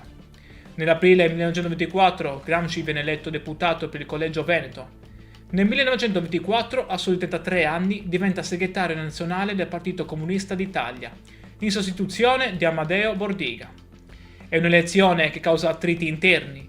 Bordiga rappresentava una linea estremista che rifiutava alleanze tattiche. Gramsci invece favorisce un approccio più flessibile. Al 3° congresso del PCI, tenutosi clandestinamente a Lione nel gennaio 1926, Gramsci presenta le Tesi di Lione, che vengono approvate con il 90% dei voti, e viene confermato segretario del partito. Le tesi analizzano il fascismo e delineano la strategia del partito basata sull'alleanza tra operai del nord e contadini del sud. Per 2 anni guida il partito nella clandestinità. Scrive, organizza, lotta, ma il regime fascista stringe sempre di più la morsa. Quello che sta per succedere è uno dei momenti più tragici della storia italiana. Se vuoi sapere come 11 anni di carcere produssero l'opera che cambiò il mondo, lascia un like ora e continua a guardare. E ovviamente iscriviti per non perderti i prossimi video su altri personaggi sardi che hanno avuto grande influenza. 8 novembre 1926, notte, Roma. La polizia fascista irrompe nella casa di Antonio Gramsci. Lo arrestano insieme ad altri deputati comunisti, nonostante l'immunità parlamentare, nonostante fosse un deputato eletto. Il re e Mussolini sciolgono la Camera, mettono fuori legge i comunisti. Gramsci è finito. Prima lo rinchiudono in isolamento a Regina Coeli, poi lo spediscono al confine a Ustica, dove ritrova Bordiga ed Emilio Lussu. Poi nel carcere di San Vittore a Milano. Il viaggio dura 19 giorni in condizioni disumane che minano ulteriormente la sua già fragile salute. Il 28 maggio 1928 si apre il processone contro Gramsci e il gruppo dirigente del Partito Comunista. Il pubblico ministero Michele Isnardi pronuncia la frase che passerà alla storia. Dobbiamo impedire a questo cervello di funzionare per 20 anni. Gramsci viene condannato a 20 anni, 4 mesi e 5 giorni di carcere. Viene trasferito nel carcere di Turi, in Puglia. Una prigione dura, spietata. Le condizioni sono terribili. Cella piccola, umida, fredda. Cibo scarso, nessuna cura medica adeguata. E Gramsci è già malato. Il morbo di Pot che lo affligge dall'infanzia si aggrava. Soffre di insonnia, mal di testa lancinanti, crisi nervose, tubercolosi ossea, arteriosclerosi. Perde i denti, il corpo si sta spegnendo. E la mente? La mente è viva, bruciante, inarrestabile. E in carcere Gramsci si oppone nettamente alla svolta del sesto congresso dell'Internazionale Comunista del 1928, che definiva la socialdemocrazia come socialfascismo. Sostiene invece la necessità di un fronte unito delle forze operaie e propone una fase intermedia di assemblea costituente dopo la caduta del fascismo. Queste posizioni eterodosse gli costano l'isolamento politico e umano da parte degli altri detenuti comunisti, allineati alla linea stalinista. Nonostante ciò, rifiuta sempre con fermezza qualsiasi ipotesi di chiedere la grazia a Mussolini. Nell'agosto 1931 ha una grave emorragia. Grazie agli sforzi della cognata Tatiana Schutz e dell'amico economista Pietro Sraffa, la sua situazione viene portata all'attenzione internazionale. Nel novembre 1933 lascia Turi e viene ricoverato, sempre in stato di detenzione, prima nella clinica Cusumano a Formia e poi nel 1935 nella clinica Acquisisana a Roma. Ottiene la libertà condizionale nell'ottobre 1934, ma le sue condizioni sono ormai incurabili. E c'è un'altra sofferenza, ancora più grande. Giulia e i 2 figli sono rimasti in Russia. Gramsci non li vede, non li abbraccia, scrive loro lettere strazianti, piene d'amore e di nostalgia. L'unica consolazione è la cognata Tatiana Schutz, che lo visita regolarmente, che gli porta libri, che lo sostiene. Tatiana sarà la custode dei quaderni. Sarà lei a salvarli. Il 25 aprile 1937 viene colpito da un'emorragia cerebrale. 2 giorni dopo, ore 4 del mattino, Antonio Gramsci muore. Ha 46 anni. Ha passato gli ultimi 11 anni in carcere. Accanto a lui c'è solo Tatiana, la cognata che con lucidità e coraggio riesce a mettere in salvo i quaderni, portandoli all'ambasciata sovietica. Il 28 aprile 1937 si tiene il funerale. Un temporale battente, la bara seguita solo da una carrozza con il fratello Carlo e Tatiana. Il corpo viene cremato al cimitero del Verano. Le ceneri saranno poi trasferite al cimitero acattolico di Roma, vicino alla piramide Cestia. Ma ora torniamo indietro, perché mentre il corpo di Gramsci si spegneva lentamente in quella cella, la sua mente stava creando qualcosa di mortale. L'8 febbraio 1929 Gramsci ottiene finalmente il permesso di scrivere e inizia a compilare i suoi quaderni. Sono quaderni scolastici normali, quelli che il carcere concede ai detenuti. Gramsci ne riempirà 33 nell'edizione critica curata da Valentino Geratana del 1975, per un totale di quasi 3.000 pagine. Non è un'opera organica, sono note, appunti, riflessioni su 1.000 argomenti diversi. Filosofia, politica, storia, letteratura, linguistica, pedagogia. Il custode fascista, censore nominato dal regime, controlla tutto ciò che scrive. Gramsci deve scrivere con prudenza, usando un linguaggio elitico, metafore storiche, per evitare che gli articoli siano confiscati. Eppure scrive libero, scrive la cosa più pericolosa di tutte, il pensiero libero. Ma c'è un filo rosso che lega tutto. Come può il proletariato conquistare il potere? Come si costruisce una società nuova? Perché la rivoluzione è fallita in Italia e in Occidente? E Gramsci elabora concetti che cambieranno il pensiero politico mondiale. Il concetto più importante è quello di egemonia culturale. In Russia, dice Gramsci, la rivoluzione è stata possibile perché lo Stato era debole, la società civile inesistente.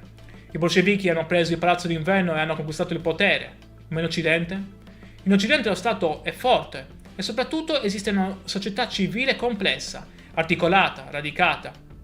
Ci sono la Chiesa, la scuola, i giornali, i partiti, i sindacati. Ci sono gli intellettuali e tutte queste istituzioni diffondono l'ideologia della classe dominante. Convincono le masse che il mondo così com'è è normale, naturale, giusto. Questo è il controllo culturale, questo è l'egemonia. La classe dominante, dice Gramsci, si mantiene al potere in due modi diversi. Dominio, l'uso della forza, della repressione, dell'apparato statale, e direzione intellettuale e morale, l'egemonia, il consenso. E quest'ultima è la più importante. Perché se controlli la cultura, se controlli le idee, se controlli il senso comune, non hai nemmeno bisogno di usare la forza. Le persone accettano volontariamente il tuo dominio. Allora la domanda diventa: come può il proletariato conquistare il potere in Occidente? Non con l'assalto frontale al palazzo d'inverno, ma con una guerra di posizione. Conquistare le casematte della società civile, una per una. Scuola, giornali, cultura, arte, università. Costruire un'egemonia alternativa. Creare un nuovo senso comune. Formare nuovi intellettuali, gli intellettuali organici, che rappresentino gli interessi delle classi subalterne. È una rivoluzione culturale che deve procedere e accompagnare la rivoluzione politica. E per fare questo servono gli intellettuali. Ma non gli intellettuali tradizionali, quelli che si credono superiori, staccati dal popolo. Servono intellettuali organici alle classi lavoratrici, intellettuali che nascono dal popolo, che parlano la lingua del popolo, che difendono gli interessi del popolo. Ogni uomo è un filosofo, scrive Gramsci. Anche il contadino, anche l'operaio. Tutti pensano, riflettono, elaborano una visione del mondo. Il problema è che spesso questa visione è frammentaria, incoerente, influenzata dalla cultura dominante. Compito degli intellettuali organici è organizzare questo pensiero, dargli coerenza, trasformarlo in coscienza di classe. Un'idea radicalmente democratica del sapere. Rielaborando Machiavelli, Gramsci identifica nel partito politico rivoluzionario il moderno principe. Esso deve agire come intellettuale collettivo, capace di elaborare una nuova visione del mondo e di realizzare una riforma intellettuale e morale per unificare le masse. E poi c'è il concetto di rivoluzione passiva.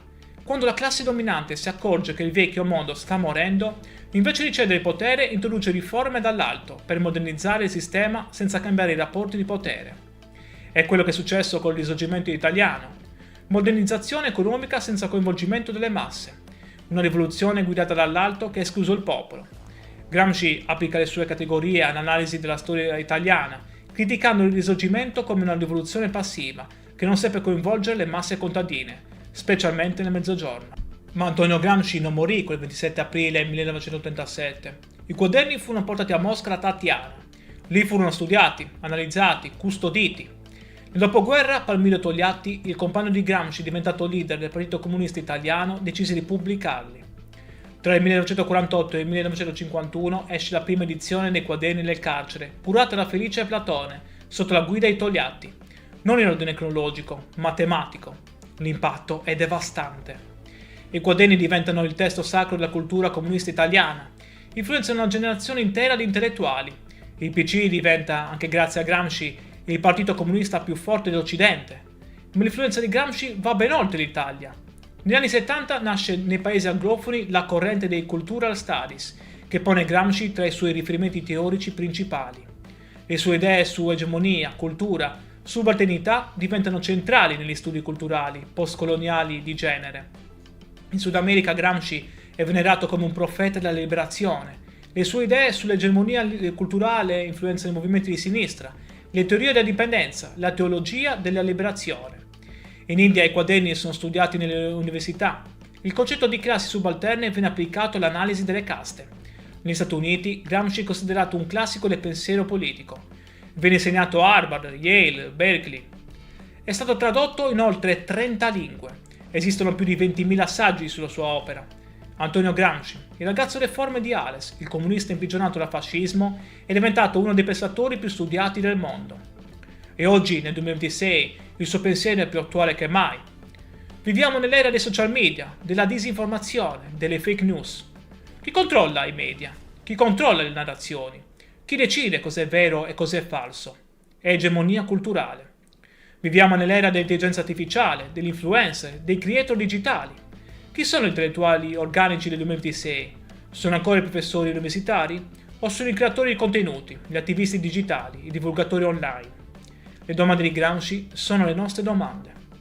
Particolarmente interessante è che oggi anche la destra contemporanea ha scoperto Gramsci. Leader conservatori come Giorgia Meloni invocano Gramsci quando parlano di conquistare l'egemonia culturale per diffondere valori conservatori. E applicazione distorta ma illuminante di Gramsci. Perfino i conservatori riconoscono che il potere moderno è principalmente culturale, non militare. Gramsci aveva ragione. Quest'oggi università in tutto il mondo insegnano Gramsci nei corsi di filosofia politica e teoria critica, studi culturali e media, storia sociale, linguistica e semiotica, analisi del discorso politico. Esistono istituti dedicati a Gramsci in Italia, come l'Istituto Gramsci e l'Istituto Gramsci in Sardegna, in Inghilterra, negli USA, in Brasile, in India. La sua eredità è universale.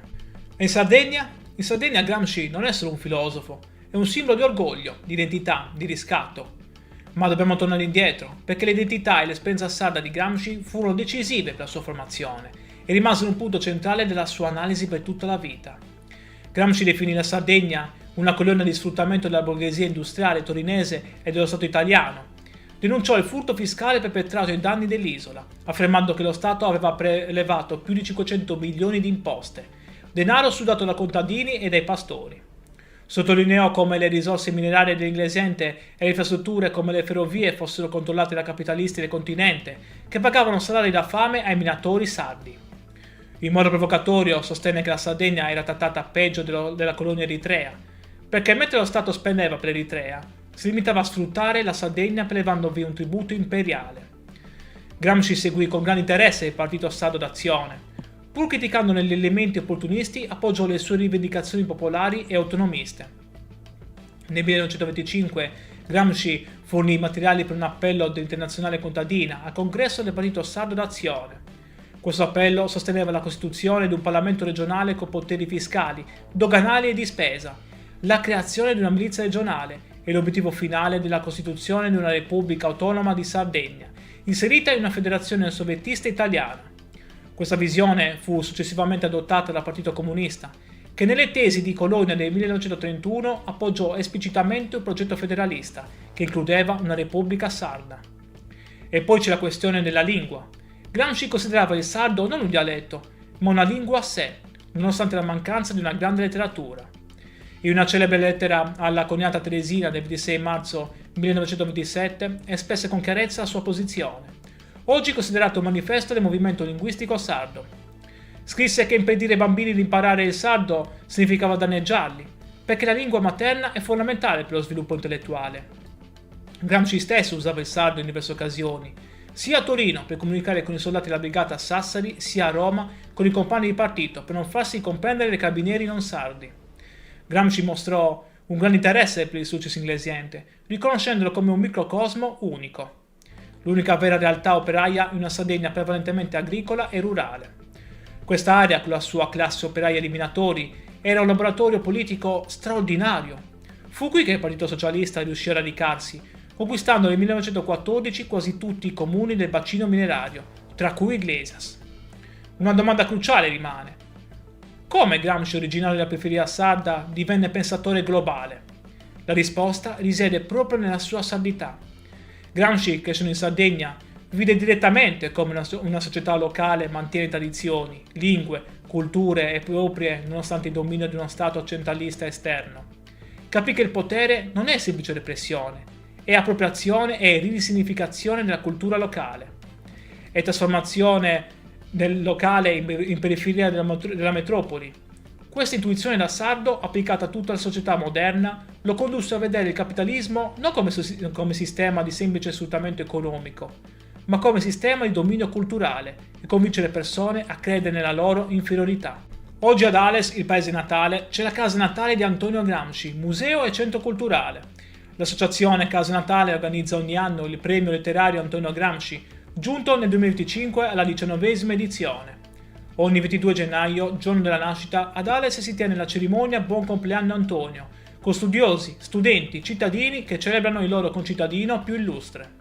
A Ghilarza, il paese dove Gramsci crebbe, c'è un altro museo dedicato a lui e ogni anno l'Istituto Gramsci della Sardegna promuove il concorso scolastico Immaginando Gramsci, giunto alla 14ª edizione. Migliaia di studenti sardi studiano Gramsci, scrivono di Gramsci, riflettono su come il suo pensiero possa aiutarci a capire il presente. E non solo in Sardegna, in tutta Italia ci sono iniziative per ricordare Gramsci. Nel novembre 2025 a Verona è partita la campagna Primavera Gramsciana in vista dell'8 novembre 2026, centenario dell'arresto di Gramsci.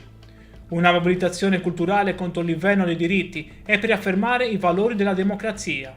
A Torino è attivo da diversi anni lo spettacolo teatrale C'era una volta Nino, vita di Antonio Gramsci attraverso le sue favole, che racconta un Gramsci inedito, padre affettuoso che scriveva fiabe per i suoi figli.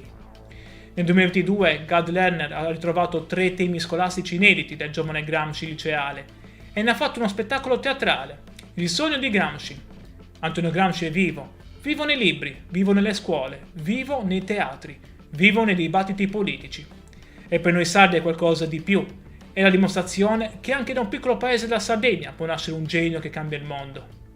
Siangioi fondò l'autonomismo sardo nel 1796 come rivendicazione di indipendenza. Gramsci fornisce il fondamento teorico per capire l'autonomismo come lotta per l'egemonia culturale sarda, il diritto di una nazione minoritaria a preservare e sviluppare la propria cultura, lingua, tradizioni contro l'assimilazione omologante dello Stato maggioritario. L'Istituto Gramsci Sardegna, fondato nel 2010 a Cagliari, studia esplicitamente come Gramsci aiuta a comprendere la questione sarda contemporanea. Diritti linguistici, identità culturale, autonomia amministrativa, preservazione della memoria storica sarda. Oggi movimenti autonomisti sardi citano Gramsci per articolare il proprio progetto politico non come semplice indipendenza geografica, ma come lotta per il controllo della propria narrazione culturale, per l'egemonia culturale sarda su temi come la lingua sarda, l'educazione, i media locali, l'arte, la letteratura. Secondo te, come applicherebbe Gramsci il concetto di egemonia culturale ai social media e all'intelligenza artificiale di oggi? Se questa storia ti ha colpito, lascia un like e iscriviti al canale. E scrivimi nei commenti, pensi che il pensiero di Gramsci sia ancora attuale nel 2026? Arrivati alla fine, non posso che ringraziarti di cuore per il tuo tempo. Raccontare Antonio Gramsci non significa parlare solo del 1900, ma guardare in faccia come il potere funziona oggi, attraverso la cultura, i media, le narrazioni. La vita di Antonio Gramsci ci ha insegnato che bisogna avere, cito le sue parole, l'ottimismo della volontà e il pessimismo dell'intelligenza. Ci ha insegnato che studiare è un atto rivoluzionario e che capire il mondo è il primo passo per cambiarlo. Ci ha insegnato che il vero potere è il potere di controllare come le persone pensano, cosa credono, quali valori abbracciano. Gramsci, torturato, imprigionato, consumato dalla malattia, rimane intellettualmente libero e quelle idee, pubblicate dopo la sua morte, hanno cambiato il modo in cui il mondo comprende il potere, la cultura, la resistenza. Per noi sardi è qualcosa di più, è la dimostrazione che dalla nostra terra nascono giganti del pensiero e questo non dobbiamo mai dimenticarlo. Grazie di nuovo per essere stato con me in questo viaggio. Ti saluto e ci vediamo al prossimo video qui sull'Isola Informa. Immagina un uomo alto appena 1,50 m, con la schiena deformata da una malattia terribile, rinchiuso in una cella fascista dove muore lentamente per 11 anni. Il pubblico ministero Michele Isnardi durante il processo disse una frase agghiacciante. Dobbiamo impedire a questo cervello di funzionare per 20 anni. Volevano uccidere il suo pensiero, eppure oggi, nel 2026, quasi 90 anni dopo la sua morte, Antonio Gramsci è studiato in oltre 30 lingue. Da New York a Nuova Delhi, da San Paolo a Tokyo, è considerato uno dei più grandi filosofi del Novecento. Ha influenzato la politica, la cultura, le scienze sociali di mezzo mondo. Un uomo nato in un piccolo paese della Sardegna, afflitto da una malattia che lo rese deforme, imprigionato dal fascismo, è diventato immortale. Io sono Matteo e ti ringrazio per essere qui sull'Isola Informa. Se anche tu vuoi scoprire la storia di questo genio sardo che ha cambiato il pensiero mondiale, lascia un like e iscriviti al canale. Questa è la nostra storia ed è l'orgoglio della Sardegna. Il 22 gennaio 1891 ad Ales, provincia di Oristano, in una modesta famiglia nasce Antonio Sebastiano Francesco Gramsci. È il quarto di 7 figli. Suo padre Francesco è un funzionario dell'ufficio del registro, di origini alberesce. Sua madre Giuseppina Marsias è sarda, di Ghilarza. La famiglia si trasferisce in vari paesi della Sardegna, tra cui Solgono, per poi stabilirsi definitivamente a Ghilarza nel 1898. Antonio ha solo 18 mesi quando la tragedia colpisce il suo piccolo corpo. Qualcuno parla di una caduta, altri di un incidente. Fatto sta che sulla sua schiena si manifesta il morbo di Pot, una tubercolosi ossea che fa cedere la colonna vertebrale. La schiena si incurva, compare la gobba. Il piccolo Antonio cresce deforme, basso, curvo, fragile. I bambini lo prendono in giro, gli adulti lo guardano con pietà. E lui? Lui legge, studia, divora libri, impara a leggere prestissimo, da solo, guidato da una fame insaziabile di sapere. Nel 1897, quando Antonio ha 6 anni, il padre viene arrestato. Irregolarità amministrative, peculato, falso in atto pubblico.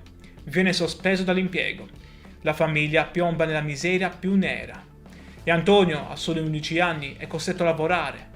10 ore al giorno nell'ufficio del registro di Ghilarza. Guadagna 9 lire al mese. Quanto basta per un chilo di pane al giorno, ricorderà anni dopo. Eppure, nonostante la povertà, nonostante il corpo martoriato, nonostante il lavoro minorile, Antonio non smette mai di studiare. Frequenta gli studi ginnasiali a Santo Lussurgiu dal 1905 al 1908. Poi il liceo Dettori di Cagliari, dove vive con il fratello Gennaro, segretario della sezione socialista. È a Cagliari che Antonio vede per la prima volta le rivolte popolari, i moti del 1906 contro il carovita, repressi violentemente dall'esercito. È a Cagliari che inizia a scrivere i suoi primi articoli per l'Unione Sarda. È a Cagliari che scopre il marxismo e frequenta ambienti socialisti e anticlericali. Nel 1911 Antonio ha 20 anni. Vince una borsa di studio per l'Università di Torino, riservata agli studenti disagiati delle ex province del Regno di Sardegna. 70 lire al mese. Poche, pochissime, ma sufficienti per cambiare la sua vita. Parte per Torino, lascia la Sardegna. Non sa ancora che sta per diventare uno degli uomini più importanti del secolo.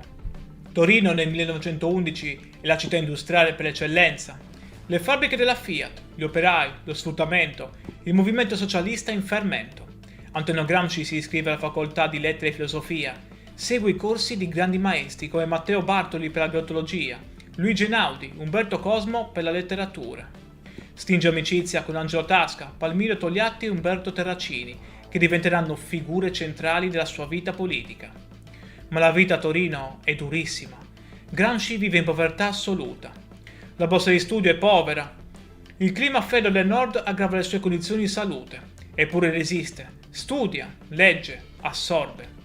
Nel 1913 si iscrive al Partito Socialista Italiano, a 22 anni. Nel 1914 si dedica a tempo pieno al giornalismo militante, abbandonando gli studi universitari. Inizia a scrivere regolarmente per la stampa socialista, collaborando con Il Grido del Popolo e l'edizione piemontese dell'Avanti. Si occupa di cronaca, politica interna ed estera, polemica culturale. Fu anche un critico militante di teatro, vedendolo come strumento di crescita culturale per le classi subalterne. Poi arriva il 1917, l'anno che cambierà tutto. In Russia i bolscevichi hanno fatto la rivoluzione. Lenin è al potere, il primo stato socialista della storia. Gramsci è folgorato. Scrive l'articolo La rivoluzione contro il capitale, sostenendo che i bolscevichi avevano agito contro le previsioni meccanicistiche del marxismo, dimostrando che la volontà politica poteva forzare le tappe dello sviluppo storico.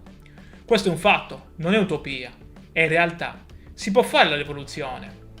Diventa redattore e nel 1917 segretario della sezione torinese del PSI. Scrive articoli su articoli, politica, cultura, teatro, letteratura. La sua penna è affilata, brillante, tagliente. Il 1 maggio 1919, insieme ad Angelo Tasca, Umberto Terracini e Palmiro Togliatti, fonda l'Ordine Nuovo, un settimanale che diventerà leggendario. Il sottotitolo è Rassegna settimanale di cultura socialista, ma l'Ordine Nuovo non è solo teoria, è prassi, è azione rivoluzionaria. Gramsci e i suoi compagni credono nei consigli di fabbrica, organismi democratici eletti direttamente dagli operai, che devono controllare la produzione, prendere decisioni, esercitare il potere.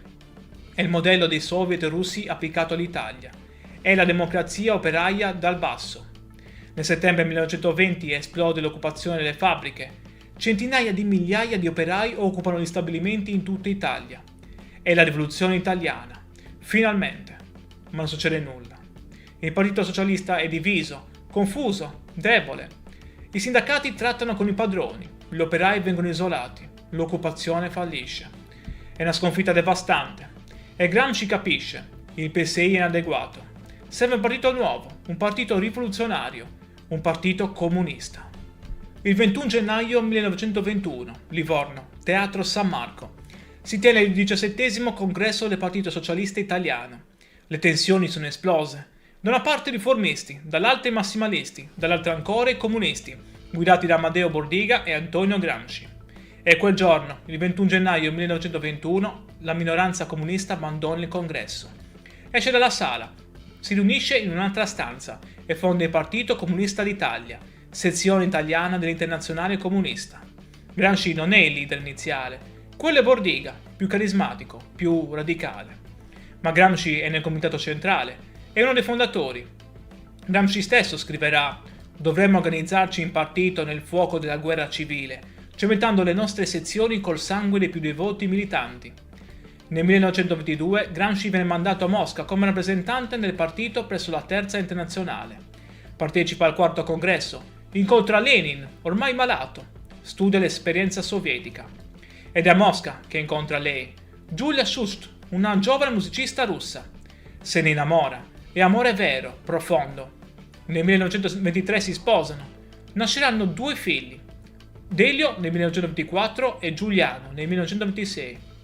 Ma Gramsci non può restare in Russia. Il partito ha bisogno di lui. Deve tornare in Italia, dove Mussolini è salito al potere nel 1922 e sta costruendo la dittatura fascista.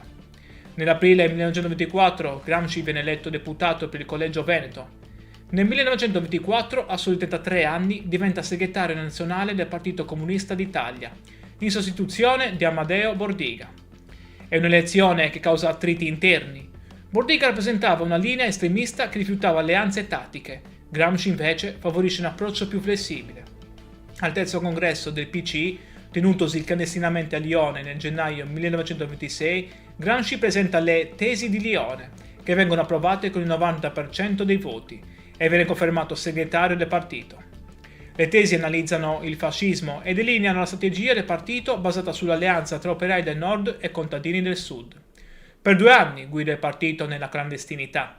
Scrive, organizza, lotta, ma il regime fascista stringe sempre di più la morsa. Quello che sta per succedere è uno dei momenti più tragici della storia italiana. Se vuoi sapere come 11 anni di carcere produssero l'opera che cambiò il mondo, lascia un like ora e continua a guardare. E ovviamente iscriviti per non perderti i prossimi video su altri personaggi sardi che hanno avuto grande influenza. 8 novembre 1926, notte, Roma. La polizia fascista irrompe nella casa di Antonio Gramsci. Lo arrestano insieme ad altri deputati comunisti, nonostante l'immunità parlamentare, nonostante fosse un deputato eletto. Il re e Mussolini sciolgono la Camera, mettono fuori legge i comunisti. Gramsci è finito. Prima lo rinchiudono in isolamento a Regina Coeli, poi lo spediscono al confine a Ustica, dove ritrova Bordiga ed Emilio Lussu. Poi nel carcere di San Vittore a Milano. Il viaggio dura 19 giorni in condizioni disumane che minano ulteriormente la sua già fragile salute. Il 28 maggio 1928 si apre il processone contro Gramsci e il gruppo dirigente del Partito Comunista. Il pubblico ministero Michele Isnardi pronuncia la frase che passerà alla storia. Dobbiamo impedire a questo cervello di funzionare per 20 anni. Gramsci viene condannato a 20 anni, 4 mesi e 5 giorni di carcere. Viene trasferito nel carcere di Turi, in Puglia. Una prigione dura, spietata. Le condizioni sono terribili. Cella piccola, umida, fredda. Cibo scarso, nessuna cura medica adeguata. E Gramsci è già malato. Il morbo di Pot che lo affligge dall'infanzia si aggrava. Soffre di insonnia, mal di testa lancinanti, crisi nervose, tubercolosi ossea, arteriosclerosi. Perde i denti, il corpo si sta spegnendo. E la mente? La mente è viva, bruciante, inarrestabile. E in carcere Gramsci si oppone nettamente alla svolta del 6° congresso dell'Internazionale Comunista del 1928, che definiva la socialdemocrazia come socialfascismo. Sostiene invece la necessità di un fronte unito delle forze operaie e propone una fase intermedia di assemblea costituente dopo la caduta del fascismo. Queste posizioni eterodosse gli costano l'isolamento politico e umano da parte degli altri detenuti comunisti, allineati alla linea stalinista.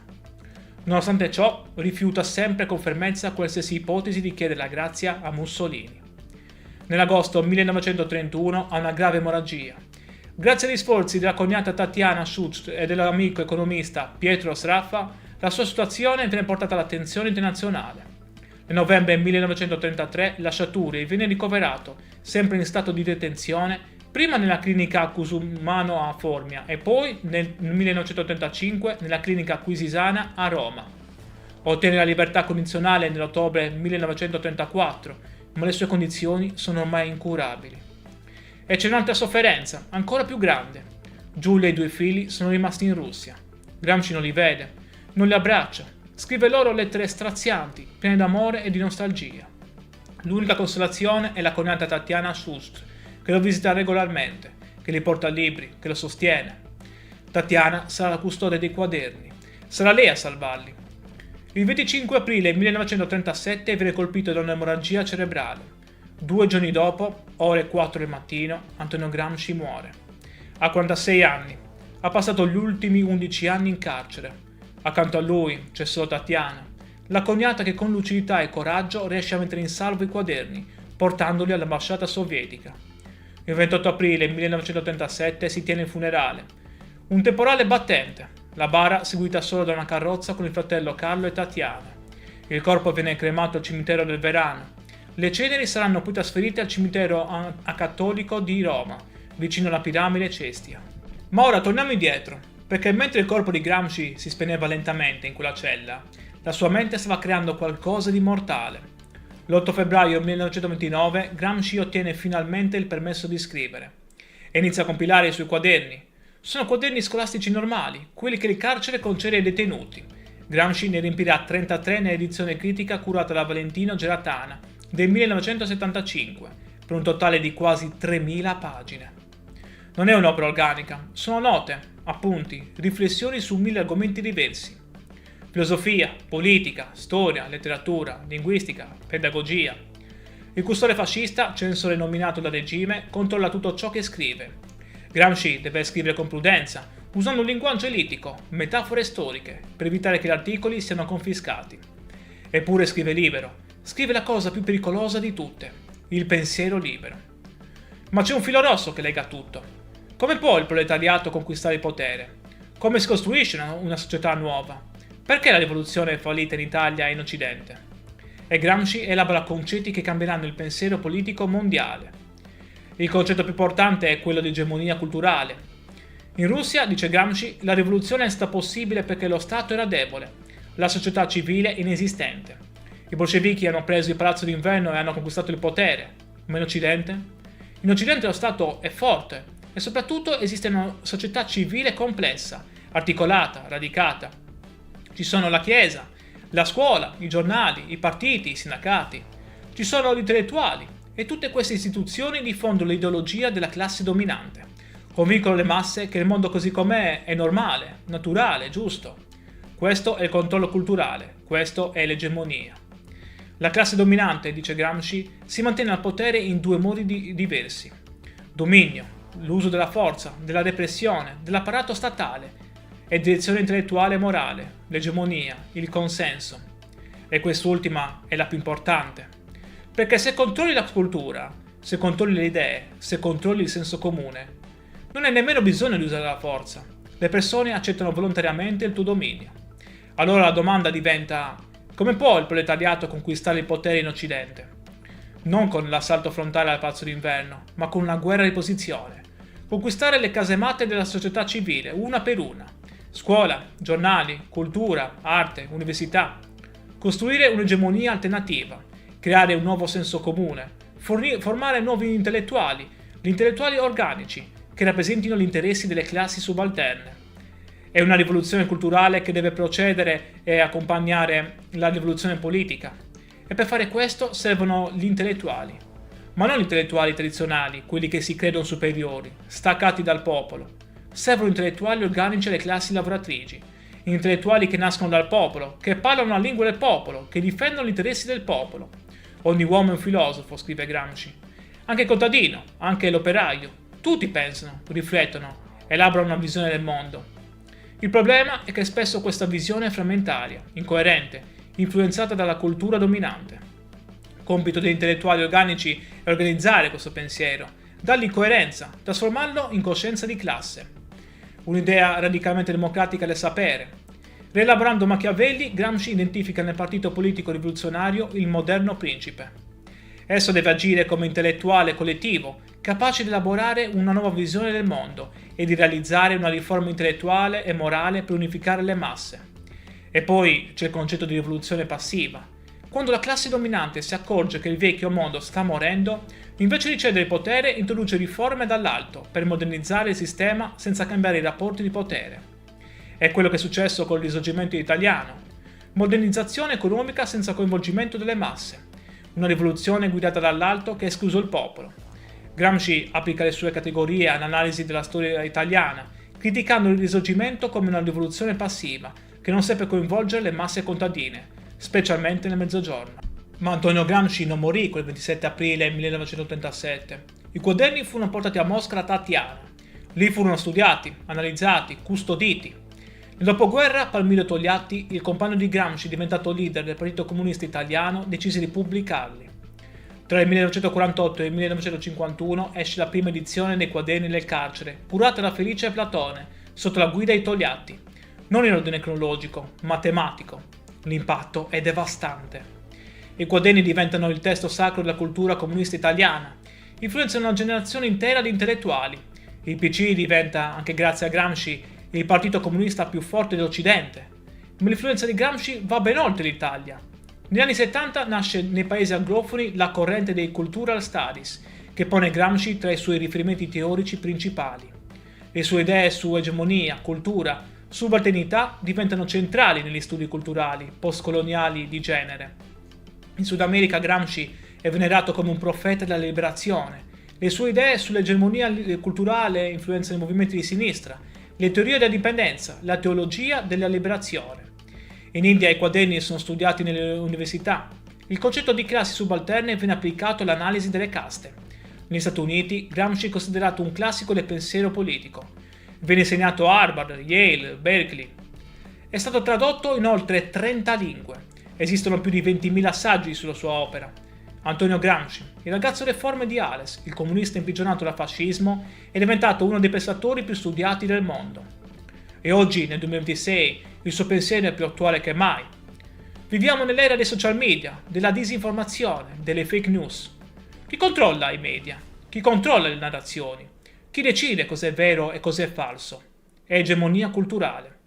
Viviamo nell'era dell'intelligenza artificiale, degli influencer, dei creator digitali.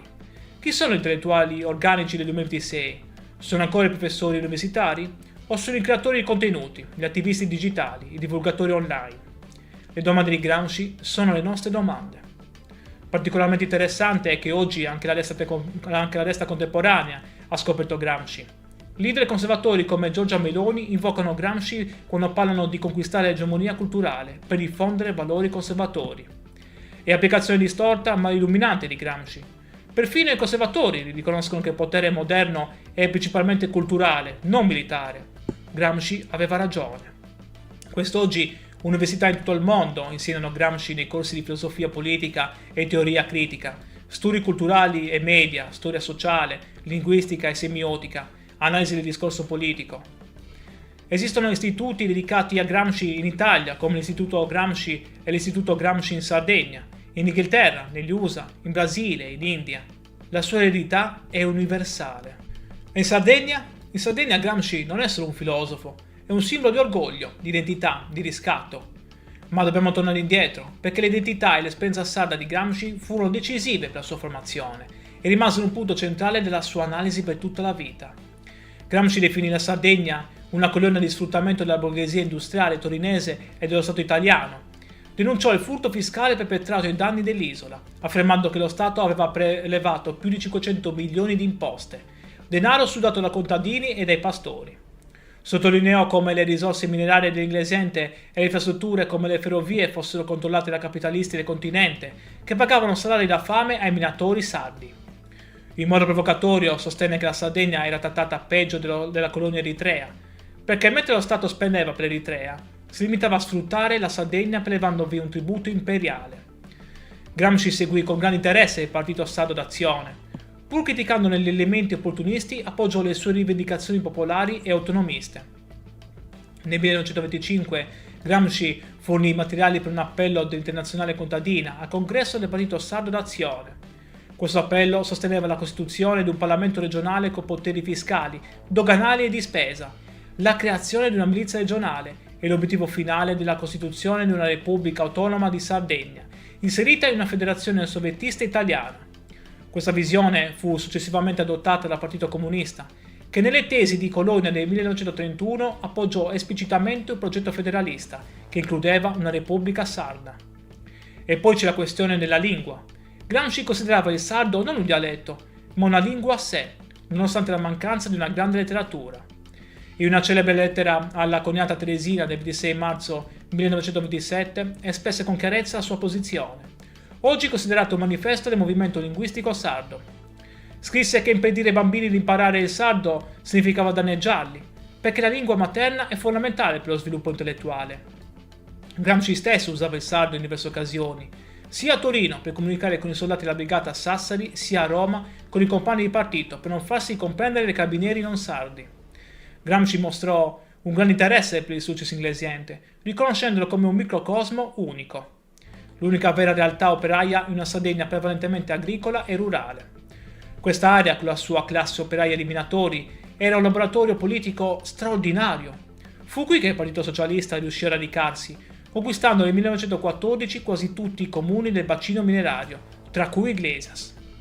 Una domanda cruciale rimane: come Gramsci, originario della periferia sarda, divenne pensatore globale? La risposta risiede proprio nella sua sardità.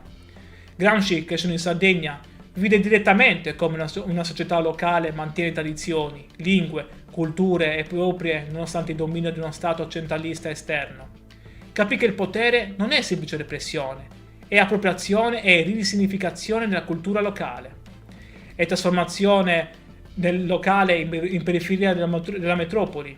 Questa intuizione da sardo, applicata a tutta la società moderna, lo condusse a vedere il capitalismo non come sistema di semplice sfruttamento economico, ma come sistema di dominio culturale e convincere le persone a credere nella loro inferiorità.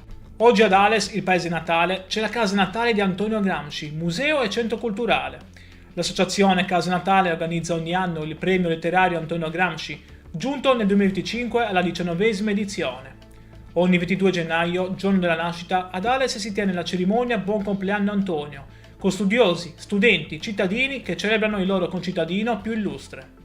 A Ghilarza, il paese dove Gramsci crebbe, c'è un altro museo dedicato a lui e ogni anno l'Istituto Gramsci della Sardegna promuove il concorso scolastico Immaginando Gramsci, giunto alla 14ª edizione.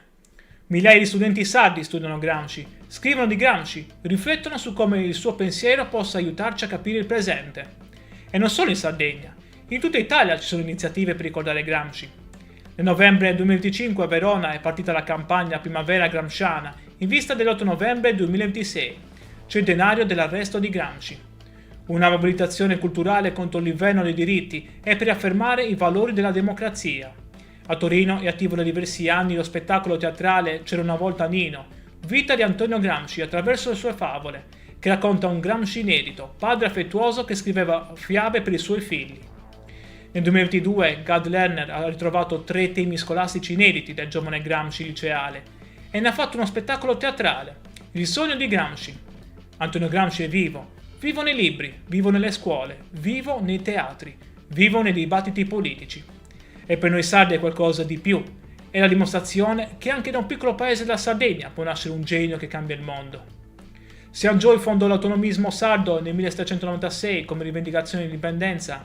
Gramsci fornisce il fondamento teorico per capire l'autonomismo come lotta per l'egemonia culturale sarda, il diritto di una nazione minoritaria a preservare e sviluppare la propria cultura, lingua, tradizioni contro l'assimilazione omologante dello Stato maggioritario. L'Istituto Gramsci Sardegna, fondato nel 2010 a Cagliari, studia esplicitamente come Gramsci aiuta a comprendere la questione sarda contemporanea. Diritti linguistici, identità culturale, autonomia amministrativa, preservazione della memoria storica sarda. Oggi movimenti autonomisti sardi citano Gramsci per articolare il proprio progetto politico non come semplice indipendenza geografica, ma come lotta per il controllo della propria narrazione culturale, per l'egemonia culturale sarda su temi come la lingua sarda, l'educazione, i media locali, l'arte, la letteratura. Secondo te, come applicherebbe Gramsci il concetto di egemonia culturale ai social media e all'intelligenza artificiale di oggi? Se questa storia ti ha colpito, lascia un like e iscriviti al canale. E scrivimi nei commenti, pensi che il pensiero di Gramsci sia ancora attuale nel 2026? Arrivati alla fine, non posso che ringraziarti di cuore per il tuo tempo. Raccontare Antonio Gramsci non significa parlare solo del 1900, ma guardare in faccia come il potere funziona oggi, attraverso la cultura, i media, le narrazioni. La vita di Antonio Gramsci ci ha insegnato che bisogna avere, cito le sue parole, l'ottimismo della volontà e il pessimismo dell'intelligenza. Ci ha insegnato che studiare è un atto rivoluzionario e che capire il mondo è il primo passo per cambiarlo. Ci ha insegnato che il vero potere è il potere di controllare come le persone pensano, cosa credono, quali valori abbracciano. Gramsci, torturato, imprigionato, consumato dalla malattia, rimane intellettualmente libero e quelle idee, pubblicate dopo la sua morte, hanno cambiato il modo in cui il mondo comprende il potere, la cultura, la resistenza. Per noi sardi è qualcosa di più. È la dimostrazione che dalla nostra terra nascono giganti del pensiero e questo non dobbiamo mai dimenticarlo. Grazie di nuovo per essere stato con me in questo viaggio. Ti saluto e ci vediamo al prossimo video qui sull'Isola Informa. Immagina un uomo alto appena 1,50 m, con la schiena deformata da una malattia terribile, rinchiuso in una cella fascista dove muore lentamente per 11 anni. Il pubblico ministero Michele Snardi durante il processo disse una frase agghiacciante. Dobbiamo impedire a questo cervello di funzionare per 20 anni. Volevano uccidere il suo pensiero, eppure oggi, nel 2026, quasi 90 anni dopo la sua morte, Antonio Gramsci è studiato in oltre 30 lingue. Da New York a Nuova Delhi, da San Paolo a Tokyo, è considerato uno dei più grandi filosofi del Novecento. Ha influenzato la politica, la cultura, le scienze sociali di mezzo mondo. Un uomo nato in un piccolo paese della Sardegna, afflitto da una malattia che lo rese deforme, imprigionato dal fascismo, è diventato immortale. Io sono Matteo e ti ringrazio per essere qui sull'Isola Informa. Se anche tu vuoi scoprire la storia di questo genio sardo che ha cambiato il pensiero mondiale, lascia un like e iscriviti al canale. Questa è la nostra storia ed è l'orgoglio della Sardegna. Il 22 gennaio 1891 ad Ales, provincia di Oristano, in una modesta famiglia nasce Antonio Sebastiano Francesco Gramsci. È il quarto di 7 figli. Suo padre Francesco è un funzionario dell'ufficio del registro, di origini alberesce. Sua madre Giuseppina Marsias è sarda, di Ghilarza. La famiglia si trasferisce in vari paesi della Sardegna, tra cui Sorgono, per poi stabilirsi definitivamente a Ghilarza nel 1898. Antonio ha solo 18 mesi quando la tragedia colpisce il suo piccolo corpo. Qualcuno parla di una caduta, altri di un incidente. Fatto sta che sulla sua schiena si manifesta il morbo di Pot, una tubercolosi ossea che fa cedere la colonna vertebrale. La schiena si incurva, compare la gobba. Il piccolo Antonio cresce deforme, basso, curvo, fragile.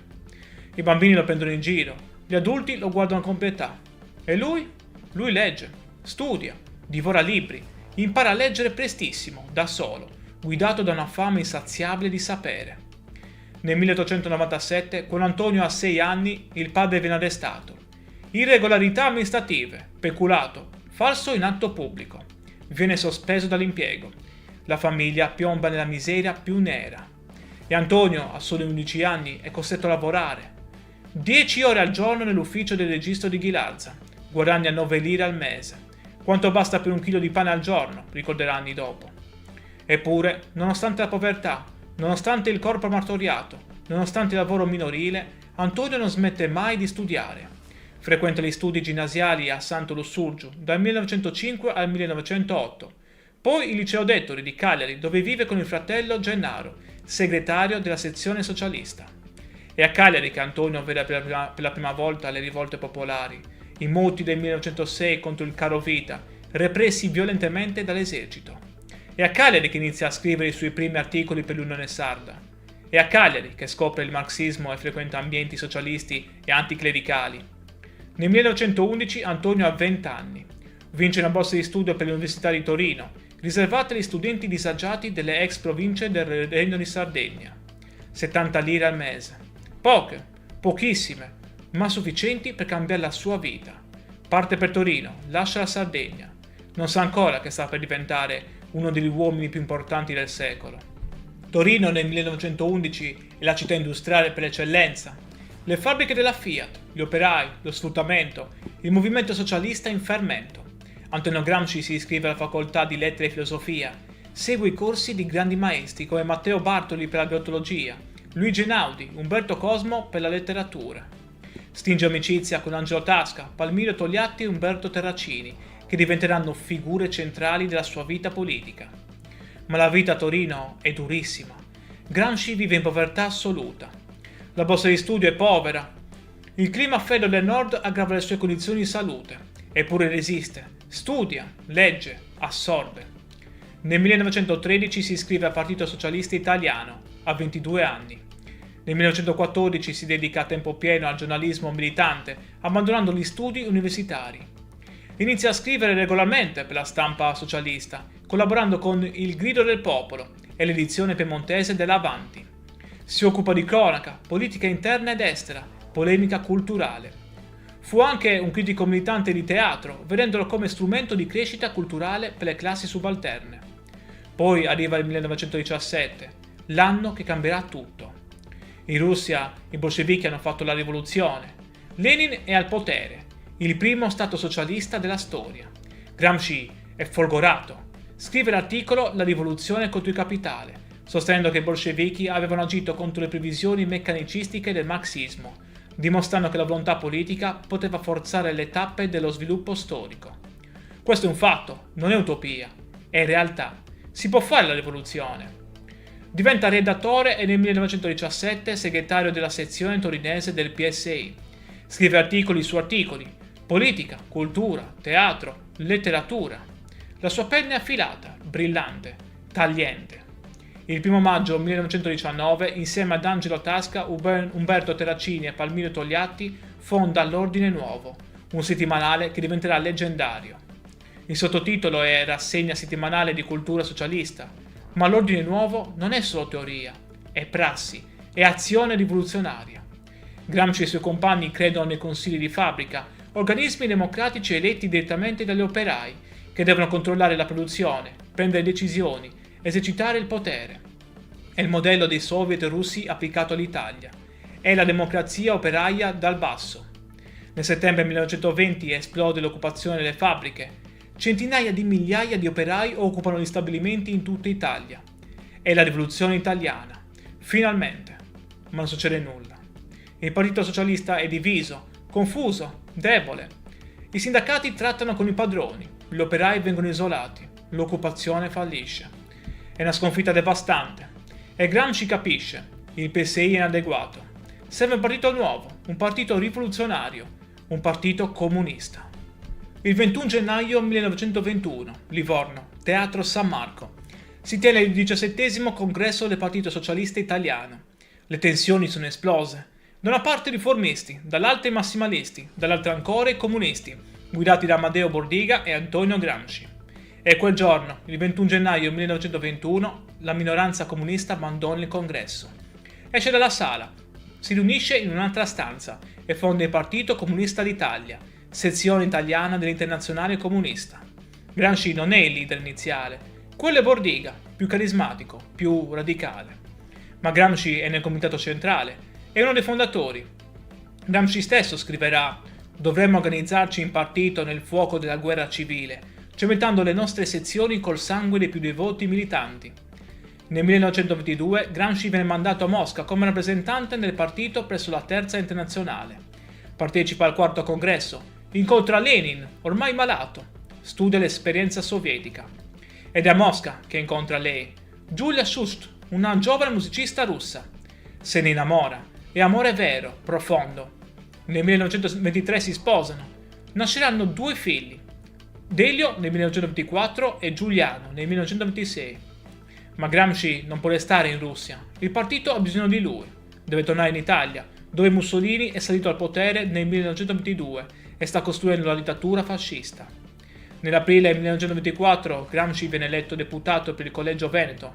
Nel 1924, a soli 33 anni, diventa segretario nazionale del Partito Comunista d'Italia, in sostituzione di Amadeo Bordiga. È un'elezione che causa attriti interni. Bordiga rappresentava una linea estremista che rifiutava alleanze tattiche, Gramsci invece favorisce un approccio più flessibile. Al terzo congresso del PCI, tenutosi clandestinamente a Lione nel gennaio 1926, Gramsci presenta le Tesi di Lione, che vengono approvate con il 90% dei voti, e viene confermato segretario del partito. Le tesi analizzano il fascismo e delineano la strategia del partito basata sull'alleanza tra operai del nord e contadini del sud. Per 2 anni guida il partito nella clandestinità. Scrive, organizza, lotta, ma il regime fascista stringe sempre di più la morsa. Quello che sta per succedere è uno dei momenti più tragici della storia italiana. Se vuoi sapere come 11 anni di carcere produssero l'opera che cambiò il mondo, lascia un like ora e continua a guardare. E ovviamente iscriviti per non perderti i prossimi video su altri personaggi sardi che hanno avuto grande influenza. 8 novembre 1926, notte, Roma. La polizia fascista irrompe nella casa di Antonio Gramsci. Lo arrestano insieme ad altri deputati comunisti, nonostante l'immunità parlamentare, nonostante fosse un deputato eletto. Il re e Mussolini sciolgono la Camera, mettono fuori legge i comunisti. Gramsci è finito. Prima lo rinchiudono in isolamento a Regina Coeli, poi lo spediscono al confine a Ustica, dove ritrova Bordiga ed Emilio Lussu. Poi nel carcere di San Vittore a Milano. Il viaggio dura 19 giorni in condizioni disumane che minano ulteriormente la sua già fragile salute. Il 28 maggio 1928 si apre il processone contro Gramsci e il gruppo dirigente del Partito Comunista. Il pubblico ministero Michele Isnardi pronuncia la frase che passerà alla storia. Dobbiamo impedire a questo cervello di funzionare per 20 anni. Gramsci viene condannato a 20 anni, 4 mesi e 5 giorni di carcere. Viene trasferito nel carcere di Turi, in Puglia. Una prigione dura, spietata. Le condizioni sono terribili. Cella piccola, umida, fredda. Cibo scarso, nessuna cura medica adeguata. E Gramsci è già malato. Il morbo di Pot che lo affligge dall'infanzia si aggrava. Soffre di insonnia, mal di testa lancinanti, crisi nervose, tubercolosi ossea, arteriosclerosi. Perde i denti, il corpo si sta spegnendo. E la mente? La mente è viva, bruciante, inarrestabile. E in carcere Gramsci si oppone nettamente alla svolta del sesto congresso dell'Internazionale Comunista del 1928, che definiva la socialdemocrazia come socialfascismo. Sostiene invece la necessità di un fronte unito delle forze operaie e propone una fase intermedia di assemblea costituente dopo la caduta del fascismo. Queste posizioni eterodosse gli costano l'isolamento politico e umano da parte degli altri detenuti comunisti, allineati alla linea stalinista. Nonostante ciò, rifiuta sempre con fermezza qualsiasi ipotesi di chiedere la grazia a Mussolini. Nell'agosto 1931 ha una grave emorragia. Grazie agli sforzi della cognata Tatiana Schutz e dell'amico economista Pietro Sraffa, la sua situazione viene portata all'attenzione internazionale. Nel novembre 1933 lascia Turi e viene ricoverato, sempre in stato di detenzione, prima nella clinica Cusumano a Formia e poi nel 1935 nella clinica Acquisisana a Roma. Ottiene la libertà condizionale nell'ottobre 1934, ma le sue condizioni sono ormai incurabili. E c'è un'altra sofferenza, ancora più grande. Giulia e i 2 figli sono rimasti in Russia. Gramsci non li vede, non li abbraccia. Scrive loro lettere strazianti, piene d'amore e di nostalgia. L'unica consolazione è la cognata Tatiana Schust, che lo visita regolarmente, che gli porta libri, che lo sostiene. Tatiana sarà la custode dei quaderni. Sarà lei a salvarli. Il 25 aprile 1937 viene colpito da un'emorragia cerebrale. 2 giorni dopo, ore 4 del mattino, Antonio Gramsci muore. Ha 46 anni. Ha passato gli ultimi 11 anni in carcere.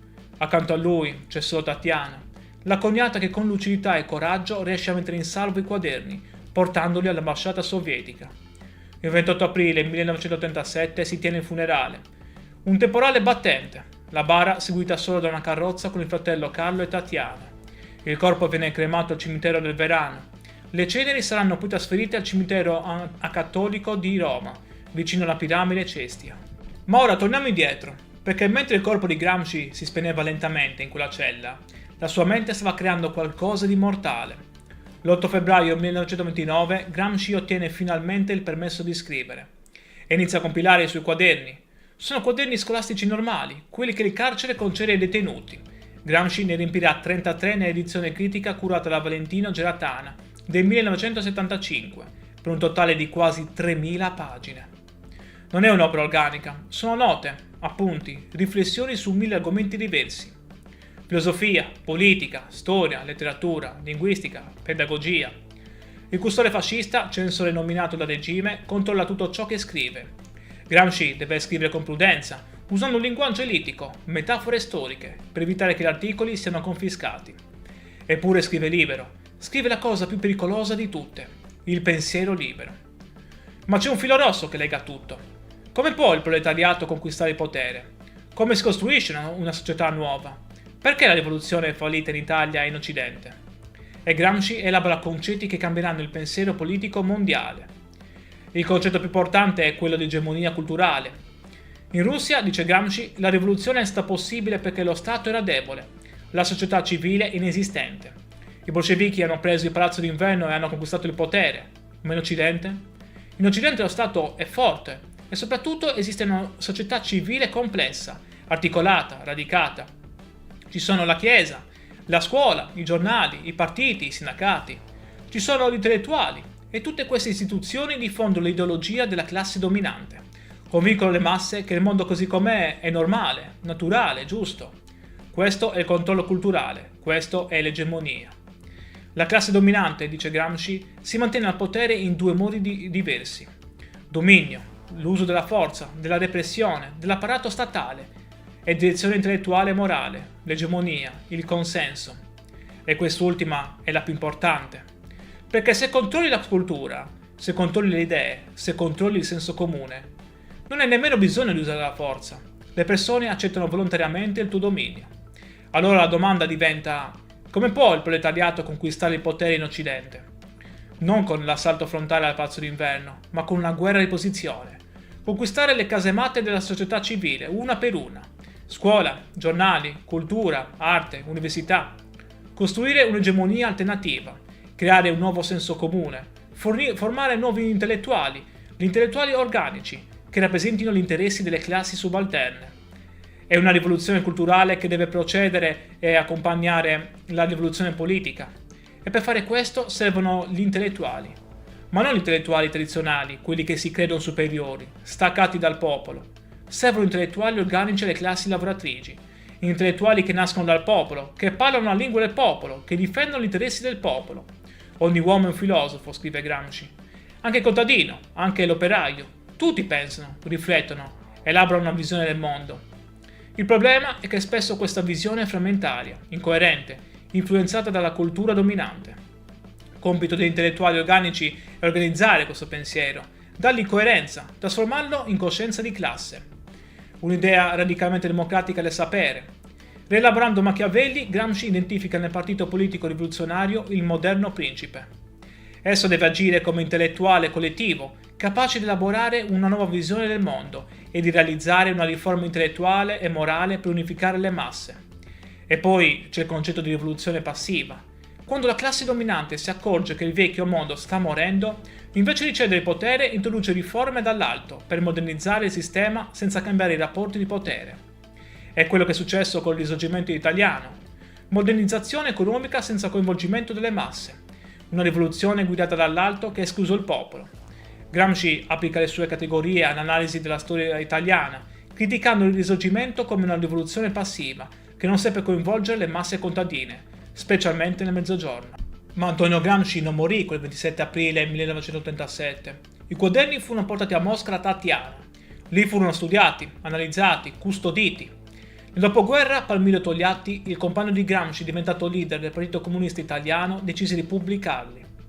Tra il 1948 e il 1951 esce la prima edizione dei quaderni del carcere, curata da Felice Platone, sotto la guida di Togliatti. Non in ordine cronologico, ma tematico. L'impatto è devastante. I quaderni diventano il testo sacro della cultura comunista italiana, influenzano una generazione intera di intellettuali. Il PC diventa, anche grazie a Gramsci, il partito comunista più forte dell'Occidente. Ma l'influenza di Gramsci va ben oltre l'Italia. Negli anni 70 nasce nei paesi anglofoni la corrente dei Cultural Studies, che pone Gramsci tra i suoi riferimenti teorici principali. Le sue idee su egemonia, cultura, subalternità diventano centrali negli studi culturali postcoloniali di genere. In Sud America Gramsci è venerato come un profeta della liberazione. Le sue idee sull'egemonia culturale influenzano i movimenti di sinistra, le teorie della dipendenza, la teologia della liberazione. In India i quaderni sono studiati nelle università. Il concetto di classi subalterne viene applicato all'analisi delle caste. Negli Stati Uniti Gramsci è considerato un classico del pensiero politico. Viene insegnato a Harvard, Yale, Berkeley. È stato tradotto in oltre 30 lingue. Esistono più di 20.000 saggi sulla sua opera. Antonio Gramsci, il ragazzo deforme di Ales, il comunista imprigionato dal fascismo, è diventato uno dei pensatori più studiati del mondo. E oggi, nel 2026, il suo pensiero è più attuale che mai. Viviamo nell'era dei social media, della disinformazione, delle fake news. Chi controlla i media? Chi controlla le narrazioni? Chi decide cos'è vero e cos'è falso? È egemonia culturale. Viviamo nell'era dell'intelligenza artificiale, degli influencer, dei creator digitali. Chi sono gli intellettuali organici del 2026? Sono ancora i professori universitari? O sono i creatori di contenuti, gli attivisti digitali, i divulgatori online? Le domande di Gramsci sono le nostre domande. Particolarmente interessante è che oggi anche la destra contemporanea ha scoperto Gramsci. Leader conservatori come Giorgia Meloni invocano Gramsci quando parlano di conquistare l'egemonia culturale per diffondere valori conservatori. È applicazione distorta ma illuminante di Gramsci. Perfino i conservatori riconoscono che il potere moderno è principalmente culturale, non militare. Gramsci aveva ragione. Quest'oggi università in tutto il mondo insegnano Gramsci nei corsi di filosofia politica e teoria critica, studi culturali e media, storia sociale, linguistica e semiotica, analisi del discorso politico. Esistono istituti dedicati a Gramsci in Italia, come l'Istituto Gramsci e l'Istituto Gramsci in Sardegna, in Inghilterra, negli USA, in Brasile, in India. La sua eredità è universale. E in Sardegna? In Sardegna Gramsci non è solo un filosofo, è un simbolo di orgoglio, di identità, di riscatto. Ma dobbiamo tornare indietro, perché l'identità e l'esperienza sarda di Gramsci furono decisive per la sua formazione e rimasero un punto centrale della sua analisi per tutta la vita. Gramsci definì la Sardegna una colonna di sfruttamento della borghesia industriale torinese e dello Stato italiano. Denunciò il furto fiscale perpetrato ai danni dell'isola, affermando che lo Stato aveva prelevato più di 500 milioni di imposte, denaro sudato da contadini e dai pastori. Sottolineò come le risorse minerarie dell'Inglesente e le infrastrutture come le ferrovie fossero controllate da capitalisti del continente, che pagavano salari da fame ai minatori sardi. In modo provocatorio sostenne che la Sardegna era trattata peggio della colonia eritrea, perché mentre lo Stato spendeva per l'Eritrea, si limitava a sfruttare la Sardegna prelevandovi un tributo imperiale. Gramsci seguì con grande interesse il partito sardo d'azione. Pur criticandone gli elementi opportunisti, appoggiò le sue rivendicazioni popolari e autonomiste. Nel 1925 Gramsci fornì i materiali per un appello dell'Internazionale Contadina al congresso del Partito Sardo d'Azione. Questo appello sosteneva la costituzione di un Parlamento regionale con poteri fiscali, doganali e di spesa, la creazione di una milizia regionale e l'obiettivo finale della costituzione di una Repubblica Autonoma di Sardegna, inserita in una federazione soviettista italiana. Questa visione fu successivamente adottata dal Partito Comunista, che nelle tesi di Colonia del 1931 appoggiò esplicitamente un progetto federalista che includeva una repubblica sarda.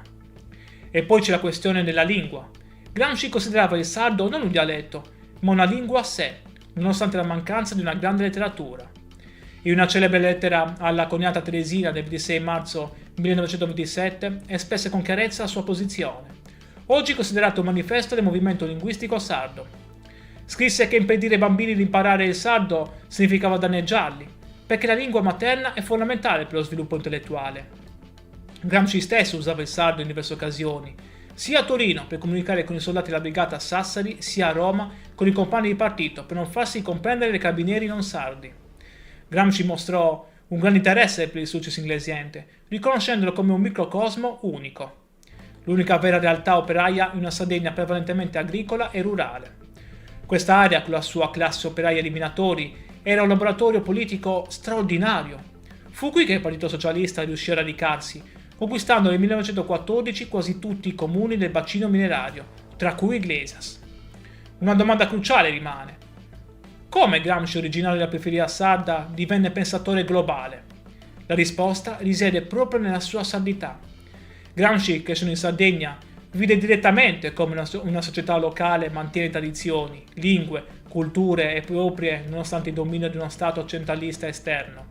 Capì che il potere non è semplice repressione, è appropriazione e risignificazione della cultura locale. È trasformazione del locale in periferia della metropoli.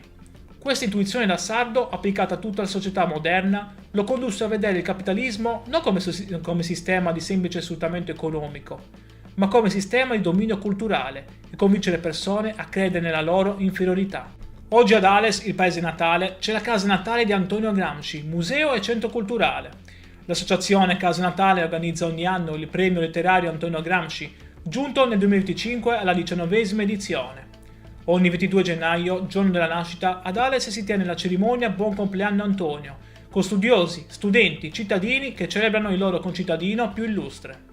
A Ghilarza, il paese dove Gramsci crebbe, c'è un altro museo dedicato a lui e ogni anno l'Istituto Gramsci della Sardegna promuove il concorso scolastico Immaginando Gramsci, giunto alla 14ª edizione. Migliaia di studenti sardi studiano Gramsci, scrivono di Gramsci, riflettono su come il suo pensiero possa aiutarci a capire il presente. E non solo in Sardegna, in tutta Italia ci sono iniziative per ricordare Gramsci. Nel novembre 2025 a Verona è partita la campagna Primavera Gramsciana in vista dell'8 novembre 2026, centenario dell'arresto di Gramsci. Una mobilitazione culturale contro l'inverno dei diritti e per affermare i valori della democrazia. A Torino è attivo da diversi anni lo spettacolo teatrale C'era una volta Nino, vita di Antonio Gramsci attraverso le sue favole, che racconta un Gramsci inedito, padre affettuoso che scriveva fiabe per i suoi figli. Nel 2022 Gad Lerner ha ritrovato 3 temi scolastici inediti del giovane Gramsci liceale e ne ha fatto uno spettacolo teatrale, Il sogno di Gramsci. Antonio Gramsci è vivo, vivo nei libri, vivo nelle scuole, vivo nei teatri, vivo nei dibattiti politici. E per noi sardi è qualcosa di più, è la dimostrazione che anche da un piccolo paese della Sardegna può nascere un genio che cambia il mondo. Sianggioi fondò l'autonomismo sardo nel 1796 come rivendicazione di indipendenza. Gramsci fornisce il fondamento teorico per capire l'autonomismo come lotta per l'egemonia culturale sarda, il diritto di una nazione minoritaria a preservare e sviluppare la propria cultura, lingua, tradizioni contro l'assimilazione omologante dello Stato maggioritario. L'Istituto Gramsci Sardegna, fondato nel 2010 a Cagliari, studia esplicitamente come Gramsci aiuta a comprendere la questione sarda contemporanea. Diritti linguistici, identità culturale, autonomia amministrativa, preservazione della memoria storica sarda. Oggi movimenti autonomisti sardi citano Gramsci per articolare il proprio progetto politico non come semplice indipendenza geografica, ma come lotta per il controllo della propria narrazione culturale, per l'egemonia culturale sarda su temi come la lingua sarda, l'educazione, i media locali, l'arte, la letteratura. Secondo te, come applicherebbe Gramsci il concetto di egemonia culturale ai social media e all'intelligenza artificiale di oggi? Se questa storia ti ha colpito, lascia un like e iscriviti al canale. E scrivimi nei commenti, pensi che il pensiero di Gramsci sia ancora attuale nel 2026? Arrivati alla fine, non posso che ringraziarti di cuore per il tuo tempo. Raccontare Antonio Gramsci non significa parlare solo del 1900, ma guardare in faccia come il potere funziona oggi, attraverso la cultura, i media, le narrazioni. La vita di Antonio Gramsci ci ha insegnato che bisogna avere, cito le sue parole, l'ottimismo della volontà e il pessimismo dell'intelligenza. Ci ha insegnato che studiare è un atto rivoluzionario e che capire il mondo è il primo passo per cambiarlo. Ci ha insegnato che il vero potere è il potere di controllare come le persone pensano, cosa credono, quali valori abbracciano. Gramsci, torturato, imprigionato, consumato dalla malattia, rimane intellettualmente libero e quelle idee, pubblicate dopo la sua morte, hanno cambiato il modo in cui il mondo comprende il potere, la cultura, la resistenza. Per noi sardi è qualcosa di più, è la dimostrazione che dalla nostra terra nascono giganti del pensiero e questo non dobbiamo mai dimenticarlo. Grazie di nuovo per essere stato con me in questo viaggio. Ti saluto e ci vediamo al prossimo video qui sull'Isola Informa. Immagina un uomo alto appena 1,50 m, con la schiena deformata da una malattia terribile, rinchiuso in una cella fascista dove muore lentamente per 11 anni. Il pubblico ministero Michele Isnardi durante il processo disse una frase agghiacciante. Dobbiamo impedire a questo cervello di funzionare per 20 anni. Volevano uccidere il suo pensiero, eppure oggi, nel 2026, quasi 90 anni dopo la sua morte, Antonio Gramsci è studiato in oltre 30 lingue. Da New York a Nuova Delhi, da San Paolo a Tokyo, è considerato uno dei più grandi filosofi del Novecento. Ha influenzato la politica, la cultura, le scienze sociali di mezzo mondo. Un uomo nato in un piccolo paese della Sardegna, afflitto da una malattia che lo rese deforme, imprigionato dal fascismo, è diventato immortale. Io sono Matteo e ti ringrazio per essere qui sull'Isola Informa. Se anche tu vuoi scoprire la storia di questo genio sardo che ha cambiato il pensiero mondiale, lascia un like e iscriviti al canale. Questa è la nostra storia ed è l'orgoglio della Sardegna. Il 22 gennaio 1891 ad Ales, provincia di Oristano, in una modesta famiglia nasce Antonio Sebastiano Francesco Gramsci. È il quarto di 7 figli. Suo padre Francesco è un funzionario dell'ufficio del registro, di origini alberesce. Sua madre Giuseppina Marsias è sarda, di Ghilarza. La famiglia si trasferisce in vari paesi della Sardegna, tra cui Sorgono, per poi stabilirsi definitivamente a Ghilarza nel 1898. Antonio ha solo 18 mesi quando la tragedia colpisce il suo piccolo corpo. Qualcuno parla di una caduta, altri di un incidente. Fatto sta che sulla sua schiena si manifesta il morbo di Pot, una tubercolosi ossea che fa cedere la colonna vertebrale. La schiena si incurva, compare la gobba. Il piccolo Antonio cresce deforme, basso, curvo, fragile. I bambini lo prendono in giro, gli adulti lo guardano con pietà. E lui? Lui legge, studia, divora libri, impara a leggere prestissimo, da solo, guidato da una fame insaziabile di sapere. Nel 1897, quando Antonio ha 6 anni, il padre viene arrestato. Irregolarità amministrative, peculato, falso in atto pubblico. Viene sospeso dall'impiego. La famiglia piomba nella miseria più nera. E Antonio, a soli 11 anni, è costretto a lavorare. 10 ore al giorno nell'ufficio del registro di Ghilarza. Guadagna 9 lire al mese. Quanto basta per un chilo di pane al giorno, ricorderà anni dopo. Eppure, nonostante la povertà, nonostante il corpo martoriato, nonostante il lavoro minorile, Antonio non smette mai di studiare.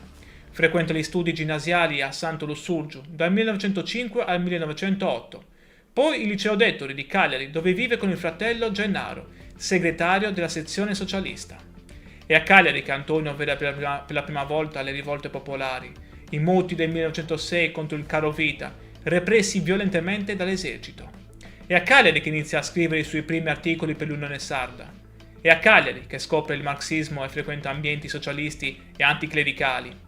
Nel 1911 Antonio ha 20 anni. Vince una borsa di studio per l'Università di Torino, riservata agli studenti disagiati delle ex province del Regno di Sardegna. 70 lire al mese. Poche, pochissime, ma sufficienti per cambiare la sua vita. Parte per Torino, lascia la Sardegna. Non sa ancora che sta per diventare uno degli uomini più importanti del secolo. Torino nel 1911 è la città industriale per eccellenza. Le fabbriche della Fiat, gli operai, lo sfruttamento, il movimento socialista in fermento. Antonio Gramsci si iscrive alla facoltà di lettere e filosofia, segue i corsi di grandi maestri come Matteo Bartoli per la biologia, Luigi Einaudi, Umberto Cosmo per la letteratura. Stringe amicizia con Angelo Tasca, Palmiro Togliatti e Umberto Terracini, che diventeranno figure centrali della sua vita politica. Ma la vita a Torino è durissima. Gramsci vive in povertà assoluta. La borsa di studio è povera. Il clima freddo del nord aggrava le sue condizioni di salute. Eppure resiste, studia, legge, assorbe. Nel 1913 si iscrive al Partito Socialista Italiano, a 22 anni. Nel 1914 si dedica a tempo pieno al giornalismo militante, abbandonando gli studi universitari. Inizia a scrivere regolarmente per la stampa socialista, collaborando con Il Grido del Popolo e l'edizione piemontese dell'Avanti. Si occupa di cronaca, politica interna ed estera, polemica culturale. Fu anche un critico militante di teatro, vedendolo come strumento di crescita culturale per le classi subalterne. Poi arriva il 1917, l'anno che cambierà tutto.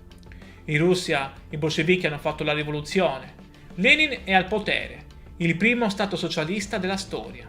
Gramsci è folgorato. Scrive l'articolo La rivoluzione contro il capitale, sostenendo che i bolscevichi avevano agito contro le previsioni meccanicistiche del marxismo, dimostrando che la volontà politica poteva forzare le tappe dello sviluppo storico. Questo è un fatto, non è utopia, è realtà. Si può fare la rivoluzione. Diventa redattore e nel 1917 segretario della sezione torinese del PSI.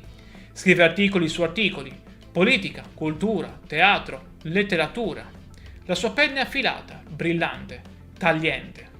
Il 1 maggio 1919, insieme ad Angelo Tasca, Umberto Terracini e Palmiro Togliatti, fonda l'Ordine Nuovo, un settimanale che diventerà leggendario. Il sottotitolo è Rassegna settimanale di cultura socialista, ma l'Ordine Nuovo non è solo teoria, è prassi, è azione rivoluzionaria. Gramsci e i suoi compagni credono nei consigli di fabbrica, organismi democratici eletti direttamente dagli operai, che devono controllare la produzione, prendere decisioni, esercitare il potere. È il modello dei soviet russi applicato all'Italia. È la democrazia operaia dal basso. Nel settembre 1920 esplode l'occupazione delle fabbriche. Centinaia di migliaia di operai occupano gli stabilimenti in tutta Italia. È la rivoluzione italiana. Finalmente. Ma non succede nulla. Il Partito Socialista è diviso, confuso, debole. I sindacati trattano con i padroni, gli operai vengono isolati, l'occupazione fallisce. È una sconfitta devastante. E Gramsci capisce, il PSI è inadeguato. Serve un partito nuovo, un partito rivoluzionario, un partito comunista. Il 21 gennaio 1921, Livorno, Teatro San Marco. Si tiene il 17° congresso del Partito Socialista Italiano. Le tensioni sono esplose. Da una parte i riformisti, dall'altra i massimalisti, dall'altra ancora i comunisti, guidati da Amadeo Bordiga e Antonio Gramsci. E quel giorno, il 21 gennaio 1921, la minoranza comunista abbandona il congresso. Esce dalla sala, si riunisce in un'altra stanza e fonda il Partito Comunista d'Italia, sezione italiana dell'Internazionale Comunista. Gramsci non è il leader iniziale, quello è Bordiga, più carismatico, più radicale. Ma Gramsci è nel comitato centrale, è uno dei fondatori. Gramsci stesso scriverà: «Dovremmo organizzarci in partito nel fuoco della guerra civile, cementando le nostre sezioni col sangue dei più devoti militanti». Nel 1922 Gramsci viene mandato a Mosca come rappresentante del partito presso la Terza Internazionale. Partecipa al 4° congresso, incontra Lenin, ormai malato, studia l'esperienza sovietica. Ed è a Mosca che incontra lei, Giulia Shust, una giovane musicista russa. Se ne innamora, è amore vero, profondo. Nel 1923 si sposano. Nasceranno 2 figli, Delio nel 1924 e Giuliano nel 1926. Ma Gramsci non può restare in Russia. Il partito ha bisogno di lui. Deve tornare in Italia, dove Mussolini è salito al potere nel 1922 e sta costruendo la dittatura fascista. Nell'aprile 1924 Gramsci viene eletto deputato per il Collegio Veneto. Nel 1924, a soli 33 anni, diventa segretario nazionale del Partito Comunista d'Italia, in sostituzione di Amadeo Bordiga. È un'elezione che causa attriti interni. Bordiga rappresentava una linea estremista che rifiutava alleanze tattiche. Gramsci invece favorisce un approccio più flessibile. Al 3° congresso del PCI, tenutosi clandestinamente a Lione nel gennaio 1926, Gramsci presenta le Tesi di Lione, che vengono approvate con il 90% dei voti, e viene confermato segretario del partito. Le tesi analizzano il fascismo e delineano la strategia del partito basata sull'alleanza tra operai del nord e contadini del sud. Per 2 anni guida il partito nella clandestinità. Scrive, organizza, lotta, ma il regime fascista stringe sempre di più la morsa. Quello che sta per succedere è uno dei momenti più tragici della storia italiana. Se vuoi sapere come 11 anni di carcere produssero l'opera che cambiò il mondo, lascia un like ora e continua a guardare. E ovviamente iscriviti per non perderti i prossimi video su altri personaggi sardi che hanno avuto grande influenza. 8 novembre 1926, notte, Roma. La polizia fascista irrompe nella casa di Antonio Gramsci. Lo arrestano insieme ad altri deputati comunisti, nonostante l'immunità parlamentare, nonostante fosse un deputato eletto. Il re e Mussolini sciolgono la Camera, mettono fuori legge i comunisti. Gramsci è finito. Prima lo rinchiudono in isolamento a Regina Coeli, poi lo spediscono al confine a Ustica, dove ritrova Bordiga ed Emilio Lussu. Poi nel carcere di San Vittore a Milano. Il viaggio dura 19 giorni in condizioni disumane che minano ulteriormente la sua già fragile salute. Il 28 maggio 1928 si apre il processone contro Gramsci e il gruppo dirigente del Partito Comunista. Il pubblico ministero Michele Snardi pronuncia la frase che passerà alla storia. Dobbiamo impedire a questo cervello di funzionare per 20 anni. Gramsci venne condannato a 20 anni, 4 mesi e 5 giorni di carcere. Venne trasferito nel carcere di Turi, in Puglia. Una prigione dura, spietata. Le condizioni sono terribili. Cella piccola, umida, fredda. Cibo scarso, nessuna cura medica adeguata. E Gramsci è già malato. Il morbo di Pot che lo affligge dall'infanzia si aggrava. Soffre di insonnia, mal di testa lancinanti, crisi nervose, tubercolosi ossea, arteriosclerosi. Perde i denti, il corpo si sta spegnendo. E la mente? La mente è viva, bruciante, inarrestabile. E in carcere Gramsci si oppone nettamente alla svolta del sesto congresso dell'Internazionale Comunista del 1928, che definiva la socialdemocrazia come socialfascismo. Sostiene invece la necessità di un fronte unito delle forze operaie e propone una fase intermedia di assemblea costituente dopo la caduta del fascismo. Queste posizioni eterodosse gli costano l'isolamento politico e umano da parte degli altri detenuti comunisti, allineati alla linea stalinista. Nonostante ciò, rifiuta sempre con fermezza qualsiasi ipotesi di chiedere la grazia a Mussolini. Nell'agosto 1931 ha una grave emorragia. Grazie agli sforzi della cognata Tatiana Schutz e dell'amico economista Pietro Sraffa, la sua situazione viene portata all'attenzione internazionale. Nel novembre 1933 lascia Turi e viene ricoverato, sempre in stato di detenzione, prima nella clinica Cusumano a Formia e poi nel 1985 nella clinica Acquisisana a Roma. Ottiene la libertà condizionale nell'ottobre 1934, ma le sue condizioni sono ormai incurabili. E c'è un'altra sofferenza, ancora più grande. Giulia e i 2 figli sono rimasti in Russia. Gramsci non li vede, non li abbraccia, scrive loro lettere strazianti, piene d'amore e di nostalgia. L'unica consolazione è la cognata Tatiana Schutz, che lo visita regolarmente, che gli porta libri, che lo sostiene. Tatiana sarà la custode dei quaderni, sarà lei a salvarli. Il 25 aprile 1937 viene colpito da un'emorragia cerebrale. 2 giorni dopo, ore 4 del mattino, Antonio Gramsci muore. Ha 46 anni. Ha passato gli ultimi 11 anni in carcere. Accanto a lui c'è solo Tatiana, la cognata che con lucidità e coraggio riesce a mettere in salvo i quaderni, portandoli all'ambasciata sovietica. Il 28 aprile 1937 si tiene il funerale. Un temporale battente. La bara seguita solo da una carrozza con il fratello Carlo e Tatiana. Il corpo viene cremato al cimitero del Verano. Le ceneri saranno poi trasferite al cimitero acattolico di Roma, vicino alla piramide Cestia. Ma ora torniamo indietro, perché mentre il corpo di Gramsci si spegneva lentamente in quella cella, la sua mente stava creando qualcosa di mortale. L'8 febbraio 1929 Gramsci ottiene finalmente il permesso di scrivere e inizia a compilare i suoi quaderni. Sono quaderni scolastici normali, quelli che il carcere concede ai detenuti. Gramsci ne riempirà 33 nell'edizione critica curata da Valentino Geratana del 1975, per un totale di quasi 3000 pagine. Non è un'opera organica, sono note, appunti, riflessioni su 1000 argomenti diversi. Filosofia, politica, storia, letteratura, linguistica, pedagogia. Il custode fascista, censore nominato dal regime, controlla tutto ciò che scrive. Gramsci deve scrivere con prudenza, usando un linguaggio elitico, metafore storiche, per evitare che gli articoli siano confiscati.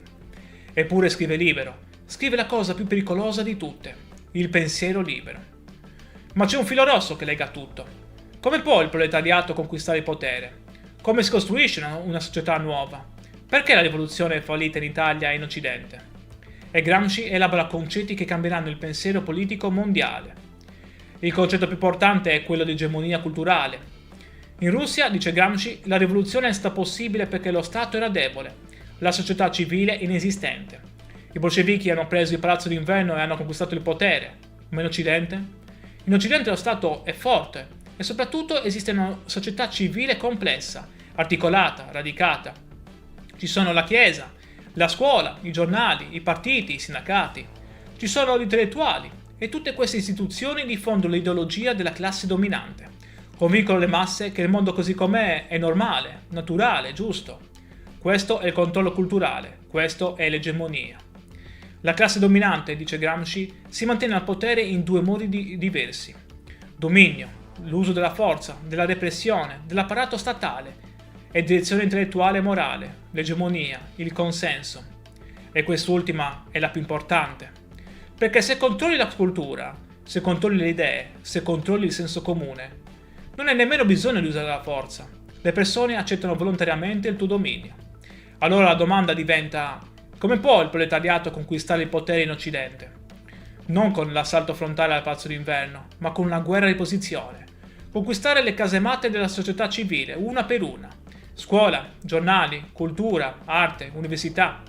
Costruire un'egemonia alternativa, creare un nuovo senso comune, formare nuovi intellettuali, gli intellettuali organici, che rappresentino gli interessi delle classi subalterne. È una rivoluzione culturale che deve procedere e accompagnare la rivoluzione politica. E per fare questo servono gli intellettuali. Ma non gli intellettuali tradizionali, quelli che si credono superiori, staccati dal popolo. Servono intellettuali organici alle classi lavoratrici, intellettuali che nascono dal popolo, che parlano la lingua del popolo, che difendono gli interessi del popolo. Ogni uomo è un filosofo, scrive Gramsci. Anche il contadino, anche l'operaio. Tutti pensano, riflettono, elaborano una visione del mondo. Il problema è che spesso questa visione è frammentaria, incoerente, influenzata dalla cultura dominante.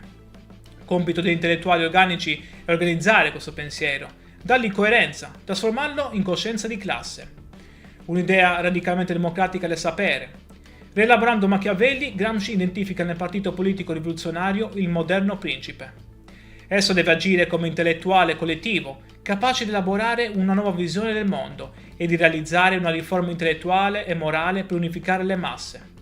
E poi c'è il concetto di rivoluzione passiva. Quando la classe dominante si accorge che il vecchio mondo sta morendo, invece di cedere il potere introduce riforme dall'alto per modernizzare il sistema senza cambiare i rapporti di potere. È quello che è successo con il risorgimento italiano. Modernizzazione economica senza coinvolgimento delle masse. Una rivoluzione guidata dall'alto che ha escluso il popolo. Gramsci applica le sue categorie all'analisi della storia italiana, criticando il risorgimento come una rivoluzione passiva, che non seppe coinvolgere le masse contadine, specialmente nel Mezzogiorno.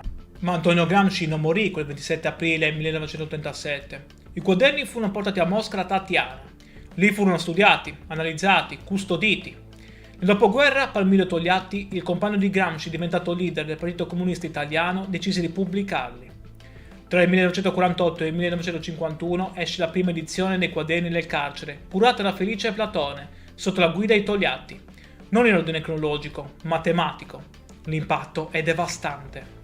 I quaderni diventano il testo sacro della cultura comunista italiana, influenzano una generazione intera di intellettuali.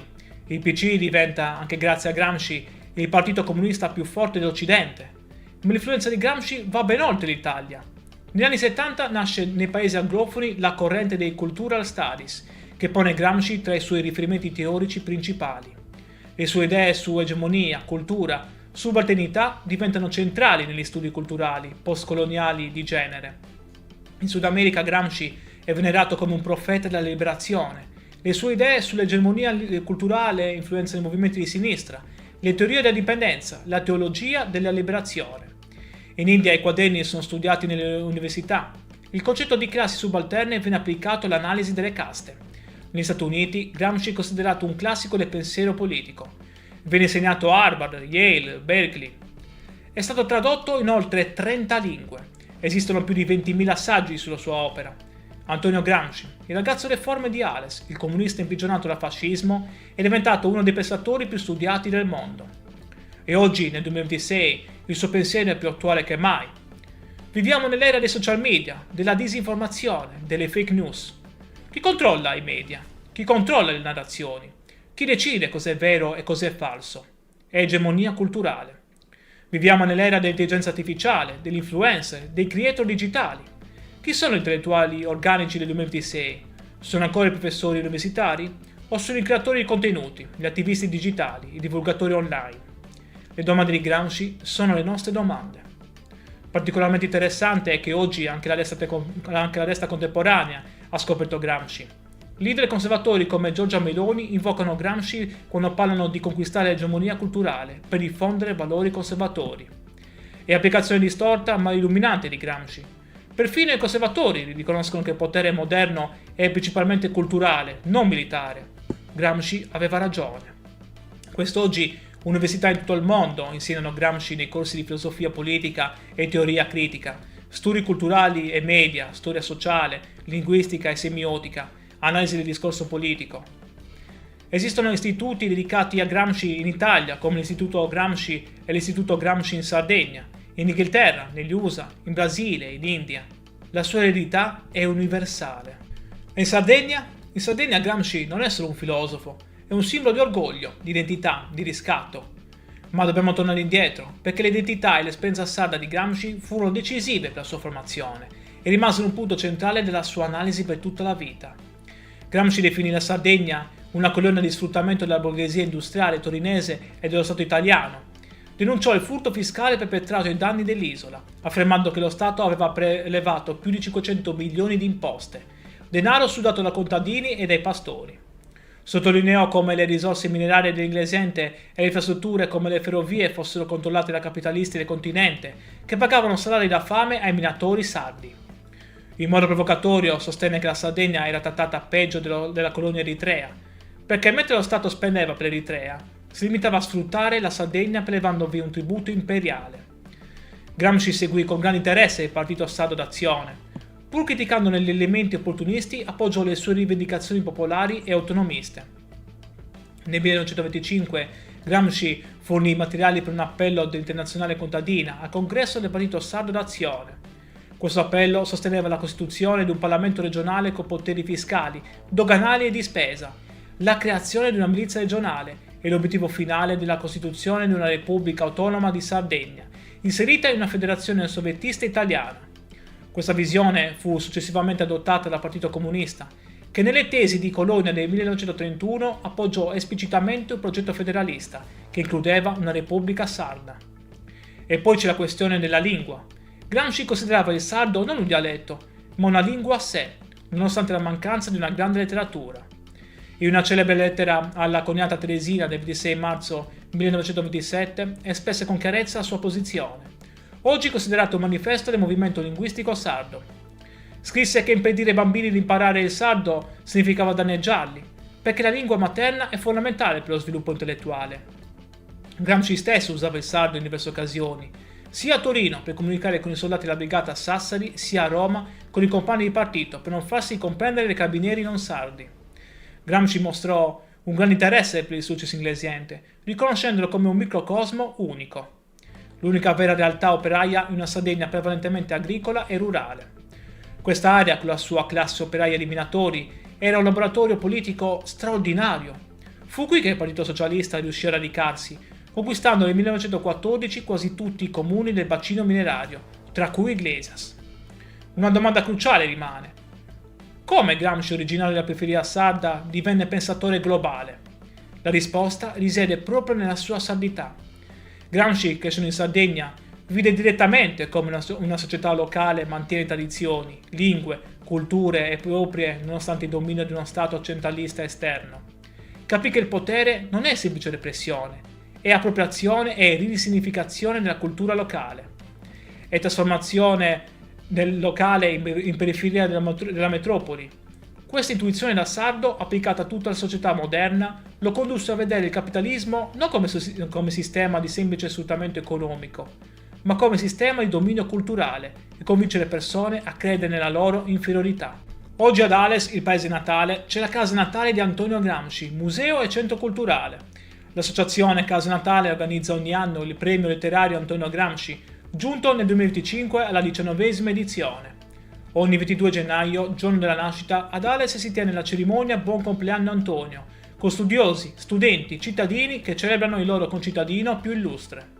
A Ghilarza, il paese dove Gramsci crebbe, c'è un altro museo dedicato a lui, e ogni anno l'Istituto Gramsci della Sardegna promuove il concorso scolastico Immaginando Gramsci, giunto alla 14ª edizione. Migliaia di studenti sardi studiano Gramsci, scrivono di Gramsci, riflettono su come il suo pensiero possa aiutarci a capire il presente. E non solo in Sardegna, in tutta Italia ci sono iniziative per ricordare Gramsci. Nel novembre 2025 a Verona è partita la campagna Primavera Gramsciana in vista dell'8 novembre 2026, centenario dell'arresto di Gramsci. Una mobilitazione culturale contro l'inverno dei diritti e per affermare i valori della democrazia. A Torino è attivo da diversi anni lo spettacolo teatrale C'era una volta Nino, vita di Antonio Gramsci attraverso le sue favole, che racconta un Gramsci inedito, padre affettuoso che scriveva fiabe per i suoi figli.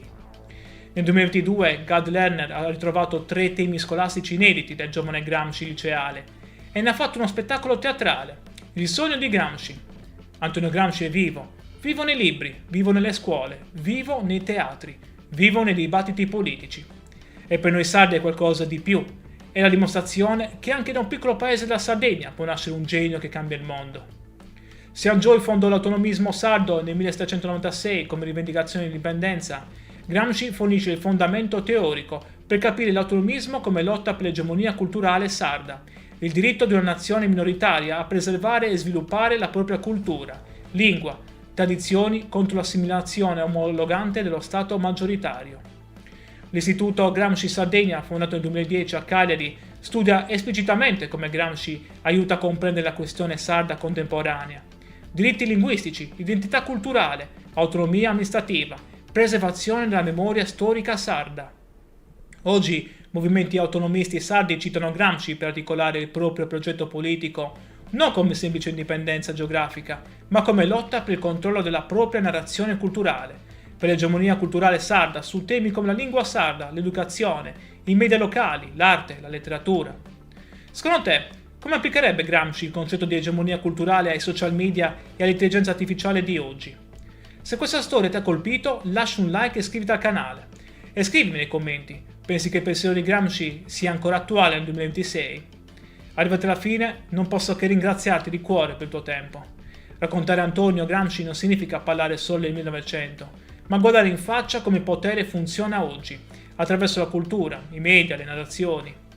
La vita di Antonio Gramsci ci ha insegnato che bisogna avere, cito le sue parole, l'ottimismo della volontà e il pessimismo dell'intelligenza.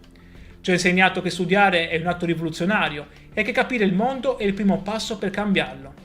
Ci ha insegnato che il vero potere è il potere di controllare come le persone pensano, cosa credono, quali valori abbracciano. Gramsci, torturato, imprigionato, consumato dalla malattia, rimane intellettualmente libero e quelle idee, pubblicate dopo la sua morte, hanno cambiato il modo in cui il mondo comprende il potere, la cultura, la resistenza. Per noi sardi è qualcosa di più. È la dimostrazione che dalla nostra terra nascono giganti del pensiero e questo non dobbiamo mai dimenticarlo. Grazie di nuovo per essere stato con me in questo viaggio. Ti saluto e ci vediamo al prossimo video qui sull'Isola Informa. Immagina un uomo alto appena 1,50 m, con la schiena deformata da una malattia terribile, rinchiuso in una cella fascista dove muore lentamente per 11 anni. Il pubblico ministero Michele Isnardi durante il processo disse una frase agghiacciante. Dobbiamo impedire a questo cervello di funzionare per 20 anni. Volevano uccidere il suo pensiero, eppure oggi, nel 2026, quasi 90 anni dopo la sua morte, Antonio Gramsci è studiato in oltre 30 lingue. Da New York a Nuova Delhi, da San Paolo a Tokyo, è considerato uno dei più grandi filosofi del Novecento. Ha influenzato la politica, la cultura, le scienze sociali di mezzo mondo. Un uomo nato in un piccolo paese della Sardegna, afflitto da una malattia che lo rese deforme, imprigionato dal fascismo, è diventato immortale. Io sono Matteo e ti ringrazio per essere qui sull'Isola Informa. Se anche tu vuoi scoprire la storia di questo genio sardo che ha cambiato il pensiero mondiale, lascia un like e iscriviti al canale. Questa è la nostra storia ed è l'orgoglio della Sardegna.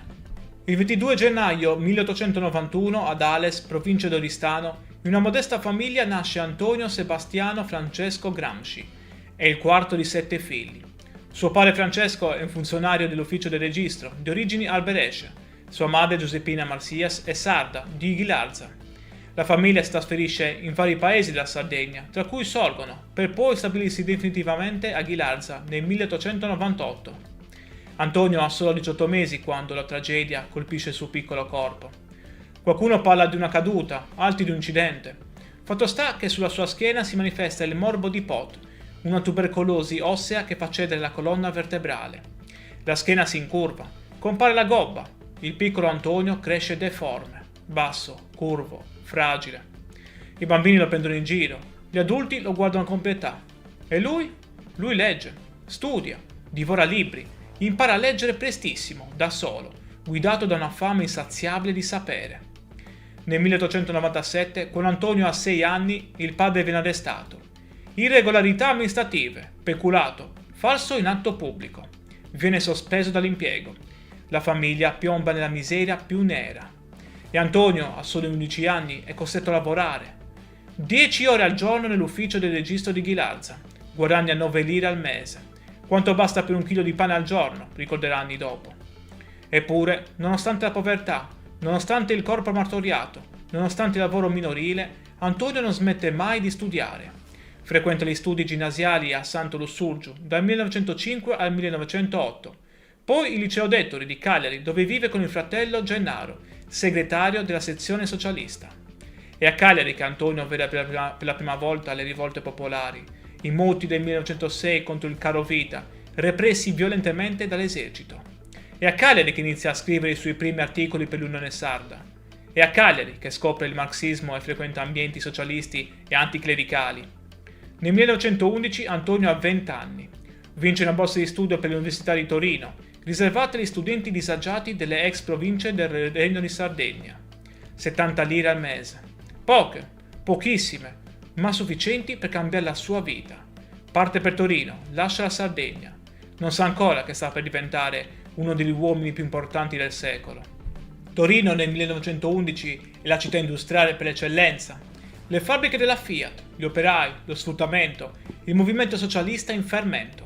Antonio Gramsci si iscrive alla facoltà di lettere e filosofia, segue i corsi di grandi maestri come Matteo Bartoli per la glottologia, Luigi Einaudi, Umberto Cosmo per la letteratura. Stringe amicizia con Angelo Tasca, Palmiro Togliatti e Umberto Terracini, che diventeranno figure centrali della sua vita politica. Ma la vita a Torino è durissima. Gramsci vive in povertà assoluta. La borsa di studio è povera. Il clima freddo del nord aggrava le sue condizioni di salute. Eppure resiste, studia, legge, assorbe. Nel 1913 si iscrive al Partito Socialista Italiano, a 22 anni. Nel 1914 si dedica a tempo pieno al giornalismo militante, abbandonando gli studi universitari. Inizia a scrivere regolarmente per la stampa socialista, collaborando con Il Grido del Popolo e l'edizione piemontese dell'Avanti. Si occupa di cronaca, politica interna ed estera, polemica culturale. Fu anche un critico militante di teatro, vedendolo come strumento di crescita culturale per le classi subalterne. Poi arriva il 1917, l'anno che cambierà tutto. In Russia i bolscevichi hanno fatto la rivoluzione. Lenin è al potere, il primo stato socialista della storia.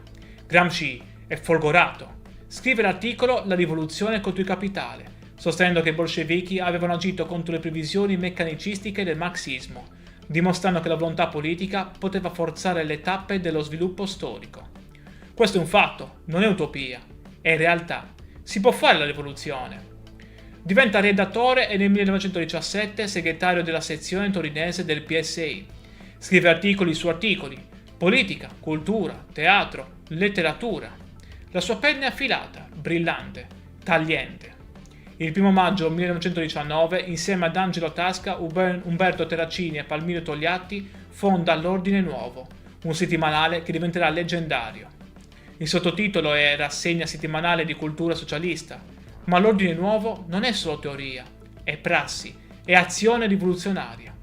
Gramsci e i suoi compagni credono nei consigli di fabbrica, organismi democratici eletti direttamente dagli operai, che devono controllare la produzione, prendere decisioni, esercitare il potere. È il modello dei soviet russi applicato all'Italia. È la democrazia operaia dal basso. Nel settembre 1920 esplode l'occupazione delle fabbriche. Centinaia di migliaia di operai occupano gli stabilimenti in tutta Italia. È la rivoluzione italiana. Finalmente. Ma non succede nulla.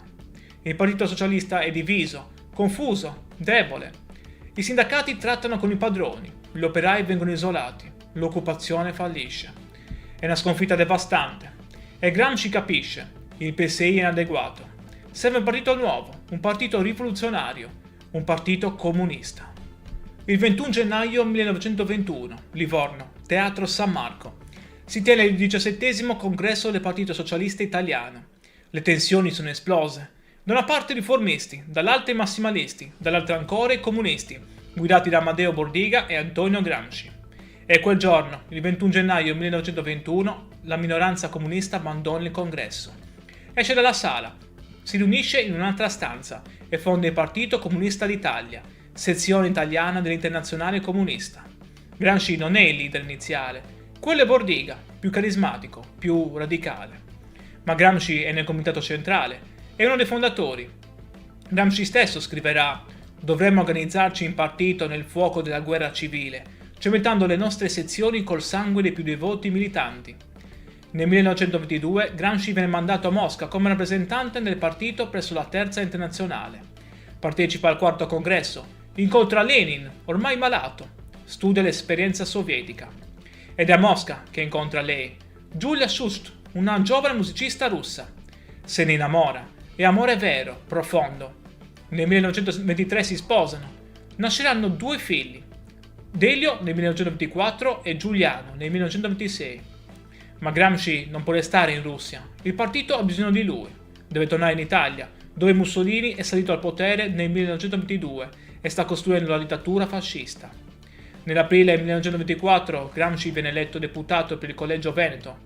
Nel 1924, a soli 33 anni, diventa segretario nazionale del Partito Comunista d'Italia, in sostituzione di Amadeo Bordiga. È un'elezione che causa attriti interni. Bordiga rappresentava una linea estremista che rifiutava alleanze tattiche. Gramsci invece favorisce un approccio più flessibile. Al terzo congresso del PCI, tenutosi clandestinamente a Lione nel gennaio 1926, Gramsci presenta le Tesi di Lione, che vengono approvate con il 90% dei voti, e viene confermato segretario del partito. Le tesi analizzano il fascismo e delineano la strategia del partito basata sull'alleanza tra operai del nord e contadini del sud. Per 2 anni guida il partito nella clandestinità. Scrive, organizza, lotta, ma il regime fascista stringe sempre di più la morsa. Quello che sta per succedere è uno dei momenti più tragici della storia italiana. Se vuoi sapere come 11 anni di carcere produssero l'opera che cambiò il mondo, lascia un like ora e continua a guardare. E ovviamente iscriviti per non perderti i prossimi video su altri personaggi sardi che hanno avuto grande influenza. 8 novembre 1926, notte, Roma. La polizia fascista irrompe nella casa di Antonio Gramsci. Lo arrestano insieme ad altri deputati comunisti, nonostante l'immunità parlamentare, nonostante fosse un deputato eletto. Il re e Mussolini sciolgono la Camera, mettono fuori legge i comunisti. Gramsci è finito. Prima lo rinchiudono in isolamento a Regina Coeli, poi lo spediscono al confine a Ustica, dove ritrova Bordiga ed Emilio Lussu. Poi nel carcere di San Vittore a Milano. Il viaggio dura 19 giorni in condizioni disumane che minano ulteriormente la sua già fragile salute. Il 28 maggio 1928 si apre il processone contro Gramsci e il gruppo dirigente del Partito Comunista. Il pubblico ministero Michele Snardi pronuncia la frase che passerà alla storia: «Dobbiamo impedire a questo cervello di funzionare per 20 anni». Gramsci viene condannato a 20 anni, 4 mesi e 5 giorni di carcere. Viene trasferito nel carcere di Turi, in Puglia. Una prigione dura, spietata. Le condizioni sono terribili. Cella piccola, umida, fredda. Cibo scarso, nessuna cura medica adeguata. E Gramsci è già malato. Il morbo di Pot che lo affligge dall'infanzia si aggrava. Soffre di insonnia, mal di testa lancinanti, crisi nervose, tubercolosi ossea, arteriosclerosi. Perde i denti, il corpo si sta spegnendo. E la mente? La mente è viva, bruciante, inarrestabile. E in carcere Gramsci si oppone nettamente alla svolta del sesto congresso dell'Internazionale Comunista del 1928, che definiva la socialdemocrazia come socialfascismo.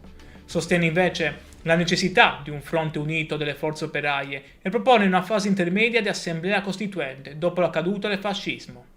Queste posizioni eterodosse gli costano l'isolamento politico e umano da parte degli altri detenuti comunisti, allineati alla linea stalinista. Nonostante ciò, rifiuta sempre con fermezza qualsiasi ipotesi di chiedere la grazia a Mussolini. Nell'agosto 1931 ha una grave emorragia. Grazie agli sforzi della cognata Tatiana Schutz e dell'amico economista Pietro Sraffa, la sua situazione viene portata all'attenzione internazionale. Nel novembre 1933 lascia Turi e viene ricoverato, sempre in stato di detenzione, prima nella clinica Cusumano a Formia e poi nel 1935 nella clinica Quisisana a Roma. Ottiene la libertà condizionale nell'ottobre 1934, ma le sue condizioni sono ormai incurabili. E c'è un'altra sofferenza, ancora più grande. Giulia e i 2 figli sono rimasti in Russia. Gramsci non li vede, non li abbraccia. Scrive loro lettere strazianti, piene d'amore e di nostalgia. L'unica consolazione è la cognata Tatiana Schust, che lo visita regolarmente, che gli porta libri, che lo sostiene. Tatiana sarà la custode dei quaderni. Sarà lei a salvarli. Il 25 aprile 1937 viene colpito da un'emorragia cerebrale. 2 giorni dopo, ore 4 del mattino, Antonio Gramsci muore. Ha 46 anni. Ha passato gli ultimi 11 anni in carcere. Accanto a lui c'è solo Tatiana, la cognata che con lucidità e coraggio riesce a mettere in salvo i quaderni, portandoli all'ambasciata sovietica. Il 28 aprile 1937 si tiene il funerale. Un temporale battente, la bara seguita solo da una carrozza con il fratello Carlo e Tatiana. Il corpo viene cremato al cimitero del Verano. Le ceneri saranno poi trasferite al cimitero acattolico di Roma, vicino alla piramide Cestia. Ma ora torniamo indietro, perché mentre il corpo di Gramsci si spegneva lentamente in quella cella, la sua mente stava creando qualcosa di mortale. L'8 febbraio 1929 Gramsci ottiene finalmente il permesso di scrivere e inizia a compilare i suoi quaderni. Sono quaderni scolastici normali, quelli che il carcere concede ai detenuti. Gramsci ne riempirà 33 nell'edizione critica curata da Valentino Geratana del 1975, per un totale di quasi 3000 pagine. Non è un'opera organica, sono note, appunti, riflessioni su 1000 argomenti diversi. Filosofia, politica, storia, letteratura, linguistica, pedagogia. Il custode fascista, censore nominato dal regime, controlla tutto ciò che scrive. Gramsci deve scrivere con prudenza, usando un linguaggio elitico, metafore storiche, per evitare che gli articoli siano confiscati. Eppure scrive libero, scrive la cosa più pericolosa di tutte, il pensiero libero. Ma c'è un filo rosso che lega tutto. Come può il proletariato conquistare il potere? Come si costruisce una società nuova? Perché la rivoluzione è fallita in Italia e in Occidente? E Gramsci elabora concetti che cambieranno il pensiero politico mondiale. Il concetto più importante è quello di egemonia culturale. In Russia, dice Gramsci, la rivoluzione è stata possibile perché lo Stato era debole, la società civile inesistente. I bolscevichi hanno preso il palazzo d'inverno e hanno conquistato il potere. Ma in Occidente? In Occidente lo Stato è forte e soprattutto esiste una società civile complessa, articolata, radicata. Ci sono la Chiesa, la scuola, i giornali, i partiti, i sindacati. Ci sono gli intellettuali e tutte queste istituzioni diffondono l'ideologia della classe dominante. Convincono le masse che il mondo così com'è è normale, naturale, giusto. Questo è il controllo culturale, questo è l'egemonia. La classe dominante, dice Gramsci, si mantiene al potere in 2 modi diversi. Dominio, l'uso della forza, della repressione, dell'apparato statale, e direzione intellettuale e morale, l'egemonia, il consenso. E quest'ultima è la più importante. Perché se controlli la cultura, se controlli le idee, se controlli il senso comune, non hai nemmeno bisogno di usare la forza. Le persone accettano volontariamente il tuo dominio. Allora la domanda diventa: come può il proletariato conquistare il potere in Occidente? Non con l'assalto frontale al Palazzo d'Inverno, ma con una guerra di posizione. Conquistare le casematte della società civile, una per una. Scuola, giornali, cultura, arte, università. Costruire un'egemonia alternativa, creare un nuovo senso comune, formare nuovi intellettuali, gli intellettuali organici, che rappresentino gli interessi delle classi subalterne. È una rivoluzione culturale che deve procedere e accompagnare la rivoluzione politica. E per fare questo servono gli intellettuali. Ma non gli intellettuali tradizionali, quelli che si credono superiori, staccati dal popolo. Servono intellettuali organici alle classi lavoratrici, intellettuali che nascono dal popolo, che parlano la lingua del popolo, che difendono gli interessi del popolo. Ogni uomo è un filosofo, scrive Gramsci. Anche il contadino, anche l'operaio. Tutti pensano, riflettono, elaborano una visione del mondo. Il problema è che spesso questa visione è frammentaria, incoerente, influenzata dalla cultura dominante. Compito degli intellettuali organici è organizzare questo pensiero, dargli coerenza, trasformarlo in coscienza di classe. Un'idea radicalmente democratica del sapere. Rielaborando Machiavelli, Gramsci identifica nel partito politico rivoluzionario il moderno principe. Esso deve agire come intellettuale collettivo, capace di elaborare una nuova visione del mondo e di realizzare una riforma intellettuale e morale per unificare le masse. E poi c'è il concetto di rivoluzione passiva. Quando la classe dominante si accorge che il vecchio mondo sta morendo, invece di cedere il potere introduce riforme dall'alto per modernizzare il sistema senza cambiare i rapporti di potere. È quello che è successo con il risorgimento italiano. Modernizzazione economica senza coinvolgimento delle masse. Una rivoluzione guidata dall'alto che ha escluso il popolo. Gramsci applica le sue categorie all'analisi della storia italiana, criticando il risorgimento come una rivoluzione passiva, che non seppe coinvolgere le masse contadine, specialmente nel Mezzogiorno. Ma Antonio Gramsci non morì quel 27 aprile 1937. I quaderni furono portati a Mosca da Tatiana. Lì furono studiati, analizzati, custoditi. Nel dopoguerra Palmiro Togliatti, il compagno di Gramsci diventato leader del Partito Comunista Italiano, decise di pubblicarli. Tra il 1948 e il 1951 esce la prima edizione dei quaderni del carcere, curata da Felice Platone, sotto la guida di Togliatti. Non in ordine cronologico, ma tematico. L'impatto è devastante. I quaderni diventano il testo sacro della cultura comunista italiana, influenzano una generazione intera di intellettuali. Il PC diventa, anche grazie a Gramsci, il partito comunista più forte dell'Occidente. Ma l'influenza di Gramsci va ben oltre l'Italia. Negli anni 70 nasce nei paesi anglofoni la corrente dei Cultural Studies, che pone Gramsci tra i suoi riferimenti teorici principali. Le sue idee su egemonia, cultura, subalternità diventano centrali negli studi culturali postcoloniali di genere. In Sud America Gramsci è venerato come un profeta della liberazione. Le sue idee sull'egemonia culturale influenzano i movimenti di sinistra, le teorie della dipendenza, la teologia della liberazione. In India i quaderni sono studiati nelle università.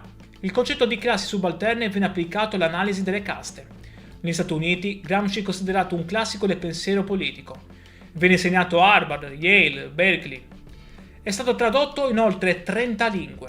Esistono più di 20.000 saggi sulla sua opera. Antonio Gramsci, il ragazzo deforme di Ales, il comunista imprigionato dal fascismo, è diventato uno dei pensatori più studiati del mondo. E oggi, nel 2026, il suo pensiero è più attuale che mai. Viviamo nell'era dei social media, della disinformazione, delle fake news. Chi controlla i media? Chi controlla le narrazioni? Chi decide cos'è vero e cos'è falso? È egemonia culturale. Viviamo nell'era dell'intelligenza artificiale, degli influencer, dei creator digitali. Chi sono gli intellettuali organici del 2026? Sono ancora i professori universitari? O sono i creatori di contenuti, gli attivisti digitali, i divulgatori online? Le domande di Gramsci sono le nostre domande. Particolarmente interessante è che oggi anche la destra contemporanea ha scoperto Gramsci. Leader conservatori come Giorgia Meloni invocano Gramsci quando parlano di conquistare l'egemonia culturale per diffondere valori conservatori. È applicazione distorta ma illuminante di Gramsci. Perfino i conservatori riconoscono che il potere moderno è principalmente culturale, non militare. Gramsci aveva ragione. Quest'oggi università in tutto il mondo insegnano Gramsci nei corsi di filosofia politica e teoria critica, studi culturali e media, storia sociale, linguistica e semiotica, analisi del discorso politico. Esistono istituti dedicati a Gramsci in Italia, come l'Istituto Gramsci e l'Istituto Gramsci in Sardegna, in Inghilterra, negli USA, in Brasile, in India. La sua eredità è universale. E in Sardegna? In Sardegna Gramsci non è solo un filosofo, è un simbolo di orgoglio, di identità, di riscatto. Ma dobbiamo tornare indietro, perché l'identità e l'esperienza sarda di Gramsci furono decisive per la sua formazione e rimasero un punto centrale della sua analisi per tutta la vita. Gramsci definì la Sardegna una colonna di sfruttamento della borghesia industriale torinese e dello Stato italiano. Denunciò il furto fiscale perpetrato ai danni dell'isola, affermando che lo Stato aveva prelevato più di 500 milioni di imposte, denaro sudato da contadini e dai pastori. Sottolineò come le risorse minerarie dell'Inglesente e le infrastrutture come le ferrovie fossero controllate da capitalisti del continente, che pagavano salari da fame ai minatori sardi. In modo provocatorio sostenne che la Sardegna era trattata peggio della colonia eritrea, perché mentre lo Stato spendeva per l'Eritrea, si limitava a sfruttare la Sardegna prelevandovi un tributo imperiale. Gramsci seguì con grande interesse il partito sardo d'azione. Pur criticandone gli elementi opportunisti, appoggiò le sue rivendicazioni popolari e autonomiste. Nel 1925 Gramsci fornì materiali per un appello dell'Internazionale Contadina al congresso del Partito Sardo d'Azione. Questo appello sosteneva la costituzione di un Parlamento regionale con poteri fiscali, doganali e di spesa, la creazione di una milizia regionale e l'obiettivo finale della costituzione di una Repubblica Autonoma di Sardegna, inserita in una federazione soviettista italiana. Questa visione fu successivamente adottata dal Partito Comunista, che nelle tesi di Colonia del 1931 appoggiò esplicitamente un progetto federalista che includeva una Repubblica sarda. E poi c'è la questione della lingua. Gramsci considerava il sardo non un dialetto, ma una lingua a sé, nonostante la mancanza di una grande letteratura. In una celebre lettera alla coniata Teresina del 26 marzo 1927 espresse con chiarezza la sua posizione. oggi considerato un manifesto del movimento linguistico sardo. Scrisse che impedire ai bambini di imparare il sardo significava danneggiarli, perché la lingua materna è fondamentale per lo sviluppo intellettuale. Gramsci stesso usava il sardo in diverse occasioni, sia a Torino per comunicare con i soldati della brigata a Sassari, sia a Roma con i compagni di partito per non farsi comprendere dai carabinieri non sardi. Gramsci mostrò un grande interesse per il successo inglesiente, riconoscendolo come un microcosmo unico, l'unica vera realtà operaia in una Sardegna prevalentemente agricola e rurale. Questa area, con la sua classe operaia di minatori, era un laboratorio politico straordinario. Fu qui che il Partito Socialista riuscì a radicarsi, conquistando nel 1914 quasi tutti i comuni del bacino minerario, tra cui Iglesias. Una domanda cruciale rimane: come Gramsci, originario della periferia sarda, divenne pensatore globale? La risposta risiede proprio nella sua sardità. Gramsci, crescendo in Sardegna, vide direttamente come una società locale mantiene tradizioni, lingue, culture e proprie nonostante il dominio di uno Stato centralista esterno.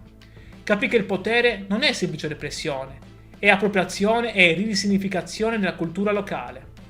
È trasformazione del locale in periferia della metropoli. Questa intuizione da sardo, applicata a tutta la società moderna, lo condusse a vedere il capitalismo non come sistema di semplice sfruttamento economico, ma come sistema di dominio culturale e convincere le persone a credere nella loro inferiorità. Oggi ad Ales, il paese natale, c'è la casa natale di Antonio Gramsci, museo e centro culturale. L'associazione Casa Natale organizza ogni anno il premio letterario Antonio Gramsci, giunto nel 2025 alla 19ª edizione.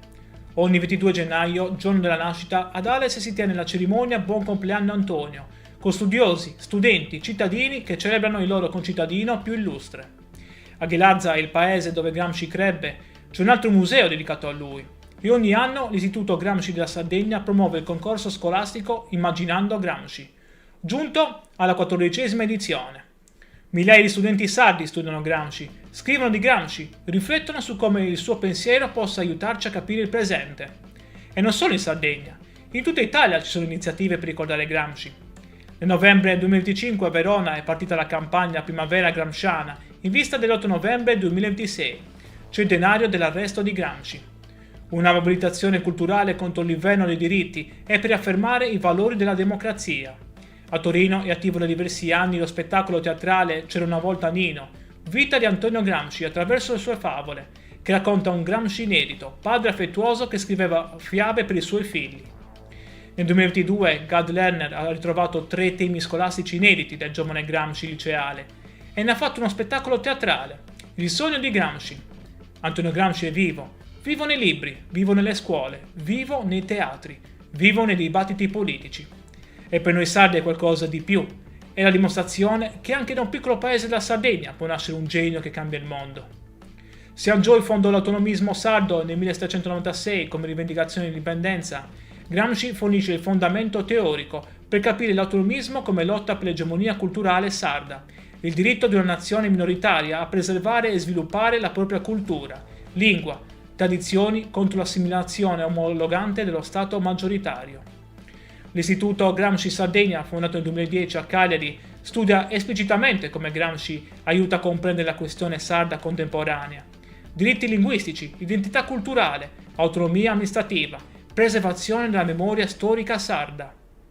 Oggi movimenti autonomisti sardi citano Gramsci per articolare il proprio progetto politico non come semplice indipendenza geografica, ma come lotta per il controllo della propria narrazione culturale, per l'egemonia culturale sarda su temi come la lingua sarda, l'educazione, i media locali, l'arte, la letteratura. Secondo te, come applicherebbe Gramsci il concetto di egemonia culturale ai social media e all'intelligenza artificiale di oggi? Se questa storia ti ha colpito, lascia un like e iscriviti al canale. E scrivimi nei commenti, pensi che il pensiero di Gramsci sia ancora attuale nel 2026? Arrivati alla fine, non posso che ringraziarti di cuore per il tuo tempo. Raccontare Antonio Gramsci non significa parlare solo del 1900, ma guardare in faccia come il potere funziona oggi, attraverso la cultura, i media, le narrazioni. La vita di Antonio Gramsci ci ha insegnato che bisogna avere, cito le sue parole, l'ottimismo della volontà e il pessimismo dell'intelligenza. Ci ha insegnato che studiare è un atto rivoluzionario e che capire il mondo è il primo passo per cambiarlo. Ci ha insegnato che il vero potere è il potere di controllare come le persone pensano, cosa credono, quali valori abbracciano. Gramsci, torturato, imprigionato, consumato dalla malattia, rimane intellettualmente libero e quelle idee, pubblicate dopo la sua morte, hanno cambiato il modo in cui il mondo comprende il potere, la cultura, la resistenza. Per noi sardi è qualcosa di più. È la dimostrazione che dalla nostra terra nascono giganti del pensiero e questo non dobbiamo mai dimenticarlo. Grazie di nuovo per essere stato con me in questo viaggio. Ti saluto e ci vediamo al prossimo video qui sull'Isola Informa. Immagina un uomo alto appena 1,50 m, con la schiena deformata da una malattia terribile, rinchiuso in una cella fascista dove muore lentamente per 11 anni. Il pubblico ministero Michele Isnardi durante il processo disse una frase agghiacciante. Dobbiamo impedire a questo cervello di funzionare per 20 anni. Volevano uccidere il suo pensiero, eppure oggi, nel 2026, quasi 90 anni dopo la sua morte, Antonio Gramsci è studiato in oltre 30 lingue. Da New York a Nuova Delhi, da San Paolo a Tokyo, è considerato uno dei più grandi filosofi del Novecento. Ha influenzato la politica, la cultura, le scienze sociali di mezzo mondo. Un uomo nato in un piccolo paese della Sardegna, afflitto da una malattia che lo rese deforme, imprigionato dal fascismo, è diventato immortale. Io sono Matteo e ti ringrazio per essere qui sull'Isola Informa. Se anche tu vuoi scoprire la storia di questo genio sardo che ha cambiato il pensiero mondiale, lascia un like e iscriviti al canale. Questa è la nostra storia ed è l'orgoglio della Sardegna. Il 22 gennaio 1891 ad Ales, provincia di Oristano, in una modesta famiglia nasce Antonio Sebastiano Francesco Gramsci.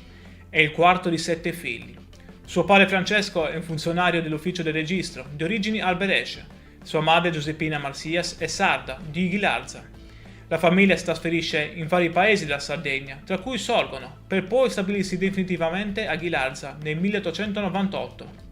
Antonio ha solo 18 mesi quando la tragedia colpisce il suo piccolo corpo. Qualcuno parla di una caduta, altri di un incidente. Fatto sta che sulla sua schiena si manifesta il morbo di Pot, una tubercolosi ossea che fa cedere la colonna vertebrale. La schiena si incurva, compare la gobba. Il piccolo Antonio cresce deforme, basso, curvo, fragile. I bambini lo prendono in giro, gli adulti lo guardano con pietà. E lui? Lui legge, studia, divora libri, impara a leggere prestissimo, da solo, guidato da una fame insaziabile di sapere. Nel 1897, quando Antonio ha 6 anni, il padre viene arrestato. Irregolarità amministrative, peculato, falso in atto pubblico. Viene sospeso dall'impiego. La famiglia piomba nella miseria più nera. E Antonio, a soli 11 anni, è costretto a lavorare. 10 ore al giorno nell'ufficio del registro di Ghilarza. Guadagna 9 lire al mese. Quanto basta per 1 chilo di pane al giorno, ricorderà anni dopo. Eppure, nonostante la povertà, nonostante il corpo martoriato, nonostante il lavoro minorile, Antonio non smette mai di studiare. Frequenta gli studi ginnasiali a Santo Lussurgiu dal 1905 al 1908, poi il liceo d'Ettori di Cagliari dove vive con il fratello Gennaro, segretario della sezione socialista. È a Cagliari che Antonio vede per la prima volta le rivolte popolari, i moti del 1906 contro il carovita, repressi violentemente dall'esercito. È a Cagliari che inizia a scrivere i suoi primi articoli per l'Unione Sarda. È a Cagliari che scopre il marxismo e frequenta ambienti socialisti e anticlericali. Nel 1911 Antonio ha 20 anni. Vince una borsa di studio per l'Università di Torino, riservata agli studenti disagiati delle ex province del Regno di Sardegna. 70 lire al mese. Poche, pochissime, ma sufficienti per cambiare la sua vita. Parte per Torino, lascia la Sardegna. Non sa ancora che sta per diventare uno degli uomini più importanti del secolo. Torino nel 1911 è la città industriale per eccellenza. Le fabbriche della Fiat, gli operai, lo sfruttamento, il movimento socialista in fermento. Antonio Gramsci si iscrive alla facoltà di lettere e filosofia, segue i corsi di grandi maestri come Matteo Bartoli per la biologia, Luigi Einaudi, Umberto Cosmo per la letteratura. Stringe amicizia con Angelo Tasca, Palmiro Togliatti e Umberto Terracini, che diventeranno figure centrali della sua vita politica. Ma la vita a Torino è durissima. Gramsci vive in povertà assoluta. La borsa di studio è povera. Il clima freddo del nord aggrava le sue condizioni di salute. Eppure resiste, studia, legge, assorbe. Nel 1913 si iscrive al Partito Socialista Italiano, a 22 anni. Nel 1914 si dedica a tempo pieno al giornalismo militante, abbandonando gli studi universitari. Inizia a scrivere regolarmente per la stampa socialista, collaborando con Il Grido del Popolo e l'edizione piemontese dell'Avanti. Si occupa di cronaca, politica interna ed estera, polemica culturale. Fu anche un critico militante di teatro, vedendolo come strumento di crescita culturale per le classi subalterne. Poi arriva il 1917, l'anno che cambierà tutto. In Russia i bolscevichi hanno fatto la rivoluzione. Lenin è al potere, il primo stato socialista della storia. Gramsci è folgorato. Scrive l'articolo La rivoluzione contro il capitale, sostenendo che i bolscevichi avevano agito contro le previsioni meccanicistiche del marxismo, dimostrando che la volontà politica poteva forzare le tappe dello sviluppo storico. Questo è un fatto, non è utopia, è realtà. Si può fare la rivoluzione. Diventa redattore e nel 1917 segretario della sezione torinese del PSI. Scrive articoli su articoli, politica, cultura, teatro, letteratura. La sua penna è affilata, brillante, tagliente. Il 1 maggio 1919, insieme ad Angelo Tasca, Umberto Terracini e Palmiro Togliatti, fonda l'Ordine Nuovo, un settimanale che diventerà leggendario. Il sottotitolo è Rassegna settimanale di cultura socialista, ma l'Ordine Nuovo non è solo teoria, è prassi, è azione rivoluzionaria. Gramsci e i suoi compagni credono nei consigli di fabbrica, organismi democratici eletti direttamente dagli operai, che devono controllare la produzione, prendere decisioni, esercitare il potere. È il modello dei soviet russi applicato all'Italia. È la democrazia operaia dal basso. Nel settembre 1920 esplode l'occupazione delle fabbriche. Centinaia di migliaia di operai occupano gli stabilimenti in tutta Italia. È la rivoluzione italiana. Finalmente. Ma non succede nulla. Il Partito Socialista è diviso, confuso, debole. I sindacati trattano con i padroni, gli operai vengono isolati, l'occupazione fallisce. È una sconfitta devastante. E Gramsci capisce, il PSI è inadeguato. Serve un partito nuovo, un partito rivoluzionario, un partito comunista. Il 21 gennaio 1921, Livorno, Teatro San Marco. Si tiene il 17° congresso del Partito Socialista Italiano. Le tensioni sono esplose. Da una parte i riformisti, dall'altra i massimalisti, dall'altra ancora i comunisti, guidati da Amadeo Bordiga e Antonio Gramsci. E quel giorno, il 21 gennaio 1921, la minoranza comunista abbandona il congresso. Esce dalla sala, si riunisce in un'altra stanza e fonda il Partito Comunista d'Italia, sezione italiana dell'Internazionale Comunista. Gramsci non è il leader iniziale, quello è Bordiga, più carismatico, più radicale. Ma Gramsci è nel comitato centrale, è uno dei fondatori. Gramsci stesso scriverà: «Dovremmo organizzarci in partito nel fuoco della guerra civile, cementando le nostre sezioni col sangue dei più devoti militanti». Nel 1922 Gramsci viene mandato a Mosca come rappresentante del partito presso la Terza Internazionale. Partecipa al 4° congresso, incontra Lenin, ormai malato, studia l'esperienza sovietica. Ed è a Mosca che incontra lei, Giulia Shust, una giovane musicista russa. Se ne innamora, è amore vero, profondo. Nel 1923 si sposano, nasceranno 2 figli, Delio nel 1924 e Giuliano nel 1926. Ma Gramsci non può restare in Russia, il partito ha bisogno di lui, deve tornare in Italia, dove Mussolini è salito al potere nel 1922 e sta costruendo la dittatura fascista. Nell'aprile 1924 Gramsci viene eletto deputato per il Collegio Veneto. Nel 1924, a soli 33 anni, diventa segretario nazionale del Partito Comunista d'Italia, in sostituzione di Amadeo Bordiga. È un'elezione che causa attriti interni.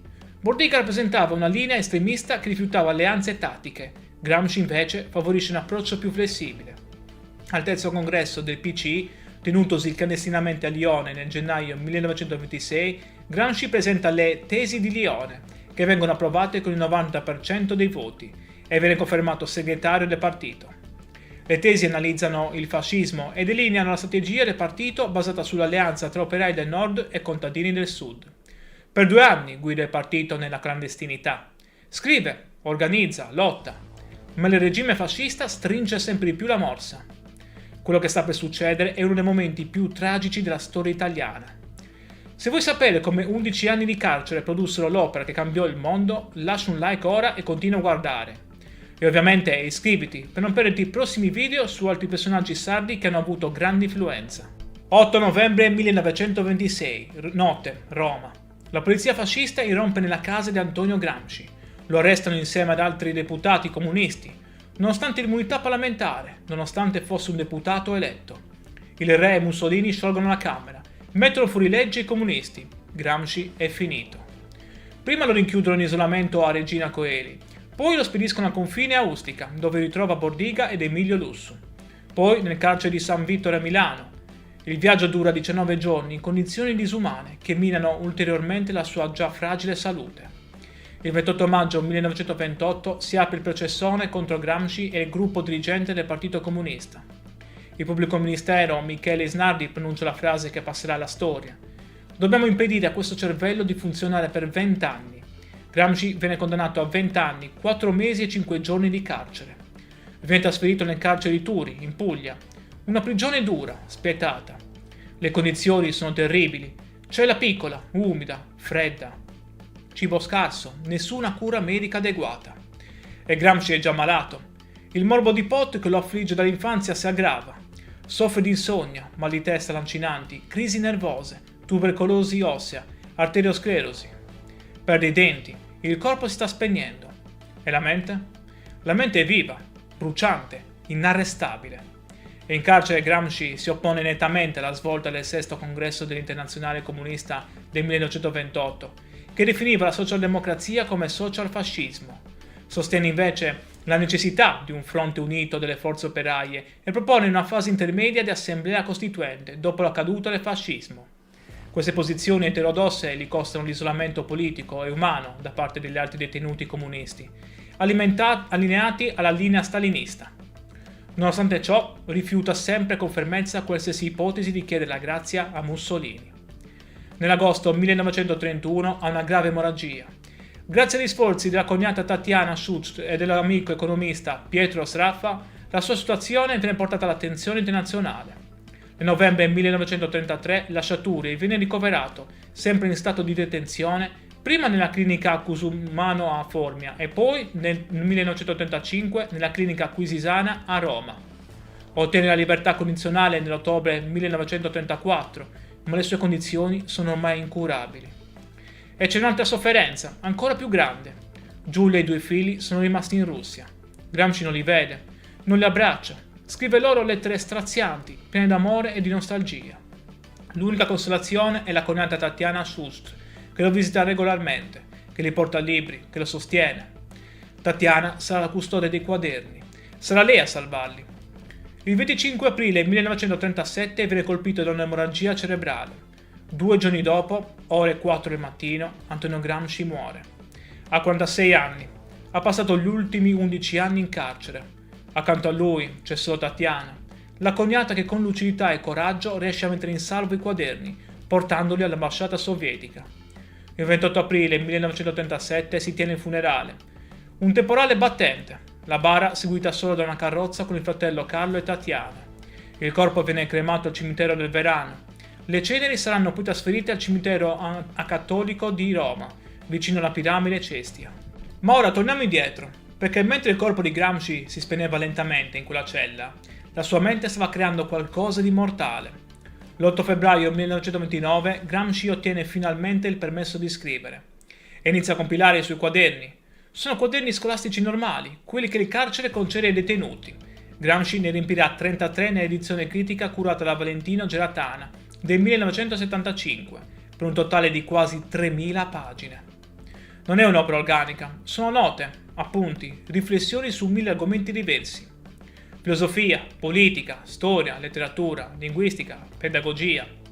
Il custode fascista, censore nominato dal regime, controlla tutto ciò che scrive. Gramsci deve scrivere con prudenza, usando un linguaggio elitico, metafore storiche, per evitare che gli articoli siano confiscati. Eppure scrive libero, scrive la cosa più pericolosa di tutte, il pensiero libero. Ma c'è un filo rosso che lega tutto. Come può il proletariato conquistare il potere? Come si costruisce una società nuova? Perché la rivoluzione è fallita in Italia e in Occidente? E Gramsci elabora concetti che cambieranno il pensiero politico mondiale. Il concetto più importante è quello di egemonia culturale.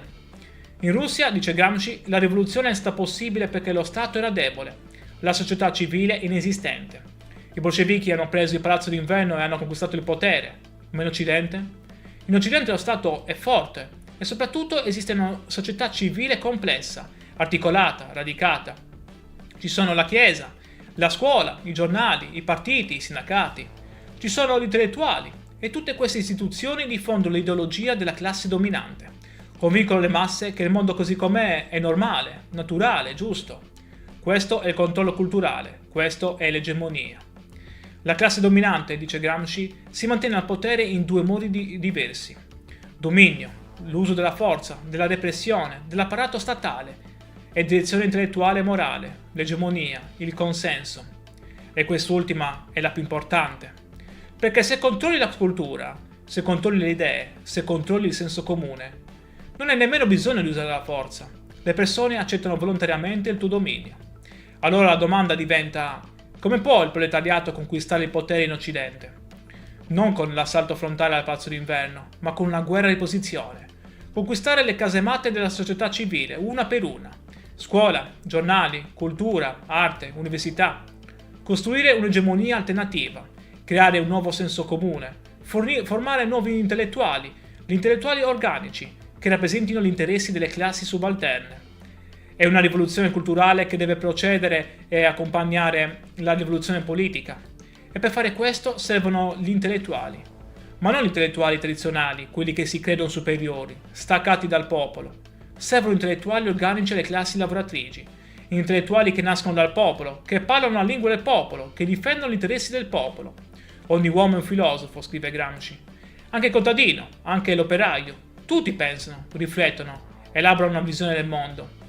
Il problema è che spesso questa visione è frammentaria, incoerente, influenzata dalla cultura dominante. Compito degli intellettuali organici è organizzare questo pensiero, dargli coerenza, trasformarlo in coscienza di classe. Un'idea radicalmente democratica del sapere. Rielaborando Machiavelli, Gramsci identifica nel partito politico rivoluzionario il moderno principe. Esso deve agire come intellettuale collettivo, capace di elaborare una nuova visione del mondo e di realizzare una riforma intellettuale e morale per unificare le masse. E poi c'è il concetto di rivoluzione passiva. Quando la classe dominante si accorge che il vecchio mondo sta morendo, invece di cedere il potere introduce riforme dall'alto per modernizzare il sistema senza cambiare i rapporti di potere. È quello che è successo con il risorgimento italiano. Modernizzazione economica senza coinvolgimento delle masse. Una rivoluzione guidata dall'alto che ha escluso il popolo. Gramsci applica le sue categorie all'analisi della storia italiana, criticando il risorgimento come una rivoluzione passiva, che non seppe coinvolgere le masse contadine, specialmente nel Mezzogiorno. Ma Antonio Gramsci non morì quel 27 aprile 1937. I quaderni furono portati a Mosca da Tatiana. Lì furono studiati, analizzati, custoditi. Nel dopoguerra Palmiro Togliatti, il compagno di Gramsci diventato leader del Partito Comunista Italiano, decise di pubblicarli. Tra il 1948 e il 1951 esce la prima edizione dei quaderni del carcere, curata da Felice Platone, sotto la guida di Togliatti. Non in ordine cronologico, ma tematico. L'impatto è devastante. I quaderni diventano il testo sacro della cultura comunista italiana, influenzano una generazione intera di intellettuali. Il PC diventa, anche grazie a Gramsci, il partito comunista più forte dell'Occidente. Ma l'influenza di Gramsci va ben oltre l'Italia. Negli anni 70 nasce nei paesi anglofoni la corrente dei Cultural Studies, che pone Gramsci tra i suoi riferimenti teorici principali. Le sue idee su egemonia, cultura, subalternità diventano centrali negli studi culturali, postcoloniali di genere.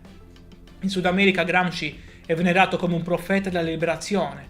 Le sue idee sull'egemonia culturale influenzano i movimenti di sinistra, le teorie della dipendenza, la teologia della liberazione. In India i quaderni sono studiati nelle università. Il concetto di classi subalterne viene applicato all'analisi delle caste. Negli Stati Uniti Gramsci è considerato un classico del pensiero politico. Viene insegnato a Harvard, Yale, Berkeley. È stato tradotto in oltre 30 lingue. Esistono più di 20.000 saggi sulla sua opera. Antonio Gramsci, il ragazzo deforme di Ales, il comunista imprigionato dal fascismo, è diventato uno dei pensatori più studiati del mondo. E oggi, nel 2026, il suo pensiero è più attuale che mai. Viviamo nell'era dei social media, della disinformazione, delle fake news. Chi controlla i media? Chi controlla le narrazioni? Chi decide cos'è vero e cos'è falso? È egemonia culturale. Viviamo nell'era dell'intelligenza artificiale, dell'influencer, dei creator digitali. Chi sono gli intellettuali organici del 2026? Sono ancora i professori universitari? O sono i creatori di contenuti, gli attivisti digitali, i divulgatori online? Le domande di Gramsci sono le nostre domande. Particolarmente interessante è che oggi anche la destra contemporanea ha scoperto Gramsci. Leader conservatori come Giorgia Meloni invocano Gramsci quando parlano di conquistare l'egemonia culturale per diffondere valori conservatori. E applicazione distorta ma illuminante di Gramsci. Perfino i conservatori riconoscono che il potere moderno è principalmente culturale, non militare. Gramsci aveva ragione. Quest'oggi università in tutto il mondo insegnano Gramsci nei corsi di filosofia politica e teoria critica, studi culturali e media, storia sociale, linguistica e semiotica, analisi del discorso politico. Esistono istituti dedicati a Gramsci in Italia, come l'Istituto Gramsci e l'Istituto Gramsci in Sardegna, in Inghilterra, negli USA, in Brasile, in India. La sua eredità è universale. E in Sardegna? In Sardegna Gramsci non è solo un filosofo, è un simbolo di orgoglio, di identità, di riscatto. Ma dobbiamo tornare indietro, perché l'identità e l'esperienza sarda di Gramsci furono decisive per la sua formazione e rimasero un punto centrale della sua analisi per tutta la vita. Gramsci definì la Sardegna una colonna di sfruttamento della borghesia industriale torinese e dello Stato italiano. Denunciò il furto fiscale perpetrato ai danni dell'isola, affermando che lo Stato aveva prelevato più di 500 milioni di imposte, denaro sudato da contadini e dai pastori. Sottolineò come le risorse minerarie dell'Inglesente e le infrastrutture come le ferrovie fossero controllate da capitalisti del continente, che pagavano salari da fame ai minatori sardi. In modo provocatorio sostenne che la Sardegna era trattata peggio della colonia eritrea, perché mentre lo Stato spendeva per l'Eritrea, si limitava a sfruttare la Sardegna prelevandovi un tributo imperiale. Gramsci seguì con grande interesse il partito sardo d'Azione. Pur criticandone gli elementi opportunisti, appoggiò le sue rivendicazioni popolari e autonomiste. Nel 1925 Gramsci fornì materiali per un appello dell'Internazionale Contadina al congresso del partito sardo d'Azione. Questo appello sosteneva la costituzione di un Parlamento regionale con poteri fiscali, doganali e di spesa, la creazione di una milizia regionale e l'obiettivo finale della costituzione di una Repubblica Autonoma di Sardegna, inserita in una federazione soviettista italiana. Questa visione fu successivamente adottata dal Partito Comunista, che nelle tesi di Colonia del 1931 appoggiò esplicitamente un progetto federalista che includeva una Repubblica sarda. E poi c'è la questione della lingua. Gramsci considerava il sardo non un dialetto, ma una lingua a sé, nonostante la mancanza di una grande letteratura. In una celebre lettera alla coniata Teresina del 26 marzo 1927 espresse con chiarezza la sua posizione, oggi considerato un manifesto del movimento linguistico sardo. Scrisse che impedire ai bambini di imparare il sardo significava danneggiarli, perché la lingua materna è fondamentale per lo sviluppo intellettuale. Gramsci stesso usava il sardo in diverse occasioni, sia a Torino per comunicare con i soldati della brigata Sassari, sia a Roma con i compagni di partito per non farsi comprendere dai carabinieri non sardi. Gramsci mostrò un grande interesse per il successo inglesiente, riconoscendolo come un microcosmo unico, l'unica vera realtà operaia in una Sardegna prevalentemente agricola e rurale. Questa area, con la sua classe operaia di minatori, era un laboratorio politico straordinario. Fu qui che il Partito Socialista riuscì a radicarsi, conquistando nel 1914 quasi tutti i comuni del bacino minerario, tra cui Iglesias. Una domanda cruciale rimane: come Gramsci, originario della periferia sarda, divenne pensatore globale? La risposta risiede proprio nella sua sardità. Gramsci, cresciuto in Sardegna, vide direttamente come una società locale mantiene tradizioni, lingue, culture e proprie nonostante il dominio di uno Stato centralista esterno. Capì che il potere non è semplice repressione, è appropriazione e risignificazione della cultura locale. È trasformazione del locale in periferia della metropoli.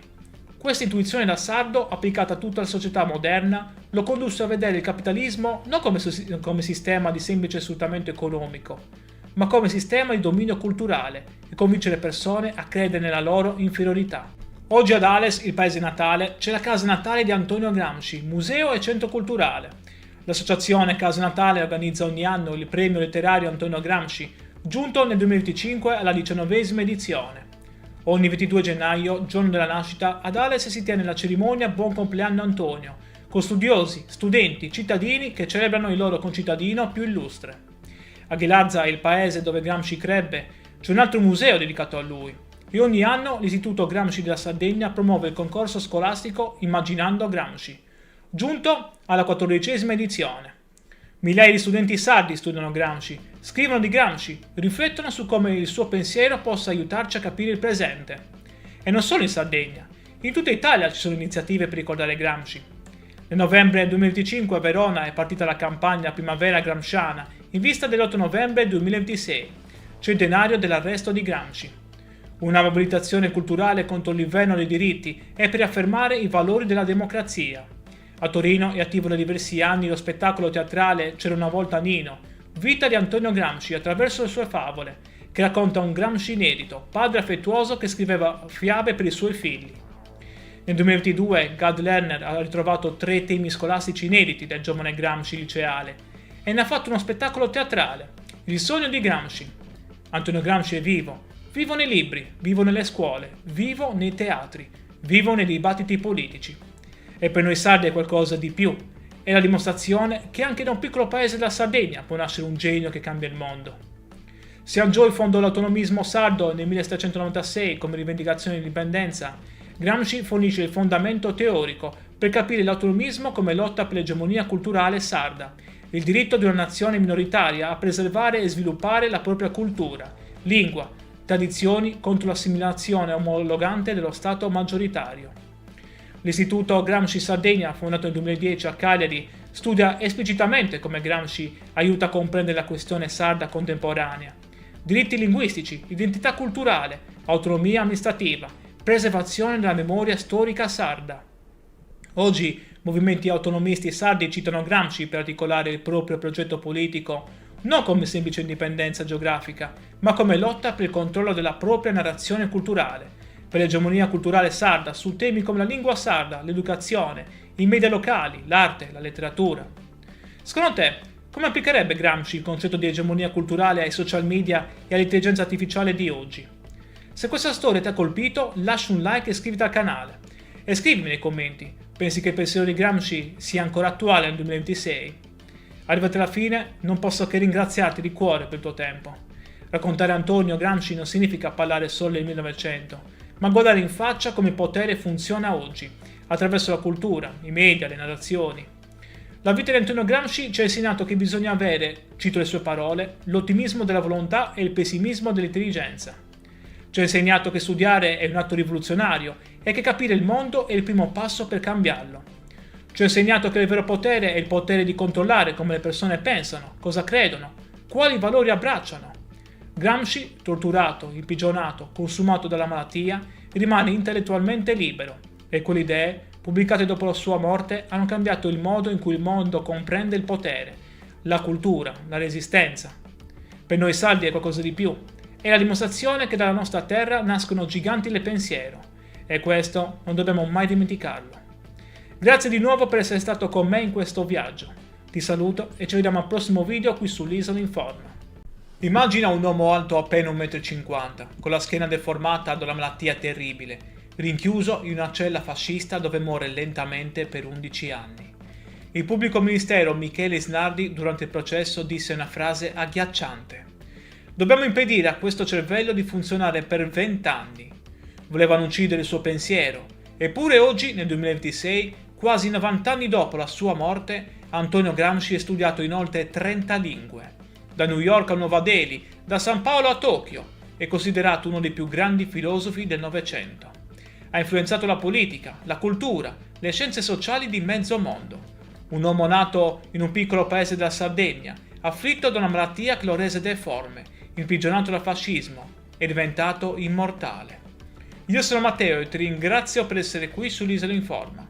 Se anche tu vuoi scoprire la storia di questo genio sardo che ha cambiato il pensiero mondiale, lascia un like e iscriviti al canale. Questa è la nostra storia ed è l'orgoglio della Sardegna. Il 22 gennaio 1891 ad Ales, provincia di Oristano, in una modesta famiglia nasce Antonio Sebastiano Francesco Gramsci. È il quarto di 7 figli. Suo padre Francesco è un funzionario dell'ufficio del registro, di origini alberesce. Sua madre Giuseppina Marsias è sarda, di Ghilarza. La famiglia si trasferisce in vari paesi della Sardegna, tra cui Sorgono, per poi stabilirsi definitivamente a Ghilarza nel 1898. Antonio ha solo 18 mesi quando la tragedia colpisce il suo piccolo corpo. Qualcuno parla di una caduta, altri di un incidente. Fatto sta che sulla sua schiena si manifesta il morbo di Pot, una tubercolosi ossea che fa cedere la colonna vertebrale. La schiena si incurva, compare la gobba. Il piccolo Antonio cresce deforme, basso, curvo, fragile. I bambini lo prendono in giro, gli adulti lo guardano con pietà. E lui? Lui legge, studia, divora libri, impara a leggere prestissimo, da solo, guidato da una fame insaziabile di sapere. Nel 1897, quando Antonio ha 6 anni, il padre viene arrestato. Irregolarità amministrative, peculato, falso in atto pubblico. Viene sospeso dall'impiego. La famiglia piomba nella miseria più nera. E Antonio, a soli 11 anni, è costretto a lavorare. 10 ore al giorno nell'ufficio del registro di Ghilarza. Guadagna 9 lire al mese. Quanto basta per un chilo di pane al giorno, ricorderà anni dopo. Eppure, nonostante la povertà, nonostante il corpo martoriato, nonostante il lavoro minorile, Antonio non smette mai di studiare. Frequenta gli studi ginnasiali a Santo Lussurgiu dal 1905 al 1908, poi il liceo Dettori di Cagliari, dove vive con il fratello Gennaro, segretario della sezione socialista. È a Cagliari che Antonio vede per la prima volta le rivolte popolari, i moti del 1906 contro il carovita, repressi violentemente dall'esercito. È a Cagliari che inizia a scrivere i suoi primi articoli per l'Unione Sarda. È a Cagliari che scopre il marxismo e frequenta ambienti socialisti e anticlericali. Nel 1911 Antonio ha 20 anni. Vince una borsa di studio per l'Università di Torino, riservata agli studenti disagiati delle ex province del Regno di Sardegna. 70 lire al mese. Poche, pochissime, ma sufficienti per cambiare la sua vita. Parte per Torino, lascia la Sardegna. Non sa ancora che sta per diventare uno degli uomini più importanti del secolo. Torino nel 1911 è la città industriale per eccellenza. Le fabbriche della Fiat, gli operai, lo sfruttamento, il movimento socialista in fermento. Antonio Gramsci si iscrive alla facoltà di lettere e filosofia, segue i corsi di grandi maestri come Matteo Bartoli per la biologia, Luigi Einaudi, Umberto Cosmo per la letteratura. Stringe amicizia con Angelo Tasca, Palmiro Togliatti e Umberto Terracini, che diventeranno figure centrali della sua vita politica. Ma la vita a Torino è durissima. Gramsci vive in povertà assoluta. La borsa di studio è povera. Il clima freddo del nord aggrava le sue condizioni di salute. Eppure resiste, studia, legge, assorbe. Nel 1913 si iscrive al Partito Socialista Italiano, a 22 anni. Nel 1914 si dedica a tempo pieno al giornalismo militante, abbandonando gli studi universitari. Inizia a scrivere regolarmente per la stampa socialista, collaborando con Il Grido del Popolo e l'edizione piemontese dell'Avanti. Si occupa di cronaca, politica interna ed estera, polemica culturale. Fu anche un critico militante di teatro, vedendolo come strumento di crescita culturale per le classi subalterne. Poi arriva il 1917, l'anno che cambierà tutto. In Russia i bolscevichi hanno fatto la rivoluzione. Lenin è al potere, il primo stato socialista della storia.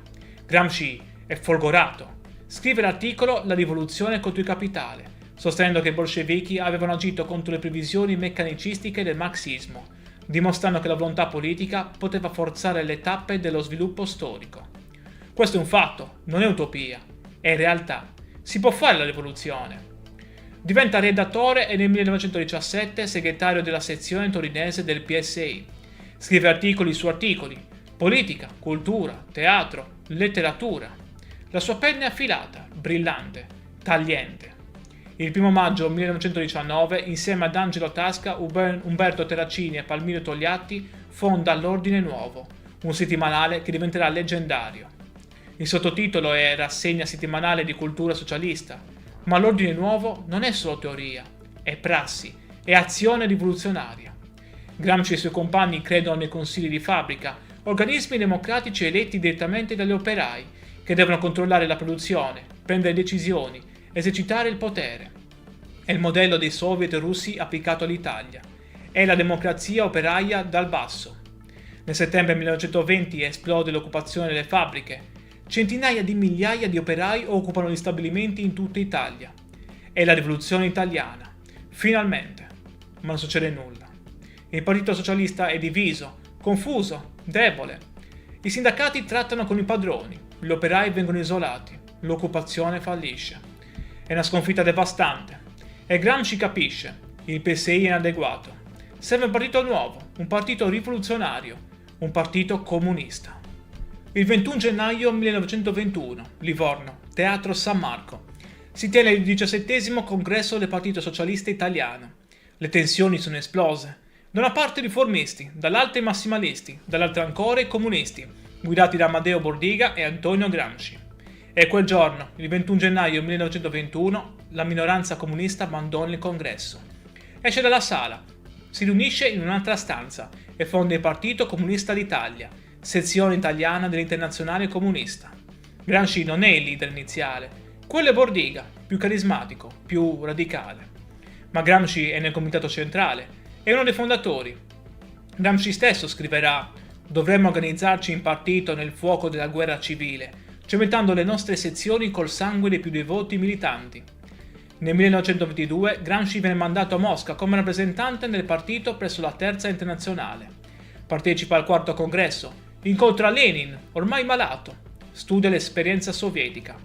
Ed è a Mosca che incontra lei, Giulia Shust, una giovane musicista russa. Se ne innamora, è amore vero, profondo. Nel 1923 si sposano. Nasceranno 2 figli, Delio nel 1924 e Giuliano nel 1926. Ma Gramsci non può restare in Russia. Il partito ha bisogno di lui. Deve tornare in Italia, dove Mussolini è salito al potere nel 1922 e sta costruendo la dittatura fascista. Nell'aprile 1924 Gramsci viene eletto deputato per il Collegio Veneto. Nel 1924, a soli 33 anni, diventa segretario nazionale del Partito Comunista d'Italia, in sostituzione di Amadeo Bordiga. È un'elezione che causa attriti interni. Bordiga rappresentava una linea estremista che rifiutava alleanze tattiche. Gramsci invece favorisce un approccio più flessibile.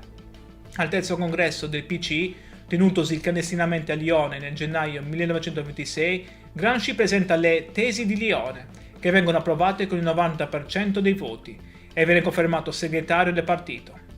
Le tesi analizzano il fascismo e delineano la strategia del partito basata sull'alleanza tra operai del nord e contadini del sud. Per 2 anni guida il partito nella clandestinità.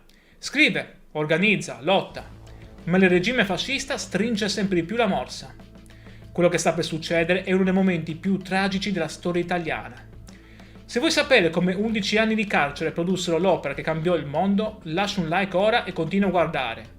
E ovviamente iscriviti per non perderti i prossimi video su altri personaggi sardi che hanno avuto grande influenza. 8 novembre 1926, notte, Roma. La polizia fascista irrompe nella casa di Antonio Gramsci. Lo arrestano insieme ad altri deputati comunisti, nonostante l'immunità parlamentare, nonostante fosse un deputato eletto. Il re e Mussolini sciolgono la Camera, mettono fuori legge i comunisti. Gramsci è finito. Prima lo rinchiudono in isolamento a Regina Coeli, poi lo spediscono al confine a Ustica, dove ritrova Bordiga ed Emilio Lussu. Poi nel carcere di San Vittore a Milano.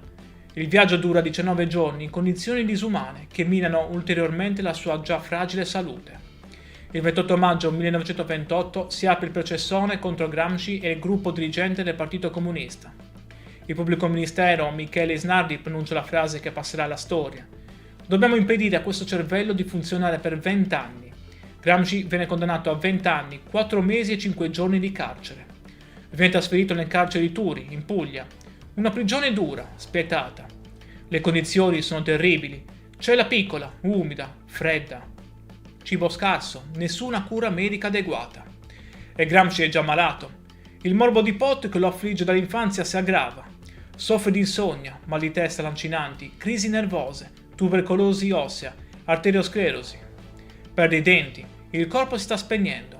E la mente? La mente è viva, bruciante, inarrestabile. E in carcere Gramsci si oppone nettamente alla svolta del 6° congresso dell'Internazionale Comunista del 1928, che definiva la socialdemocrazia come socialfascismo. Sostiene invece la necessità di un fronte unito delle forze operaie e propone una fase intermedia di assemblea costituente dopo la caduta del fascismo. Queste posizioni eterodosse gli costano l'isolamento politico e umano da parte degli altri detenuti comunisti, allineati alla linea stalinista. Nonostante ciò, rifiuta sempre con fermezza qualsiasi ipotesi di chiedere la grazia a Mussolini. Nell'agosto 1931 ha una grave emorragia. Grazie agli sforzi della cognata Tatiana Schucht e dell'amico economista Pietro Sraffa, la sua situazione viene portata all'attenzione internazionale. Nel novembre 1933 Lasciaturi viene ricoverato, sempre in stato di detenzione, prima nella clinica Cusumano a Formia e poi nel 1985 nella clinica Quisisana a Roma. Ottiene la libertà condizionale nell'ottobre 1934, ma le sue condizioni sono ormai incurabili. E c'è un'altra sofferenza, ancora più grande. Giulia e i 2 figli sono rimasti in Russia. Gramsci non li vede, non li abbraccia, scrive loro lettere strazianti, piene d'amore e di nostalgia. L'unica consolazione è la cognata Tatiana Schucht, che lo visita regolarmente, che gli porta libri, che lo sostiene. Tatiana sarà la custode dei quaderni, sarà lei a salvarli. Il 25 aprile 1937 viene colpito da un'emorragia cerebrale. 2 giorni dopo, ore 4 del mattino, Antonio Gramsci muore. Ha 46 anni, ha passato gli ultimi 11 anni in carcere. Accanto a lui c'è solo Tatiana, la cognata che con lucidità e coraggio riesce a mettere in salvo i quaderni, portandoli all'ambasciata sovietica. Il 28 aprile 1937 si tiene il funerale. Un temporale battente, la bara seguita solo da una carrozza con il fratello Carlo e Tatiana. Il corpo viene cremato al cimitero del Verano. Le ceneri saranno poi trasferite al cimitero acattolico di Roma, vicino alla piramide Cestia. Ma ora torniamo indietro, perché mentre il corpo di Gramsci si spegneva lentamente in quella cella, la sua mente stava creando qualcosa di mortale. L'8 febbraio 1929 Gramsci ottiene finalmente il permesso di scrivere e inizia a compilare i suoi quaderni. Sono quaderni scolastici normali, quelli che il carcere concede ai detenuti. Gramsci ne riempirà 33 nell'edizione critica curata da Valentino Geratana del 1975, per un totale di quasi 3000 pagine. Non è un'opera organica, sono note, appunti, riflessioni su 1000 argomenti diversi. Filosofia, politica, storia, letteratura, linguistica, pedagogia. Il custode fascista, censore nominato dal regime, controlla tutto ciò che scrive. Gramsci deve scrivere con prudenza, usando un linguaggio elitico, metafore storiche, per evitare che gli articoli siano confiscati. Eppure scrive libero, scrive la cosa più pericolosa di tutte, il pensiero libero. Ma c'è un filo rosso che lega tutto. Come può il proletariato conquistare il potere? Come si costruisce una società nuova? Perché la rivoluzione è fallita in Italia e in Occidente? E Gramsci elabora concetti che cambieranno il pensiero politico mondiale. Il concetto più importante è quello di egemonia culturale. In Russia, dice Gramsci, la rivoluzione è stata possibile perché lo Stato era debole, la società civile inesistente. I bolscevichi hanno preso il palazzo d'inverno e hanno conquistato il potere. Ma in Occidente? In Occidente lo Stato è forte e soprattutto esiste una società civile complessa, articolata, radicata. Ci sono la Chiesa, la scuola, i giornali, i partiti, i sindacati. Ci sono gli intellettuali e tutte queste istituzioni diffondono l'ideologia della classe dominante. Convincono le masse che il mondo così com'è è normale, naturale, giusto. Questo è il controllo culturale, questo è l'egemonia. La classe dominante, dice Gramsci, si mantiene al potere in 2 modi diversi. Dominio, l'uso della forza, della repressione, dell'apparato statale, e direzione intellettuale e morale, l'egemonia, il consenso. E quest'ultima è la più importante. Perché se controlli la cultura, se controlli le idee, se controlli il senso comune, non hai nemmeno bisogno di usare la forza. Le persone accettano volontariamente il tuo dominio. Allora la domanda diventa: come può il proletariato conquistare il potere in Occidente? Non con l'assalto frontale al Palazzo d'Inverno, ma con una guerra di posizione. Conquistare le casematte della società civile, una per una. Scuola, giornali, cultura, arte, università. Costruire un'egemonia alternativa, creare un nuovo senso comune, formare nuovi intellettuali, gli intellettuali organici, che rappresentino gli interessi delle classi subalterne. È una rivoluzione culturale che deve procedere e accompagnare la rivoluzione politica. E per fare questo servono gli intellettuali. Ma non gli intellettuali tradizionali, quelli che si credono superiori, staccati dal popolo. Servono intellettuali organici alle classi lavoratrici, intellettuali che nascono dal popolo, che parlano la lingua del popolo, che difendono gli interessi del popolo.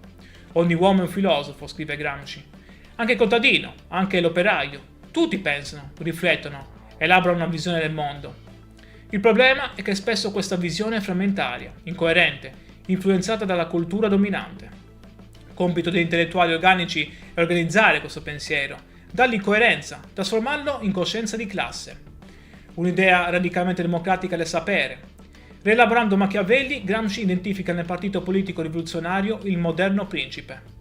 Esso deve agire come intellettuale collettivo, capace di elaborare una nuova visione del mondo e di realizzare una riforma intellettuale e morale per unificare le masse. E poi c'è il concetto di rivoluzione passiva. Quando la classe dominante si accorge che il vecchio mondo sta morendo, invece di cedere il potere introduce riforme dall'alto per modernizzare il sistema senza cambiare i rapporti di potere. È quello che è successo con il risorgimento italiano. Modernizzazione economica senza coinvolgimento delle masse. Una rivoluzione guidata dall'alto che ha escluso il popolo. Gramsci applica le sue categorie all'analisi della storia italiana, criticando il risorgimento come una rivoluzione passiva che non seppe coinvolgere le masse contadine, specialmente nel Mezzogiorno. Ma Antonio Gramsci non morì quel 27 aprile 1937. I quaderni furono portati a Mosca da Tatiana. Lì furono studiati, analizzati, custoditi. Nel dopoguerra Palmiro Togliatti, il compagno di Gramsci diventato leader del Partito Comunista Italiano, decise di pubblicarli. Tra il 1948 e il 1951 esce la prima edizione dei quaderni del carcere, curata da Felice Platone, sotto la guida di Togliatti. Non in ordine cronologico, ma tematico. L'impatto è devastante. I quaderni diventano il testo sacro della cultura comunista italiana, influenzano una generazione intera di intellettuali. Il PC diventa, anche grazie a Gramsci, il partito comunista più forte dell'Occidente. Ma l'influenza di Gramsci va ben oltre l'Italia. Negli anni 70 nasce nei paesi anglofoni la corrente dei Cultural Studies, che pone Gramsci tra i suoi riferimenti teorici principali. Le sue idee su egemonia, cultura, subalternità diventano centrali negli studi culturali postcoloniali di genere. In Sud America Gramsci è venerato come un profeta della liberazione. Le sue idee sull'egemonia culturale influenzano i movimenti di sinistra, le teorie della dipendenza, la teologia della liberazione. In India i quaderni sono studiati nelle università. Il concetto di classi subalterne viene applicato all'analisi delle caste. Negli Stati Uniti Gramsci è considerato un classico del pensiero politico. Viene insegnato a Harvard, Yale, Berkeley. È stato tradotto in oltre 30 lingue. Esistono più di 20.000 saggi sulla sua opera. Antonio Gramsci, il ragazzo deforme di Ales, il comunista imprigionato dal fascismo, è diventato uno dei pensatori più studiati del mondo. E oggi, nel 2026, il suo pensiero è più attuale che mai. Viviamo nell'era dei social media, della disinformazione, delle fake news. Chi controlla i media? Chi controlla le narrazioni? Chi decide cos'è vero e cos'è falso? È egemonia culturale. Viviamo nell'era dell'intelligenza artificiale, degli influencer, dei creator digitali. Chi sono gli intellettuali organici del 2026? Sono ancora i professori universitari? O sono i creatori di contenuti, gli attivisti digitali, i divulgatori online? Le domande di Gramsci sono le nostre domande. Particolarmente interessante è che oggi anche la destra contemporanea ha scoperto Gramsci. Leader conservatori come Giorgia Meloni invocano Gramsci quando parlano di conquistare l'egemonia culturale per diffondere valori conservatori. E applicazione distorta ma illuminante di Gramsci. Perfino i conservatori riconoscono che il potere moderno è principalmente culturale, non militare. Gramsci aveva ragione. Quest'oggi università in tutto il mondo insegnano Gramsci nei corsi di filosofia politica e teoria critica, studi culturali e media, storia sociale, linguistica e semiotica, analisi del discorso politico. Esistono istituti dedicati a Gramsci in Italia, come l'Istituto Gramsci e l'Istituto Gramsci in Sardegna, in Inghilterra, negli USA, in Brasile, in India. La sua eredità è universale. E in Sardegna? In Sardegna Gramsci non è solo un filosofo, è un simbolo di orgoglio, di identità, di riscatto. Ma dobbiamo tornare indietro, perché l'identità e l'esperienza sarda di Gramsci furono decisive per la sua formazione e rimasero un punto centrale della sua analisi per tutta la vita. Gramsci definì la Sardegna una colonna di sfruttamento della borghesia industriale torinese e dello Stato italiano. Denunciò il furto fiscale perpetrato ai danni dell'isola, affermando che lo Stato aveva prelevato più di 500 milioni di imposte, denaro sudato da contadini e dai pastori. Sottolineò come le risorse minerarie dell'Inglesente e le infrastrutture come le ferrovie fossero controllate da capitalisti del continente, che pagavano salari da fame ai minatori sardi. In modo provocatorio sostenne che la Sardegna era trattata peggio della colonia eritrea, perché mentre lo Stato spendeva per l'Eritrea, si limitava a sfruttare la Sardegna prelevandovi un tributo imperiale. Gramsci seguì con grande interesse il partito sardo d'azione. Pur criticandone gli elementi opportunisti, appoggiò le sue rivendicazioni popolari e autonomiste. Nel 1925 Gramsci fornì materiali per un appello dell'Internazionale Contadina al congresso del Partito Sardo d'Azione. Questo appello sosteneva la costituzione di un Parlamento regionale con poteri fiscali, doganali e di spesa, la creazione di una milizia regionale e l'obiettivo finale della costituzione di una Repubblica Autonoma di Sardegna, inserita in una federazione soviettista italiana. Questa visione fu successivamente adottata dal Partito Comunista, che nelle tesi di Colonia del 1931 appoggiò esplicitamente un progetto federalista che includeva una Repubblica sarda. E poi c'è la questione della lingua. Gramsci considerava il sardo non un dialetto, ma una lingua a sé, nonostante la mancanza di una grande letteratura. In una celebre lettera alla coniata Teresina del 26 marzo 1927 espresse con chiarezza la sua posizione, oggi considerato un manifesto del movimento linguistico sardo. Scrisse che impedire ai bambini di imparare il sardo significava danneggiarli, perché la lingua materna è fondamentale per lo sviluppo intellettuale. Gramsci stesso usava il sardo in diverse occasioni, sia a Torino per comunicare con i soldati della brigata Sassari, sia a Roma con i compagni di partito per non farsi comprendere dai carabinieri non sardi. Gramsci mostrò un grande interesse per il Sulcis Inglesiente, riconoscendolo come un microcosmo unico, l'unica vera realtà operaia in una Sardegna prevalentemente agricola e rurale. Questa area, con la sua classe operaia di minatori, era un laboratorio politico straordinario. Fu qui che il Partito Socialista riuscì a radicarsi, conquistando nel 1914 quasi tutti i comuni del bacino minerario, tra cui Iglesias. Una domanda cruciale rimane: come Gramsci, originario della periferia sarda, divenne pensatore globale? La risposta risiede proprio nella sua sardità.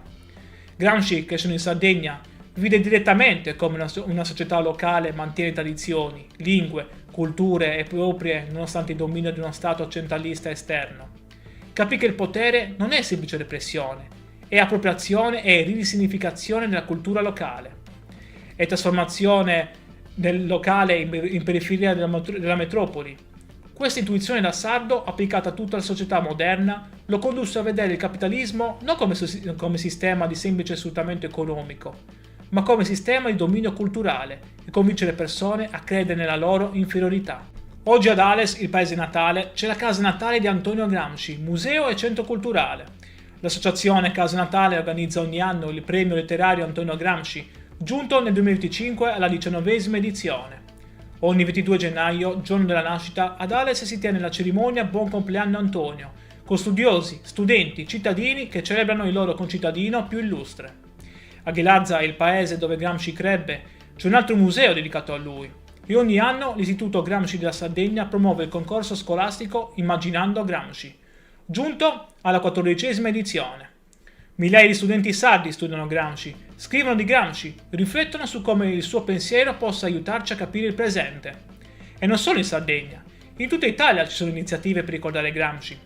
Nel novembre 2025 a Verona è partita la campagna Primavera Gramsciana in vista dell'8 novembre 2026, centenario dell'arresto di Gramsci. Una mobilitazione culturale contro l'inverno dei diritti e per affermare i valori della democrazia. A Torino è attivo da diversi anni lo spettacolo teatrale C'era una volta Nino, vita di Antonio Gramsci attraverso le sue favole, che racconta un Gramsci inedito, padre affettuoso che scriveva fiabe per i suoi figli. Nel 2022 Gad Lerner ha ritrovato 3 temi scolastici inediti del giovane Gramsci liceale e ne ha fatto uno spettacolo teatrale, Il sogno di Gramsci. Antonio Gramsci è vivo, vivo nei libri, vivo nelle scuole, vivo nei teatri, vivo nei dibattiti politici. E per noi sardi è qualcosa di più, è la dimostrazione che anche da un piccolo paese della Sardegna può nascere un genio che cambia il mondo. Siangiò fondò l'autonomismo sardo nel 1796 come rivendicazione di indipendenza. Gramsci fornisce il fondamento teorico per capire l'autonomismo come lotta per l'egemonia culturale sarda, il diritto di una nazione minoritaria a preservare e sviluppare la propria cultura, lingua, tradizioni contro l'assimilazione omologante dello Stato maggioritario. L'Istituto Gramsci Sardegna, fondato nel 2010 a Cagliari, studia esplicitamente come Gramsci aiuta a comprendere la questione sarda contemporanea. Diritti linguistici, identità culturale, autonomia amministrativa, preservazione della memoria storica sarda. Oggi movimenti autonomisti sardi citano Gramsci per articolare il proprio progetto politico non come semplice indipendenza geografica, ma come lotta per il controllo della propria narrazione culturale, per l'egemonia culturale sarda su temi come la lingua sarda, l'educazione, i media locali, l'arte, la letteratura. Secondo te, come applicherebbe Gramsci il concetto di egemonia culturale ai social media e all'intelligenza artificiale di oggi? Se questa storia ti ha colpito, lascia un like e iscriviti al canale. E scrivimi nei commenti, pensi che il pensiero di Gramsci sia ancora attuale nel 2026? Arrivati alla fine, non posso che ringraziarti di cuore per il tuo tempo. Raccontare Antonio Gramsci non significa parlare solo del 1900, ma guardare in faccia come il potere funziona oggi, attraverso la cultura, i media, le narrazioni. La vita di Antonio Gramsci ci ha insegnato che bisogna avere, cito le sue parole, l'ottimismo della volontà e il pessimismo dell'intelligenza. Ci ha insegnato che studiare è un atto rivoluzionario e che capire il mondo è il primo passo per cambiarlo. Ci ha insegnato che il vero potere è il potere di controllare come le persone pensano, cosa credono, quali valori abbracciano. Gramsci, torturato, imprigionato, consumato dalla malattia, rimane intellettualmente libero e quelle idee, pubblicate dopo la sua morte, hanno cambiato il modo in cui il mondo comprende il potere, la cultura, la resistenza. Per noi sardi è qualcosa di più. È la dimostrazione che dalla nostra terra nascono giganti del pensiero e questo non dobbiamo mai dimenticarlo. Grazie di nuovo per essere stato con me in questo viaggio. Ti saluto e ci vediamo al prossimo video qui sull'Isola Informa. Immagina un uomo alto appena 1,50 m, con la schiena deformata da una malattia terribile, rinchiuso in una cella fascista dove muore lentamente per 11 anni. Il pubblico ministero Michele Isnardi durante il processo disse una frase agghiacciante. Dobbiamo impedire a questo cervello di funzionare per 20 anni. Volevano uccidere il suo pensiero, eppure oggi, nel 2026, quasi 90 anni dopo la sua morte, Antonio Gramsci è studiato in oltre 30 lingue. Da New York a Nuova Delhi, da San Paolo a Tokyo, è considerato uno dei più grandi filosofi del Novecento. Ha influenzato la politica, la cultura, le scienze sociali di mezzo mondo. Un uomo nato in un piccolo paese della Sardegna, afflitto da una malattia che lo rese deforme, imprigionato dal fascismo, è diventato immortale. Io sono Matteo e ti ringrazio per essere qui sull'Isola Informa. Se anche tu vuoi scoprire la storia di questo genio sardo che ha cambiato il pensiero mondiale, lascia un like e iscriviti al canale. Questa è la nostra storia ed è l'orgoglio della Sardegna. Il 22 gennaio 1891 ad Ales, provincia di Oristano, in una modesta famiglia nasce Antonio Sebastiano Francesco Gramsci. È il quarto di 7 figli. Suo padre Francesco è un funzionario dell'ufficio del registro, di origini alberesce. Sua madre Giuseppina Marsias è sarda, di Ghilarza. La famiglia si trasferisce in vari paesi della Sardegna, tra cui Sorgono, per poi stabilirsi definitivamente a Ghilarza nel 1898. Antonio ha solo 18 mesi quando la tragedia colpisce il suo piccolo corpo. Qualcuno parla di una caduta, altri di un incidente. Fatto sta che sulla sua schiena si manifesta il morbo di Pot, una tubercolosi ossea che fa cedere la colonna vertebrale. La schiena si incurva, compare la gobba. Il piccolo Antonio cresce deforme, basso, curvo, fragile. I bambini lo prendono in giro, gli adulti lo guardano con pietà. E lui? Lui legge, studia, divora libri, impara a leggere prestissimo, da solo, guidato da una fame insaziabile di sapere. Nel 1897, quando Antonio ha 6 anni, il padre viene arrestato. Irregolarità amministrative, peculato, falso in atto pubblico. Viene sospeso dall'impiego. La famiglia piomba nella miseria più nera. E Antonio, a soli 11 anni, è costretto a lavorare. 10 ore al giorno nell'ufficio del registro di Ghilarza. Guadagna 9 lire al mese. Quanto basta per un chilo di pane al giorno, ricorderà anni dopo. Eppure, nonostante la povertà, nonostante il corpo martoriato, nonostante il lavoro minorile, Antonio non smette mai di studiare. Frequenta gli studi ginnasiali a Santo Lussurgiu dal 1905 al 1908, poi il liceo Dettori di Cagliari dove vive con il fratello Gennaro, segretario della sezione socialista.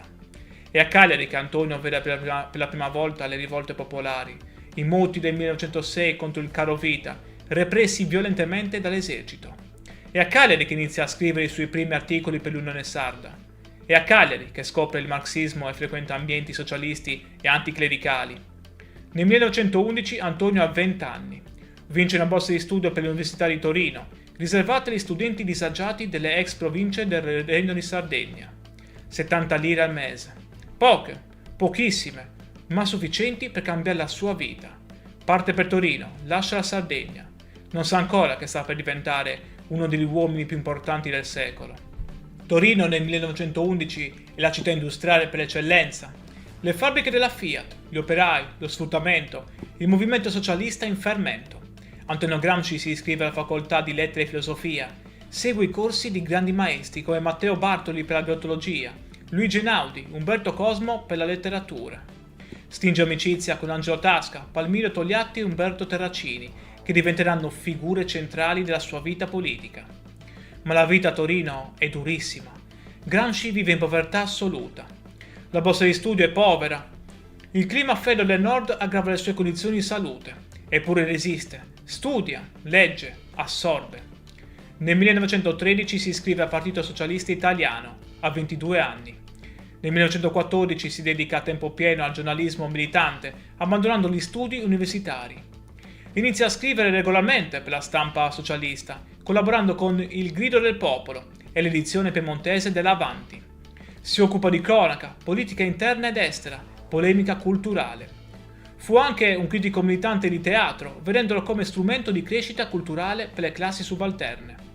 Poi arriva il 1917, l'anno che cambierà tutto. In Russia i bolscevichi hanno fatto la rivoluzione. Lenin è al potere, il primo stato socialista della storia. Gramsci è folgorato. Scrive l'articolo La rivoluzione contro il capitale, sostenendo che i bolscevichi avevano agito contro le previsioni meccanicistiche del marxismo, dimostrando che la volontà politica poteva forzare le tappe dello sviluppo storico. Questo è un fatto, non è utopia, è realtà. Si può fare la rivoluzione. Diventa redattore e nel 1917 segretario della sezione torinese del PSI. Scrive articoli su articoli, politica, cultura, teatro, letteratura. La sua penna è affilata, brillante, tagliente. Il 1 maggio 1919, insieme ad Angelo Tasca, Umberto Terracini e Palmiro Togliatti, fonda l'Ordine Nuovo, un settimanale che diventerà leggendario. Il sottotitolo è Rassegna settimanale di cultura socialista, ma l'Ordine Nuovo non è solo teoria, è prassi, è azione rivoluzionaria. Gramsci e i suoi compagni credono nei consigli di fabbrica, organismi democratici eletti direttamente dagli operai, che devono controllare la produzione, prendere decisioni, esercitare il potere. È il modello dei soviet russi applicato all'Italia. È la democrazia operaia dal basso. Nel settembre 1920 esplode l'occupazione delle fabbriche. Centinaia di migliaia di operai occupano gli stabilimenti in tutta Italia. È la rivoluzione italiana. Finalmente. Ma non succede nulla. Il Partito Socialista è diviso, confuso, debole. I sindacati trattano con i padroni, gli operai vengono isolati, l'occupazione fallisce. È una sconfitta devastante. E Gramsci capisce, il PSI è inadeguato. Serve un partito nuovo, un partito rivoluzionario, un partito comunista. Il 21 gennaio 1921, Livorno, Teatro San Marco. Si tiene il 17° congresso del Partito Socialista Italiano. Le tensioni sono esplose. Da una parte riformisti, dall'altra i massimalisti, dall'altra ancora i comunisti, guidati da Amadeo Bordiga e Antonio Gramsci. E quel giorno, il 21 gennaio 1921, la minoranza comunista abbandona il congresso. Esce dalla sala, si riunisce in un'altra stanza e fonda il Partito Comunista d'Italia, sezione italiana dell'Internazionale Comunista. Gramsci non è il leader iniziale, quello è Bordiga, più carismatico, più radicale. Ma Gramsci è nel comitato centrale, è uno dei fondatori. Gramsci stesso scriverà: dovremmo organizzarci in partito nel fuoco della guerra civile, cementando le nostre sezioni col sangue dei più devoti militanti. Nel 1922 Gramsci viene mandato a Mosca come rappresentante del partito presso la Terza Internazionale. Partecipa al 4° congresso, incontra Lenin, ormai malato, studia l'esperienza sovietica. Ed è a Mosca che incontra lei, Giulia Shust, una giovane musicista russa. Se ne innamora, è amore vero, profondo. Nel 1923 si sposano. Nasceranno 2 figli, Delio nel 1924 e Giuliano nel 1926. Ma Gramsci non può restare in Russia, il partito ha bisogno di lui. Deve tornare in Italia, dove Mussolini è salito al potere nel 1922 e sta costruendo la dittatura fascista. Nell'aprile 1924 Gramsci viene eletto deputato per il Collegio Veneto. Nel 1924, a soli 33 anni, diventa segretario nazionale del Partito Comunista d'Italia, in sostituzione di Amadeo Bordiga. È un'elezione che causa attriti interni. Bordiga rappresentava una linea estremista che rifiutava alleanze tattiche, Gramsci invece favorisce un approccio più flessibile. Al terzo congresso del PCI, tenutosi clandestinamente a Lione nel gennaio 1926, Gramsci presenta le Tesi di Lione, che vengono approvate con il 90% dei voti, e viene confermato segretario del partito. Le tesi analizzano il fascismo e delineano la strategia del partito basata sull'alleanza tra operai del nord e contadini del sud. Per 2 anni guida il partito nella clandestinità. Scrive, organizza, lotta, ma il regime fascista stringe sempre di più la morsa. Quello che sta per succedere è uno dei momenti più tragici della storia italiana. Se vuoi sapere come 11 anni di carcere produssero l'opera che cambiò il mondo, lascia un like ora e continua a guardare. E ovviamente iscriviti per non perderti i prossimi video su altri personaggi sardi che hanno avuto grande influenza. 8 novembre 1926, notte, Roma. La polizia fascista irrompe nella casa di Antonio Gramsci. Lo arrestano insieme ad altri deputati comunisti, nonostante l'immunità parlamentare, nonostante fosse un deputato eletto. Il re e Mussolini sciolgono la Camera, mettono fuori legge i comunisti. Gramsci è finito. Prima lo rinchiudono in isolamento a Regina Coeli, poi lo spediscono al confine a Ustica, dove ritrova Bordiga ed Emilio Lussu. Poi nel carcere di San Vittore a Milano. Il viaggio dura 19 giorni in condizioni disumane che minano ulteriormente la sua già fragile salute. Il 28 maggio 1928 si apre il processone contro Gramsci e il gruppo dirigente del Partito Comunista. Il pubblico ministero Michele Isnardi pronuncia la frase che passerà alla storia. Dobbiamo impedire a questo cervello di funzionare per 20 anni. Gramsci viene condannato a 20 anni, 4 mesi e 5 giorni di carcere. Viene trasferito nel carcere di Turi, in Puglia. Una prigione dura, spietata. Le condizioni sono terribili. Cella piccola, umida, fredda. Cibo scarso, nessuna cura medica adeguata. E Gramsci è già malato. Il morbo di Pot che lo affligge dall'infanzia si aggrava.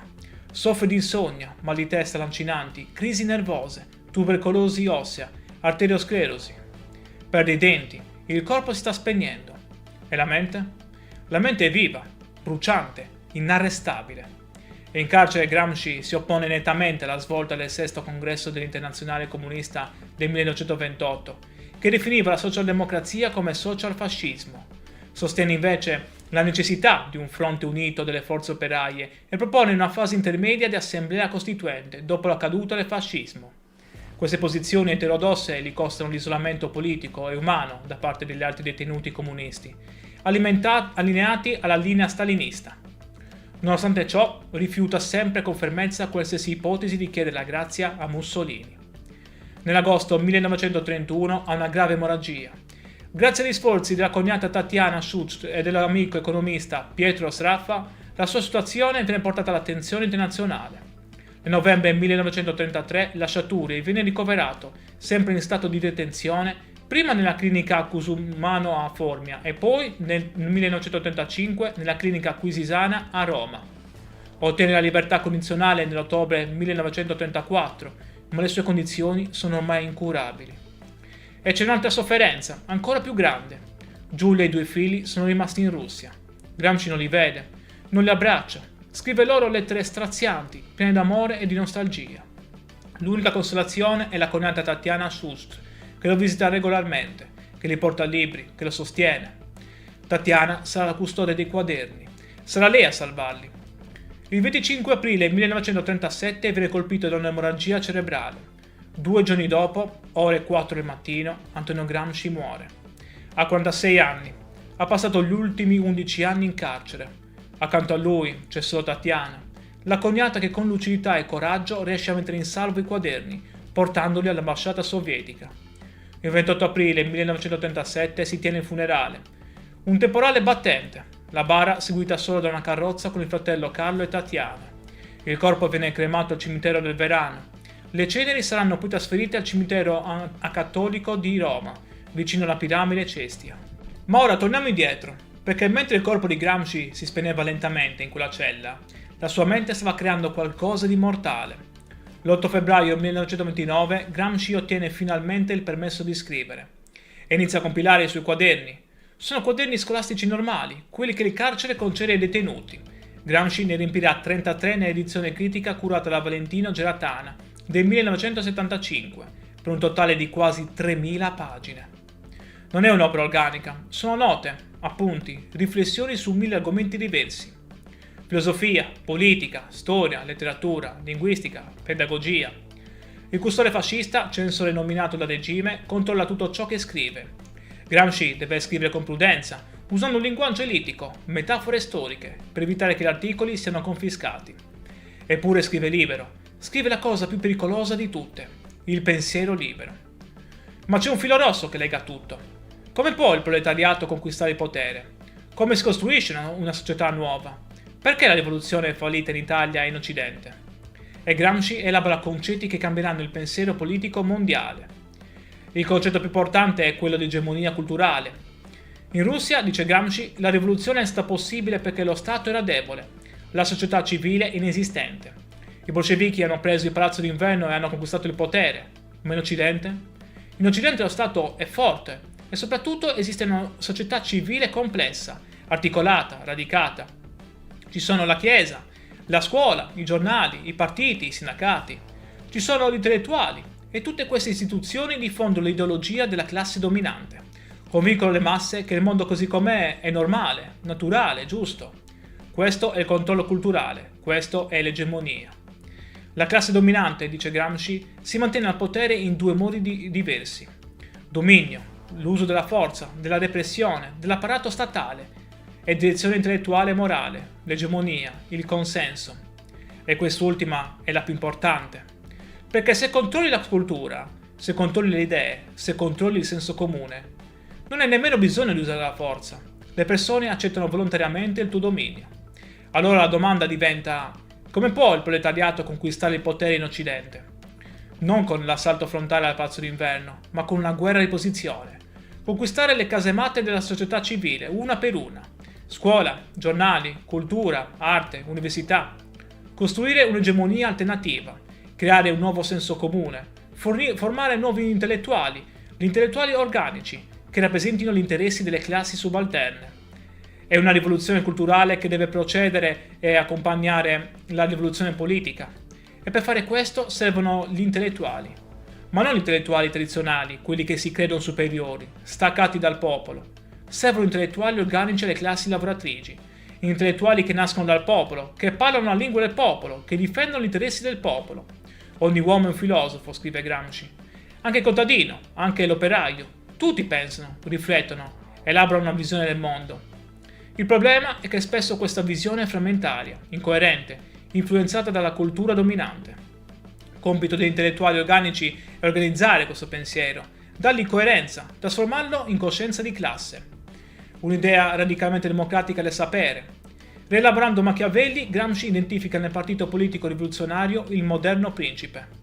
Esso deve agire come intellettuale collettivo, capace di elaborare una nuova visione del mondo e di realizzare una riforma intellettuale e morale per unificare le masse. E poi c'è il concetto di rivoluzione passiva. Quando la classe dominante si accorge che il vecchio mondo sta morendo, invece di cedere il potere introduce riforme dall'alto per modernizzare il sistema senza cambiare i rapporti di potere. È quello che è successo con il risorgimento italiano. Modernizzazione economica senza coinvolgimento delle masse. Una rivoluzione guidata dall'alto che ha escluso il popolo. Gramsci applica le sue categorie all'analisi della storia italiana, criticando il risorgimento come una rivoluzione passiva che non seppe coinvolgere le masse contadine, specialmente nel Mezzogiorno. Ma Antonio Gramsci non morì quel 27 aprile 1937. I quaderni furono portati a Mosca da Tatiana.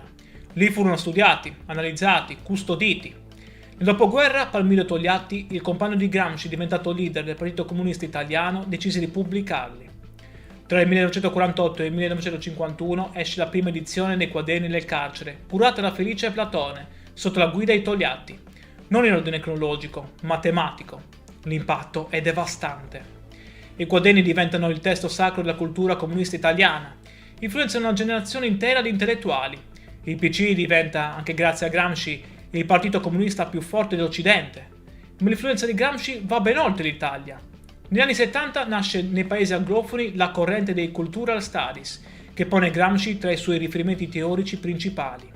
Le sue idee su egemonia, cultura, subalternità diventano centrali negli studi culturali postcoloniali di genere. In Sud America Gramsci è venerato come un profeta della liberazione. Le sue idee sull'egemonia culturale influenzano i movimenti di sinistra, le teorie della dipendenza, la teologia della liberazione. In India i quaderni sono studiati nelle università.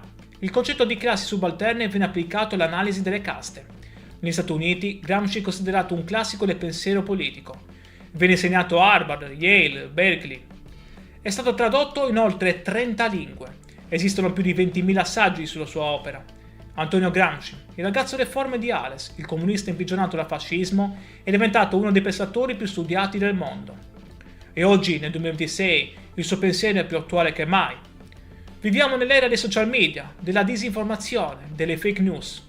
Chi controlla i media? Chi controlla le narrazioni? Chi decide cos'è vero e cos'è falso? È egemonia culturale. Viviamo nell'era dell'intelligenza artificiale, degli influencer, dei creator digitali. Chi sono gli intellettuali organici del 2026? Sono ancora i professori universitari? O sono i creatori di contenuti, gli attivisti digitali, i divulgatori online? Le domande di Gramsci sono le nostre domande. Particolarmente interessante è che oggi anche la destra contemporanea ha scoperto Gramsci. Leader conservatori come Giorgia Meloni invocano Gramsci quando parlano di conquistare l'egemonia culturale per diffondere valori conservatori. È applicazione distorta ma illuminante di Gramsci. Perfino i conservatori riconoscono che il potere moderno è principalmente culturale, non militare. Gramsci aveva ragione. Quest'oggi università in tutto il mondo insegnano Gramsci nei corsi di filosofia politica e teoria critica, studi culturali e media, storia sociale, linguistica e semiotica, analisi del discorso politico. Esistono istituti dedicati a Gramsci in Italia, come l'Istituto Gramsci e l'Istituto Gramsci in Sardegna, in Inghilterra, negli USA, in Brasile, in India. La sua eredità è universale. E in Sardegna? In Sardegna Gramsci non è solo un filosofo, è un simbolo di orgoglio, di identità, di riscatto. Ma dobbiamo tornare indietro, perché l'identità e l'esperienza sarda di Gramsci furono decisive per la sua formazione e rimasero un punto centrale della sua analisi per tutta la vita. Gramsci definì la Sardegna una colonna di sfruttamento della borghesia industriale torinese e dello Stato italiano. Denunciò il furto fiscale perpetrato ai danni dell'isola, affermando che lo Stato aveva prelevato più di 500 milioni di imposte, denaro sudato da contadini e dai pastori. Sottolineò come le risorse minerarie dell'Inglesente e le infrastrutture come le ferrovie fossero controllate da capitalisti del continente, che pagavano salari da fame ai minatori sardi. In modo provocatorio sostenne che la Sardegna era trattata peggio della colonia eritrea, perché mentre lo Stato spendeva per l'Eritrea, si limitava a sfruttare la Sardegna prelevandovi un tributo imperiale. Gramsci seguì con grande interesse il partito sardo d'azione. Pur criticandone gli elementi opportunisti, appoggiò le sue rivendicazioni popolari e autonomiste. Nel 1925 Gramsci fornì materiali per un appello dell'Internazionale Contadina al congresso del Partito Sardo d'Azione. Questo appello sosteneva la costituzione di un Parlamento regionale con poteri fiscali, doganali e di spesa, la creazione di una milizia regionale e l'obiettivo finale della costituzione di una Repubblica Autonoma di Sardegna, inserita in una federazione soviettista italiana. Questa visione fu successivamente adottata dal Partito Comunista, che nelle tesi di Colonia del 1931 appoggiò esplicitamente un progetto federalista che includeva una repubblica sarda. E poi c'è la questione della lingua. Gramsci considerava il sardo non un dialetto, ma una lingua a sé, nonostante la mancanza di una grande letteratura. In una celebre lettera alla coniata Teresina del 26 marzo 1927 espresse con chiarezza la sua posizione, oggi considerato un manifesto del movimento linguistico sardo. Scrisse che impedire ai bambini di imparare il sardo significava danneggiarli, perché la lingua materna è fondamentale per lo sviluppo intellettuale. Gramsci stesso usava il sardo in diverse occasioni, sia a Torino per comunicare con i soldati della brigata Sassari, sia a Roma con i compagni di partito per non farsi comprendere dai carabinieri non sardi. Gramsci mostrò un grande interesse per il successo inglesiente, riconoscendolo come un microcosmo unico. L'unica vera realtà operaia in una Sardegna prevalentemente agricola e rurale.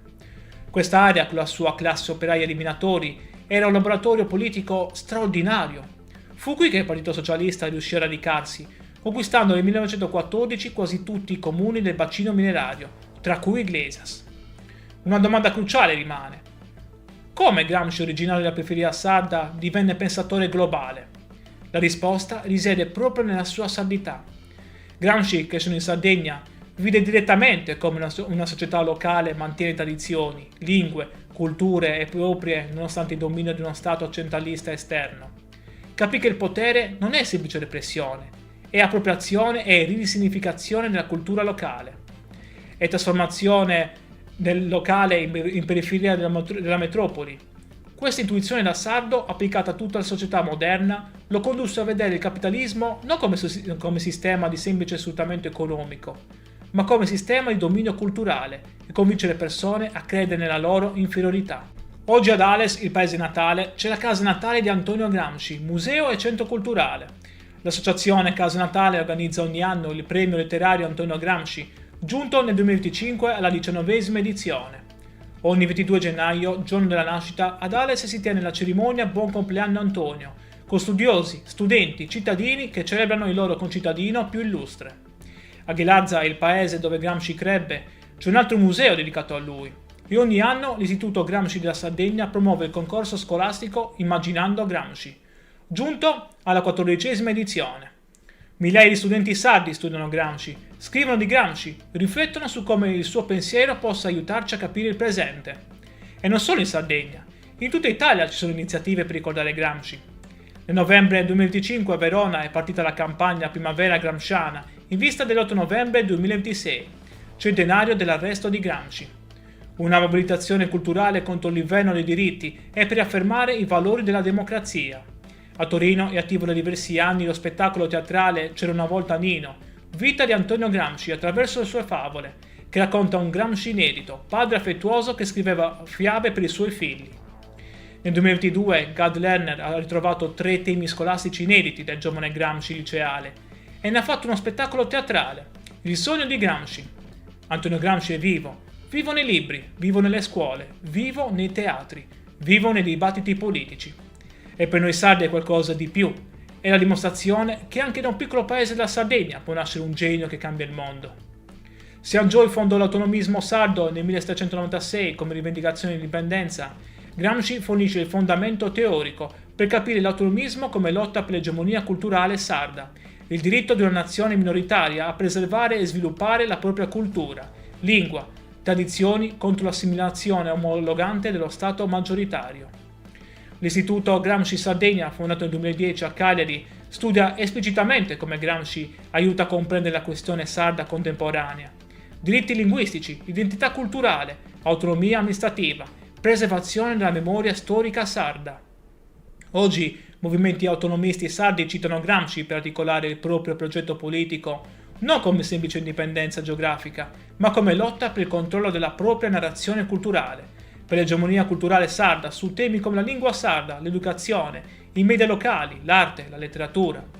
Secondo te, come applicherebbe Gramsci il concetto di egemonia culturale ai social media e all'intelligenza artificiale di oggi? Se questa storia ti ha colpito, lascia un like e iscriviti al canale. E scrivimi nei commenti, pensi che il pensiero di Gramsci sia ancora attuale nel 2026? Arrivati alla fine, non posso che ringraziarti di cuore per il tuo tempo. Raccontare Antonio Gramsci non significa parlare solo del 1900, ma guardare in faccia come il potere funziona oggi, attraverso la cultura, i media, le narrazioni. La vita di Antonio Gramsci ci ha insegnato che bisogna avere, cito le sue parole, l'ottimismo della volontà e il pessimismo dell'intelligenza. Ci ha insegnato che studiare è un atto rivoluzionario e che capire il mondo è il primo passo per cambiarlo. Ci ha insegnato che il vero potere è il potere di controllare come le persone pensano, cosa credono, quali valori abbracciano. Gramsci, torturato, imprigionato, consumato dalla malattia, rimane intellettualmente libero e quelle idee, pubblicate dopo la sua morte, hanno cambiato il modo in cui il mondo comprende il potere, la cultura, la resistenza. Per noi sardi è qualcosa di più, è la dimostrazione che dalla nostra terra nascono giganti del pensiero e questo non dobbiamo mai dimenticarlo. Grazie di nuovo per essere stato con me in questo viaggio. Ti saluto e ci vediamo al prossimo video qui sull'Isola Informa. Immagina un uomo alto appena 1,50 m, con la schiena deformata da una malattia terribile, rinchiuso in una cella fascista dove muore lentamente per 11 anni. Il pubblico ministero Michele Isnardi durante il processo disse una frase agghiacciante.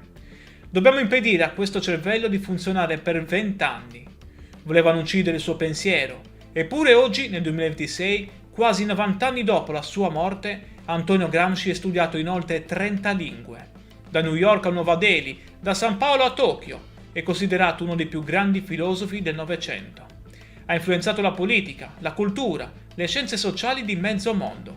un uomo nato in un piccolo paese della Sardegna, afflitto da una malattia che lo rese deforme, imprigionato dal fascismo e diventato immortale.